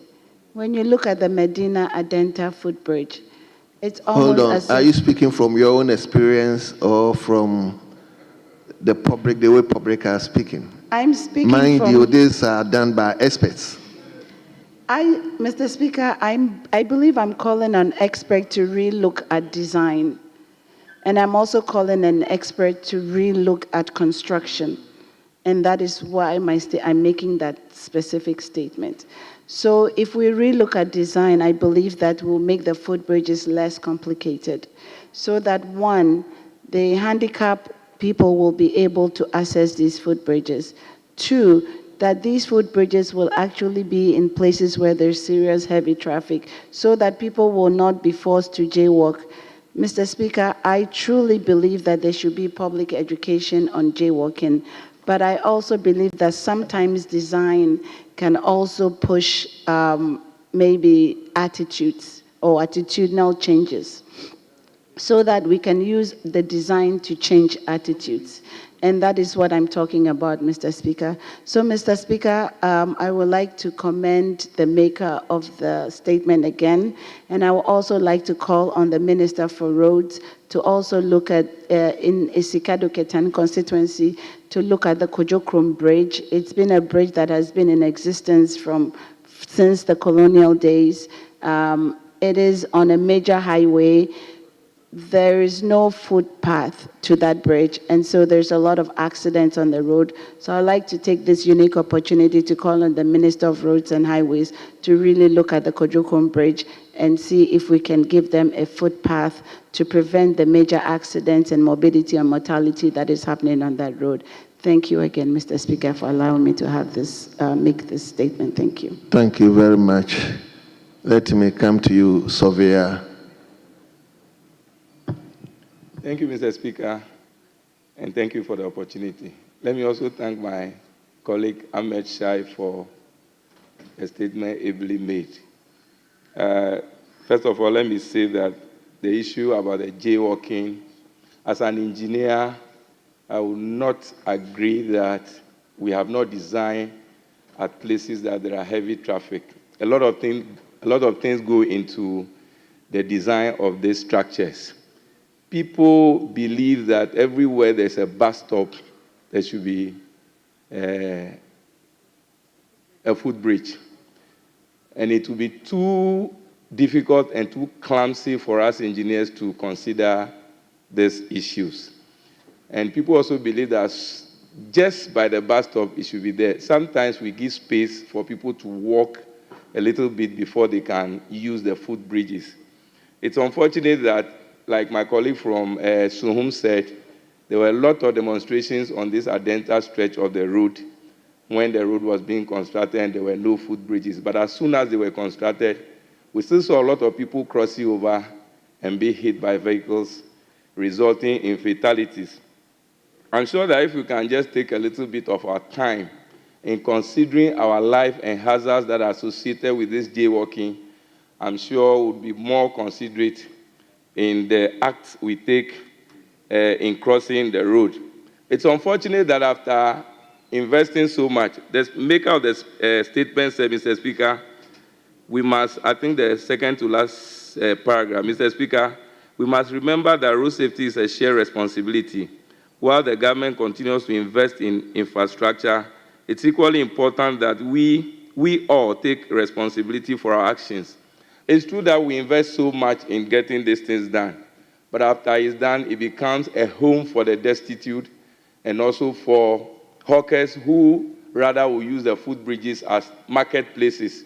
Sometimes it discourages people from meandering their way through all these hawkers on the bridges, and it forces them to rather use the roads themselves. And so we should have to educate, like all of us are saying, the public to know that the footbridges, we have invested so much in it for their use and comfort. Another issue that plagues us is with these Okada riders. On the bridges in Sogakope, Sokwe, Tefles, and all other environs, we have a lot of issues with knockdowns on these bridges. Sometimes because people are hydrophobia or acrophobia, they fear to use the size of the bridge between the road itself and then the rails. And so sometimes this also results in vehicular knockdowns of pedestrians. And so, yes, design, maybe that bridge is so old that new designs will take cognizance of some of these things and then do them to help. The last issue I want to talk about, Mr. Speaker, is also about our motorcycles using the motorway. It is so bad that these days we have to be shuffling between motorbikes and tricycles on the motorway. Meanwhile, according to Section 98 of the Road Traffic Act of 2004, Act 683, it says that no person shall ride a motorcycle or tricycle on a motorway. And the regulations 23 of that same road traffic regulations of 2012, LI 2180, also says that. But it's unfortunate that these days you see tricycle loaded with garbage using the motorway. Meanwhile, that is a high-speed highway. And so let us educate these people to understand that motorcycles cannot use the motorway. Sometimes if you try to educate them, they will ask you sarcastically, are you not buying fuel? Are we also not buying fuel? It is not the issue about who buys fuel into his vehicle or his motorbike, but it's about whether you are allowed to use or not to use. So I'm sure with these things, where we continue to educate people, people will come to understand what they can do and what they cannot do, so that we can save a lot of lives.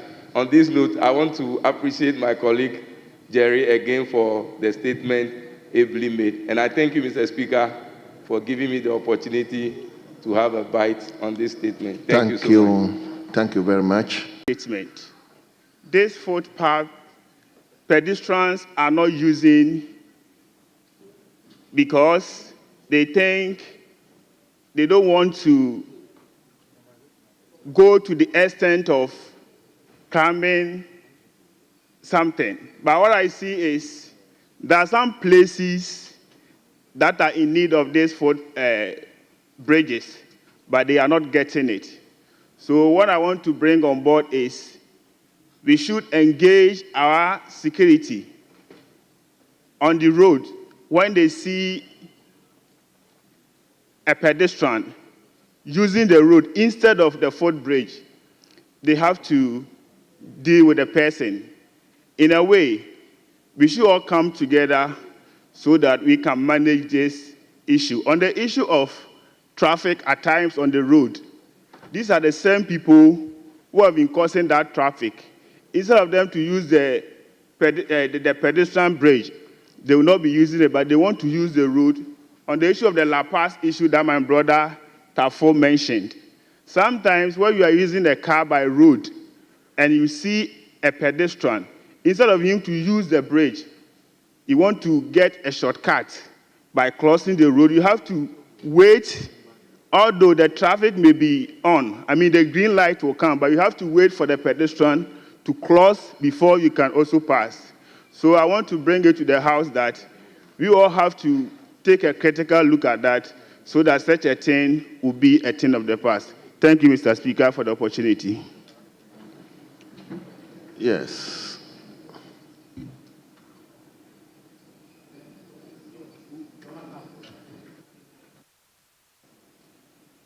It's me. He said, or him? Mr. Speaker. Thank you, Mr. Speaker. It's been a very long road trying to catch your eye. And it looks like Mr. Speaker is either looking on the left or on the right, never in the middle. But I'm grateful and for the opportunity to contribute to the statement made by... Is it the first time you're speaking? Yes, Mr. Speaker. Go ahead, go ahead. Thank you very much, Mr. Speaker.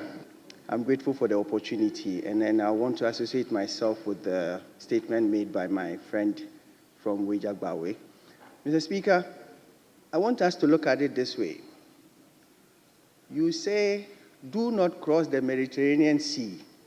It's dangerous, but you will find people crossing it to find greener pastures. It's the same thing we must look at when we are talking about these footbridges. It's very easy for us to say, there's a footbridge. So why are you looking for a shortcut? The first thing we must ask ourselves, how many are the footbridges? How accessible are they? Human beings as we are, we will always find an easy way out. How are the bridges like? I am crossing over to Mr. Speaker. The bridge is standing far there. I'm looking at Mr. Speaker, and then there's a snake that's moving all around. And I'm asking myself, let's be honest with ourselves in this house. Sometimes you see the yellow light and you tell yourself, I can cross this yellow light quickly. Let me just cross before it's red. So that's the way we must see human beings. So as engineers too, when we are designing things, we must take the sociology, the psyche of the people into consideration. We must understand that these are human beings. There's no human being who would want to put his or her life at stake to cross a busy road. Mr. Speaker, having said all this, we need to look at the burden such a situation has on our health system. Between January and August of 2024, we had close to 14,000 road traffic accidents. If you look at the Kolebu Teaching Hospital, 50% of the mortalities that were seen in the emergency unit were from road traffic accidents. 60%, sorry. Out of that 60%, 50% of those were pedestrians. So we are looking, the bedding, you can look at the cost that comes with keeping one patient in an ICU in a day. So all I'm saying is that, Mr. Speaker, let's look at the design of our footbridges. Let's educate the people. If we educate the people, we make the designs accessible, we make it better for the people, our people are going to use those footbridges. On this note, thank you for helping me clear my throat, and I'm hoping that more often you'll be looking towards this treaty. Thank you very much, Mr. Speaker. Thank you very much From which constituency? Speaker, I'm from the constituency of your good friend, Honorable Hadi Tufero, Nanton. Thank you. Nanton. Yes. Oh, very well. Very well. Good. Good. But you people, you just came in.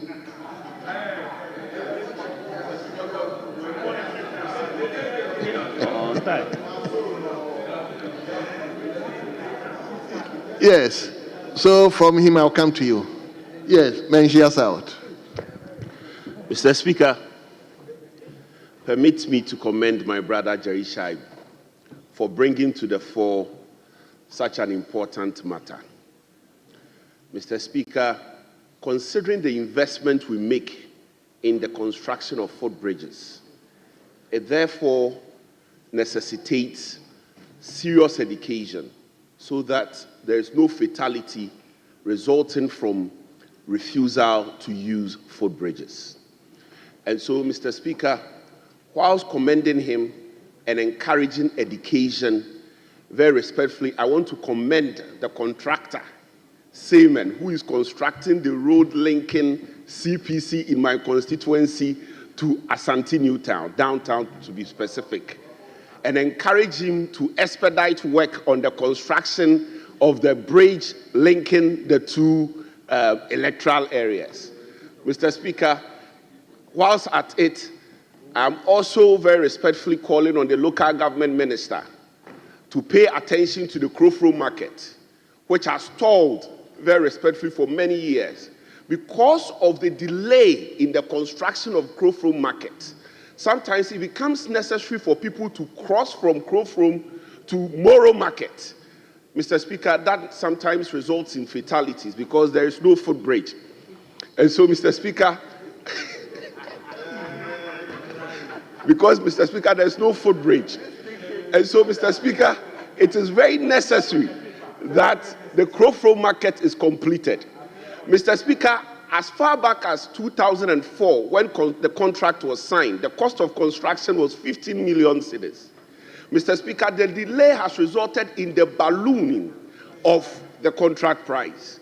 Mr. Speaker, it is going to be a serious, it's going to cause a lot of loss to the taxpayer. Mr. Speaker, I recognize the effort of my predecessor, Dr. Matthew Puku Prempeh, in pushing for the completion of the Crofro market. Mr. Speaker, whilst commending him for the Crofro market, I want to also commend him for the work that he did for the construction of the CPC road. So, Mr. Speaker, very respectfully, wherever Dr. Matthew Puku Prempeh is, Mr. Speaker, this afternoon I want to commend him and also invite the local government minister, very respectfully, to complete the construction of the Crofo market. Mr. Speaker, this is my humble prayer, Mr. Speaker. Thanks for indulging me. My brother wants to portray like the usual bed issue. Yes, the tree and the bed. Yes. Why are you raising? I'm not calling you. I'm not calling you. So, honorable member for Menchia South, the Crofro market, 204, I was working at KMA, so I know the genesis of it. Incidentally, the deputy minority leader was then the mayor for Kumasi, and the market has been there up to now. It's been there up to now. Anyway, that is another topic. So let him come to my brother. Thank you very much, Mr. Speaker. I'm most grateful for the opportunity to comment on the statement made by the honorable member, Jerry Ahmed Shaib. Mr. Speaker, there is no gainsaying the fact that many Ghanaian lives have been lost through accidents caused particularly at footbridges when pedestrians, instead of using such footbridges, attempt to cross the road under the footbridges. Mr. Speaker, as a country we have tried many things to stop them. First is the provision of the footbridge. Second is the promulgation of laws, the road traffic regulations, making it a criminal offense for anybody where a footbridge is provided to attempt to cross, with a punishment of at least 1 to 7 days imprisonment or a fine. Mr. Speaker, we have not, as a country, by any indication, demonstrated any seriousness at enforcing those laws. And so since I passed out as a lawyer, I've never heard that anybody has been prosecuted for not using a footbridge where it has been provided. So clearly, it has become one of those laws that we have made to put in the beautiful shelves where they are gathering dust, Mr. Speaker. I think the best way to resolve this is to use the engineering bit of it. I believe that the reason why most pedestrians find it difficult to use the footbridges is because of the height. Some also because of the effort they have to make to climb the footbridge. And so I want to propose, Mr. Speaker, that we place more emphasis on underpasses and tunnels. Mr. Speaker, if you go towards Kasua and you get to the Kasua overpass, you see there's a tunnel crossing from one side to the old market. Nobody tells a pedestrian to use it, but invariably, almost everybody would use it because it is easier to access effortlessly. You don't need to climb anywhere to go there. And so, Mr. Speaker, as a country, not only should we be talking about pedestrians having a duty to save their own lives, we also have a duty to protect lives. And I want to urge the Roads Ministry that the engineers should endeavor, where it is possible, let us have the underpasses and the tunnels rather than the footbridge. I thank you, Mr. Speaker, for giving me the opportunity. Thank you very much. Constituency? Mr. Speaker, the Honourable Member for Bongo. Bongo. Oh, very well. Bongo. What are you holding? Once you are holding, the Yawoden call you. Yes, my brother. Okay, then I'll come back. I've already called you. Thank you, Mr. Speaker.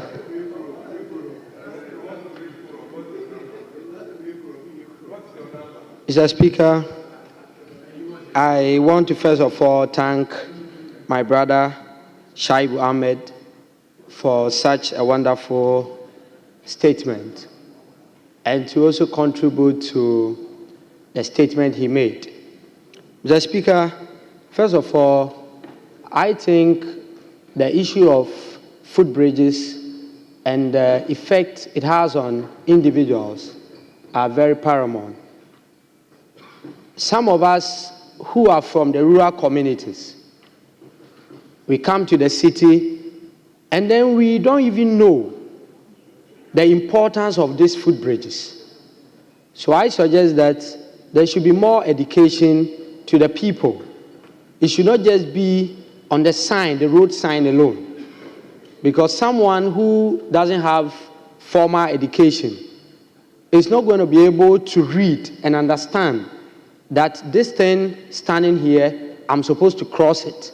So I think if we are able to educate our people on the radio and the TV, telling them that these are the number of footbridges we have and their possible locations, and in case you are using this road at this time, you do not have to use other means to cross.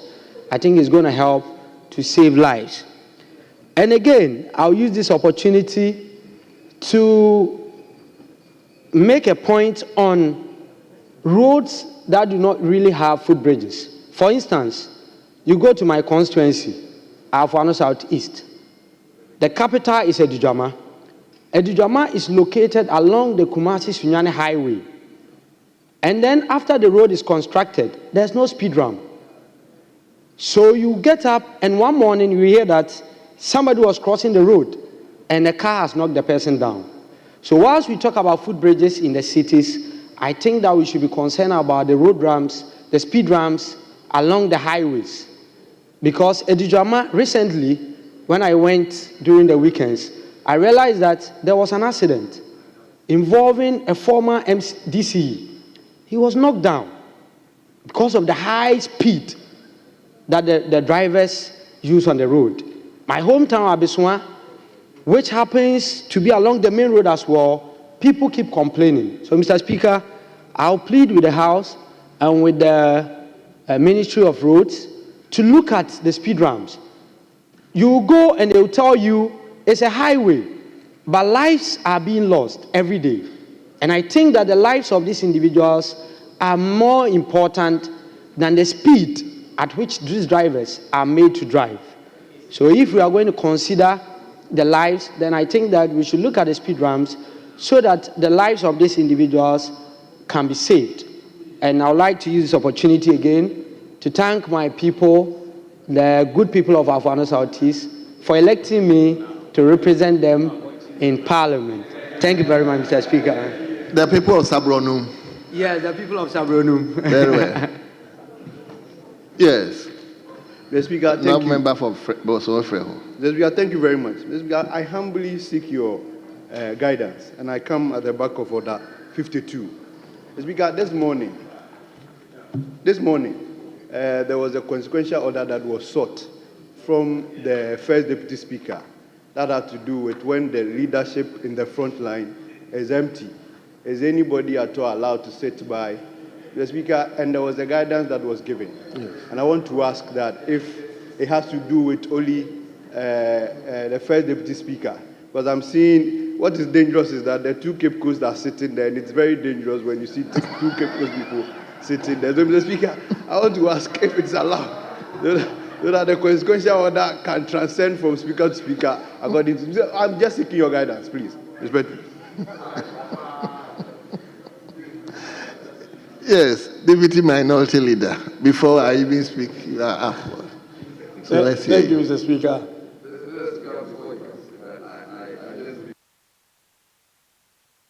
Mr. Speaker, just so you would appreciate that my friend here is testing the law, but I pray we respectfully leave my friend Honorable Raga, so just for the purposes of people not being around.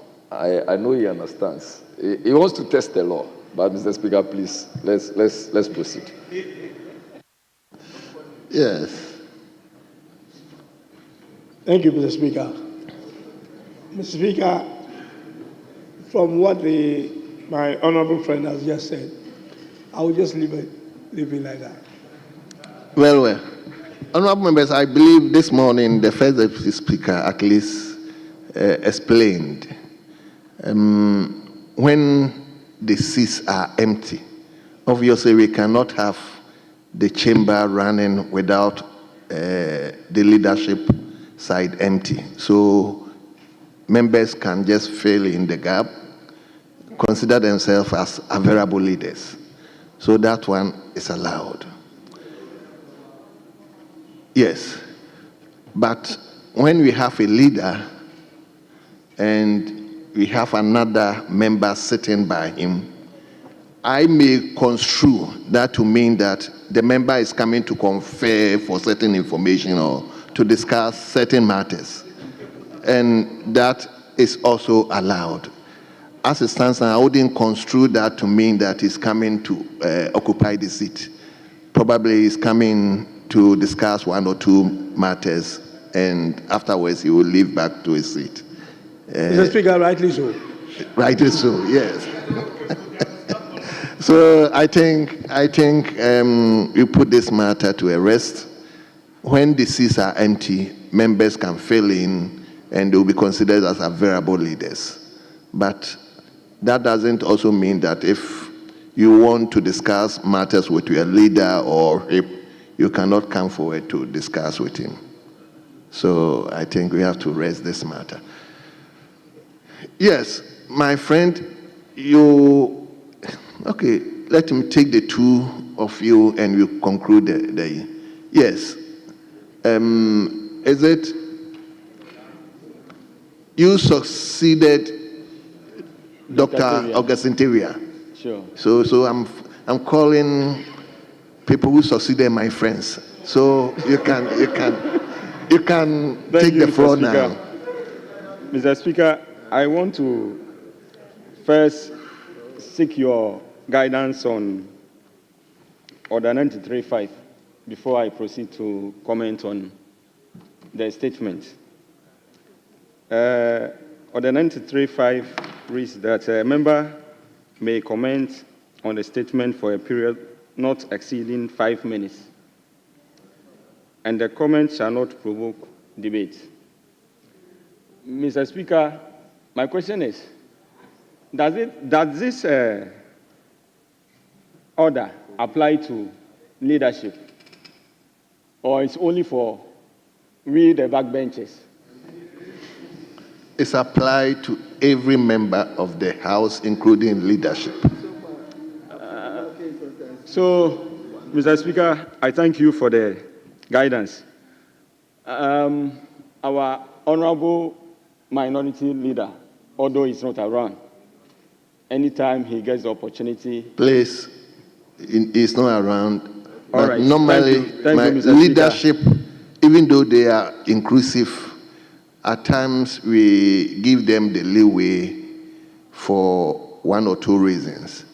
Okay. But the law is applicable to all of us. All right. So Thank you, please Mr. don't Speaker. relate yourself to a leader. Okay. Yes. So back to the statement. Mr. Speaker, I want us to look at it in a different direction. All the comments so far, is good. But then, how often do we see people with meaningful jobs or income get involved in pedestrian accidents? I think the economic hardship that we have in this country, exactly, they want to do things fast all the time. Yes, what we normally say, papa. So if we really want to reduce these pedestrian accidents, I think we have to look at that angle. Exactly. We need to look at that angle to create meaningful jobs for our people. Because I don't think we've ever heard that a member of parliament or maybe a minister of state is ever involved in this kind of pedestrian accidents. Has it happened before? Selling on. So the maker of the statement, Mr. Speaker, also mentioned that some are even comfortable selling on these, some of these footbridges. What is causing this? At the end of the day, whoever that is selling there wants to make, ends meet. So once, as leaders, we are able to create jobs, good ones, that is able to give our people good income, at the end of the day, I think we can reduce these accidents on our roads. Thank you, Mr. Speaker. Thank you very much. Yes, I'll take the last person.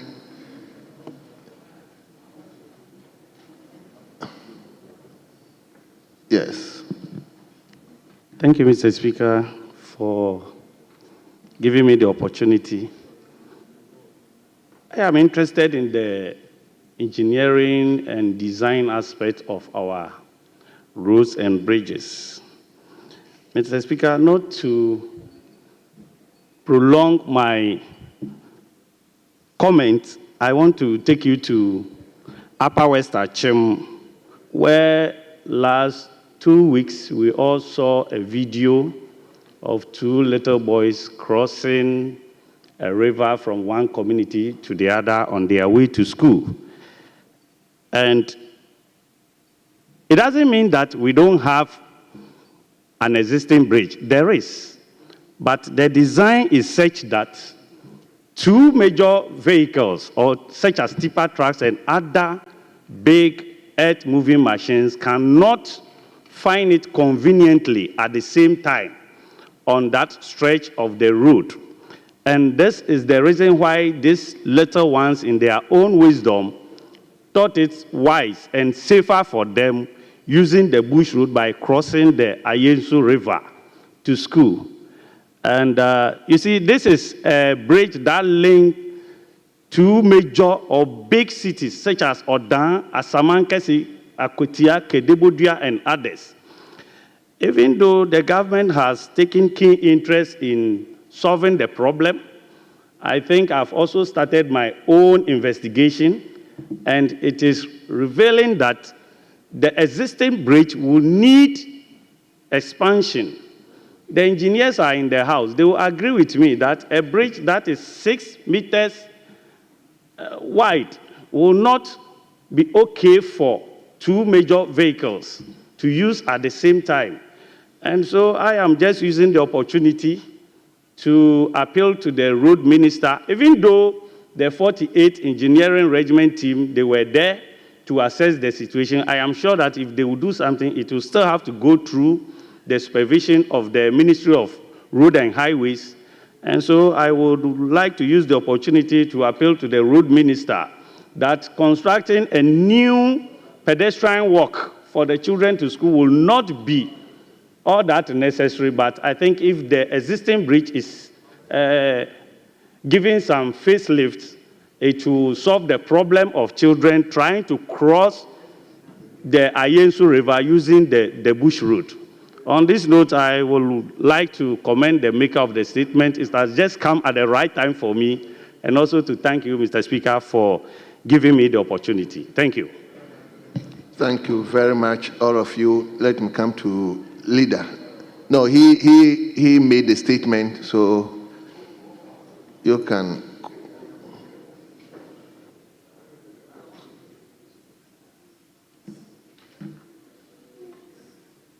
My brother, can you put off your mic? Yes.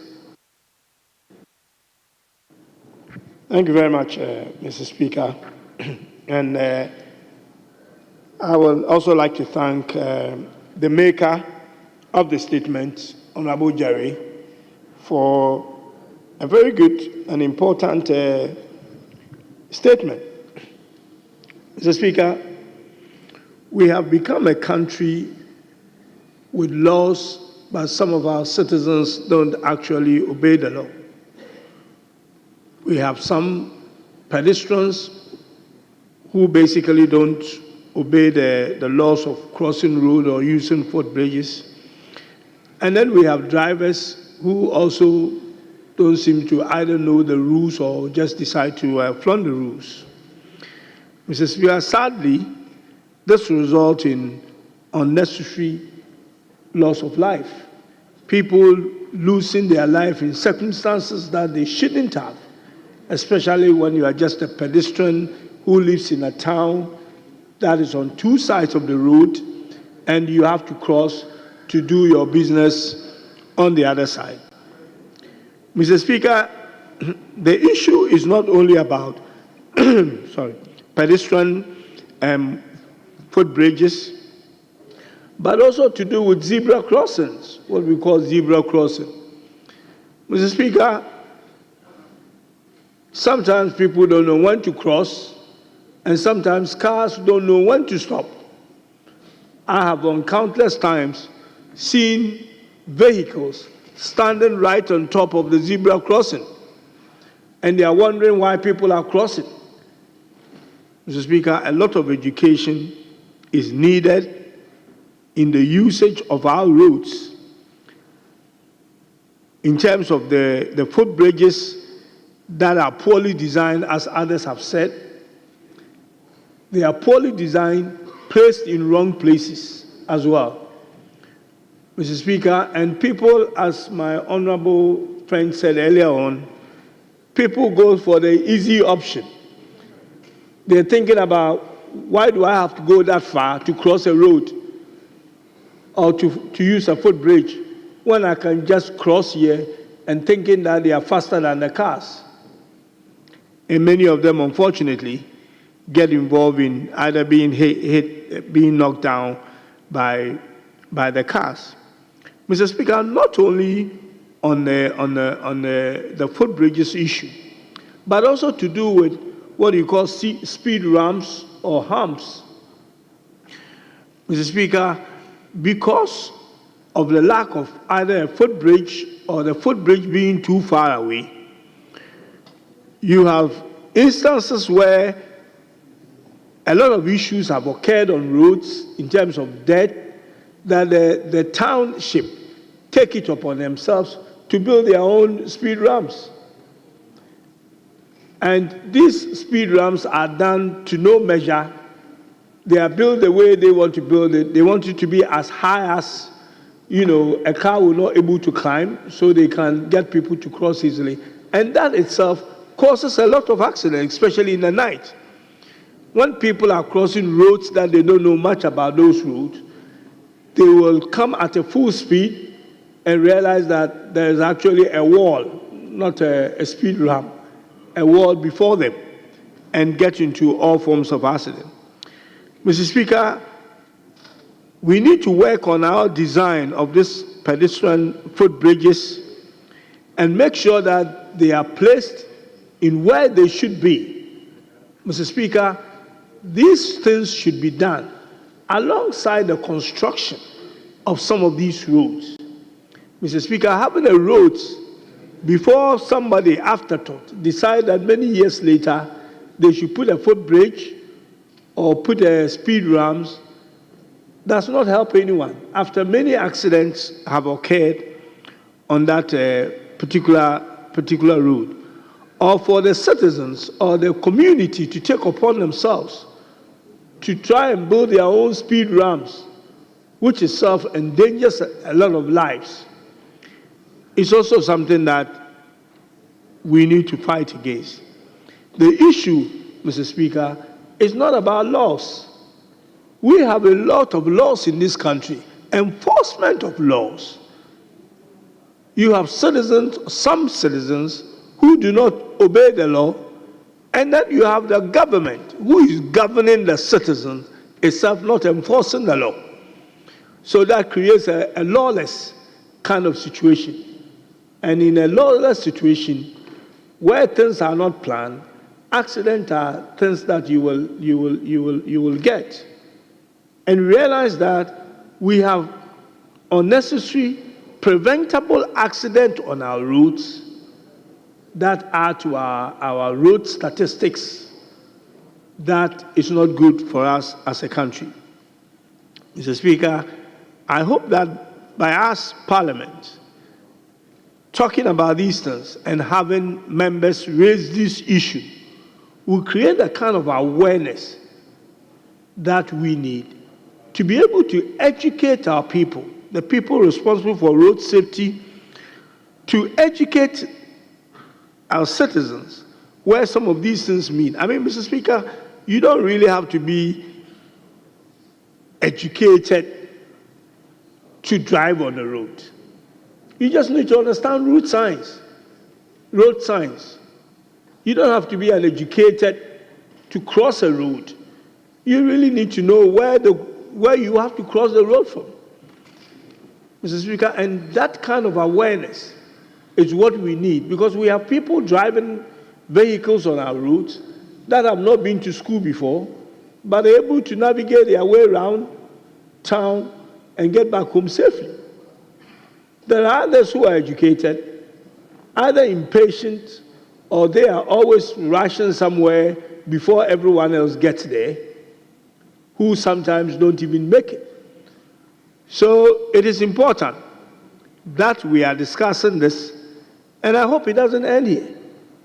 I hope that it doesn't become some of the things that we talk about, and then eventually we live another year and then have to talk about the same things over and over, and nothing absolutely gets done.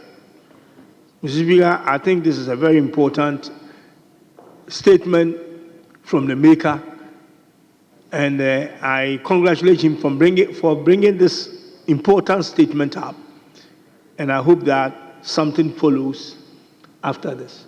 Mr. Speaker, with these few words, I want to thank you very much for this comments. Thank you. Thank you very much, honorable members. We will bring statement time to a close. And let me thank all of you, the makers and contributors, for your contribution. I think we've all done well. We've contributed devoid of politics, and that's what we are all expecting. So leadership, I think you bring the curtains down. Thank you, Mr. Speaker.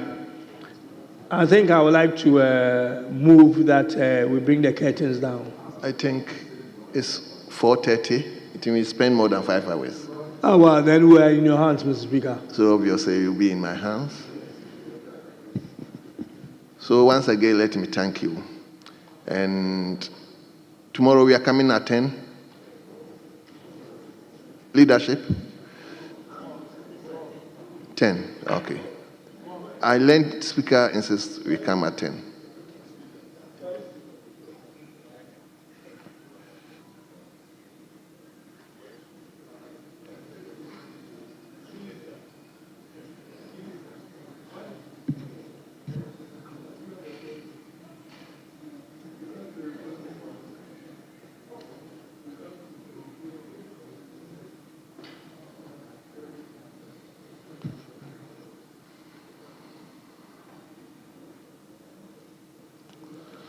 So, yeah, Mr. Speaker, I think our attention has been drawn to the fact that tomorrow will be a lot of statement. So we would like to, 10 o'clock should be. Very well. So, honorable members, you accordingly adjourn the House to tomorrow, 10 o'clock in the forenoon. 10 o'clock in the forenoon, the House stands adjourned.